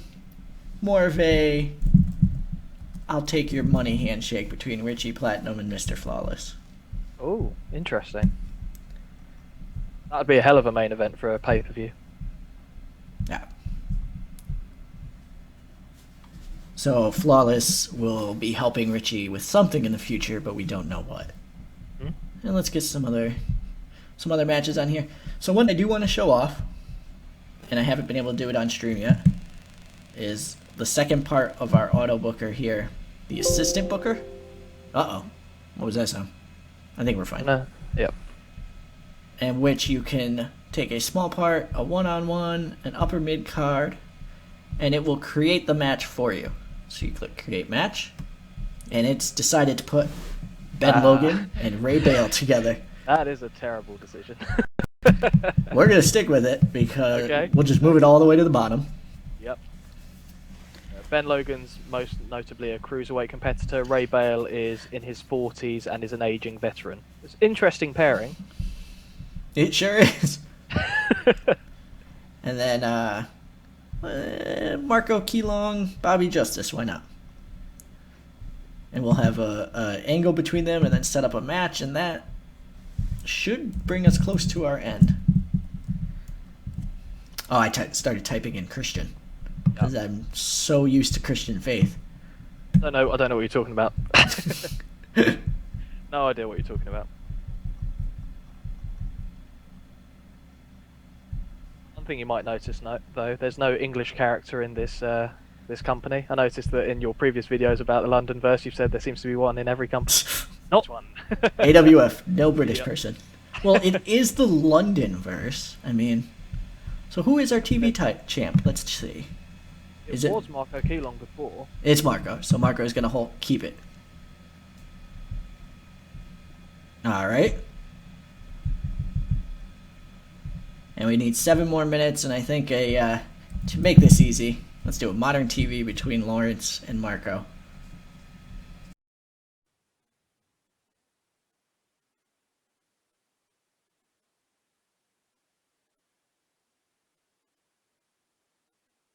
Since the last time you had the data, every company now, all 33, have their own unique roster. It's all been set up, so it's just a case of, at the moment, finalising the free agents or the database, which is fun. But at least all the companies are set up and ready to go.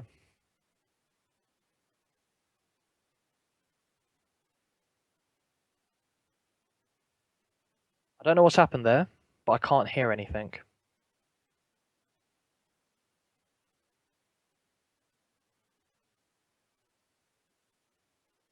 Can't hear diddly squat.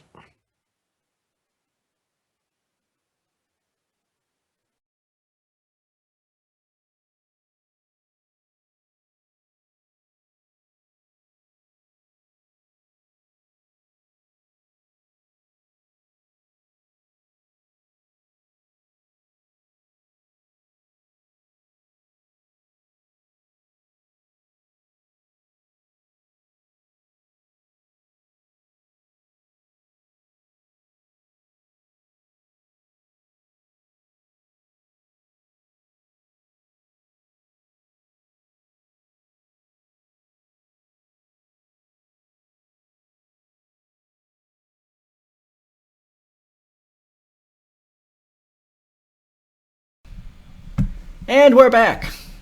Hey! And we can hear each other. Yeah, that's good. That always helps, I find, when we're doing booking. I was wondering why you weren't answering my question. I thought you just wanted to go off on your own. So, knowing what you know about the data, what would you think this will get? What have we got in the main event? I would say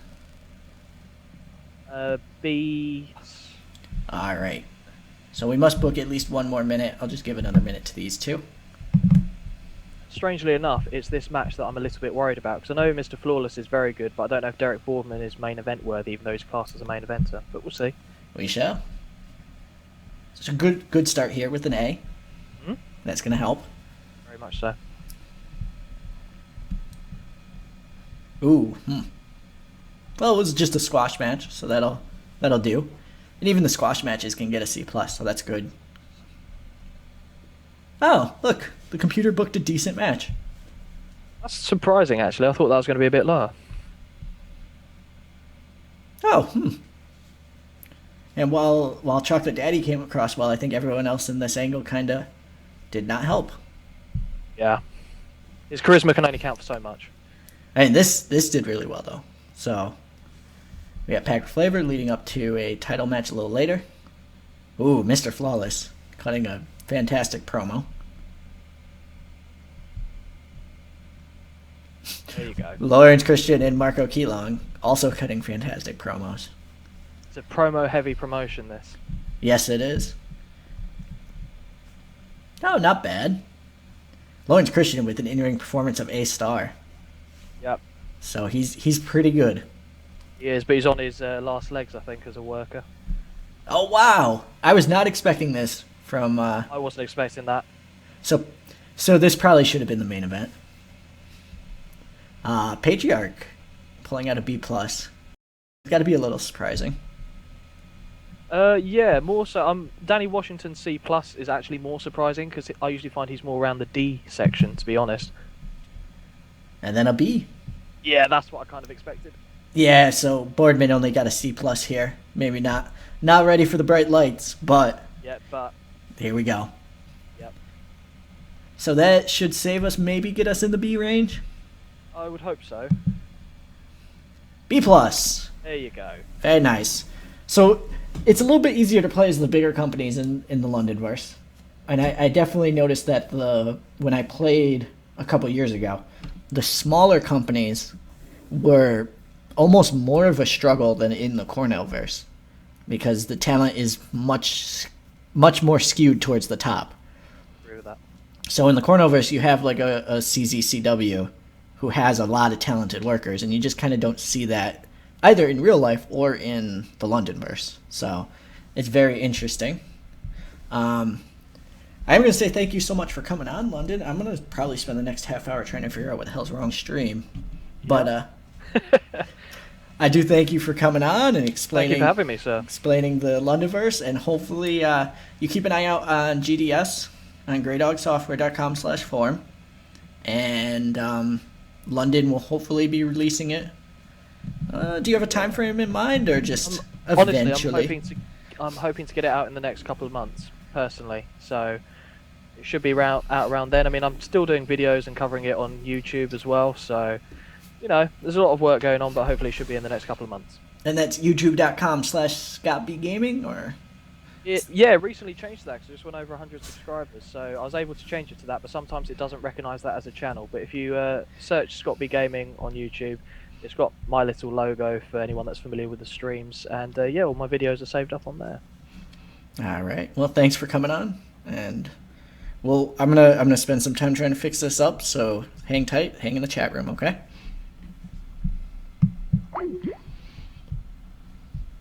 All right. So I know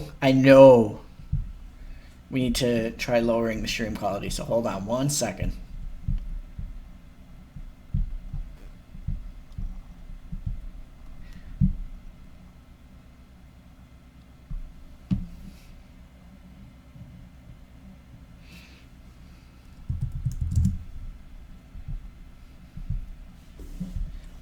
Still trying to figure it out on my end here, so.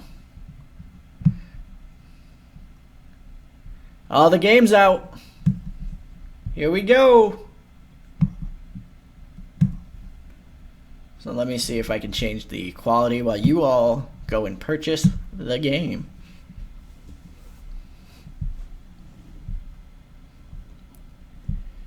Da da da da da da da. Do do do do do do do.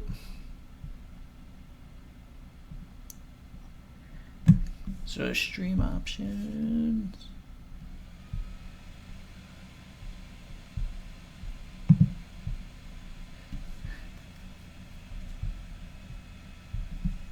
Alright, I'm gonna actually stop this stream for a second so I could do some edits.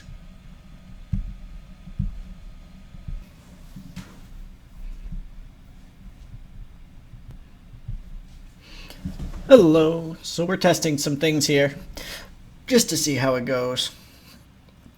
We're not really going to know until Skype starts how it's working. Right now I got a black screen because I am purchasing the game. I don't want you guys to see all that information, but I'm thinking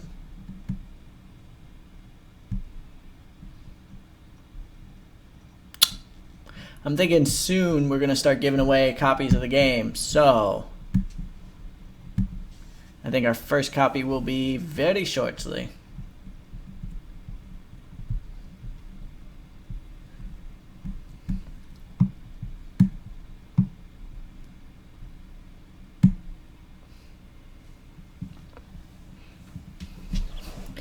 Hopefully it's running well.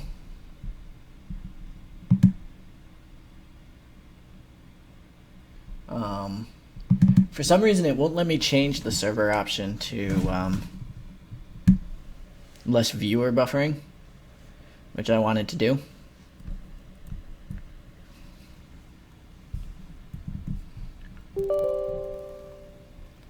So hopefully we'll be able to do that soon.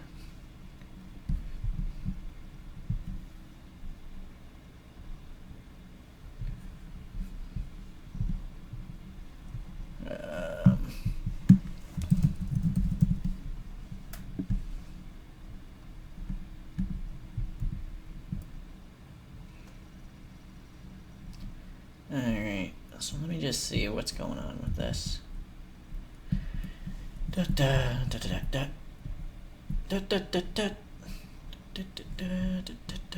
We'll do this.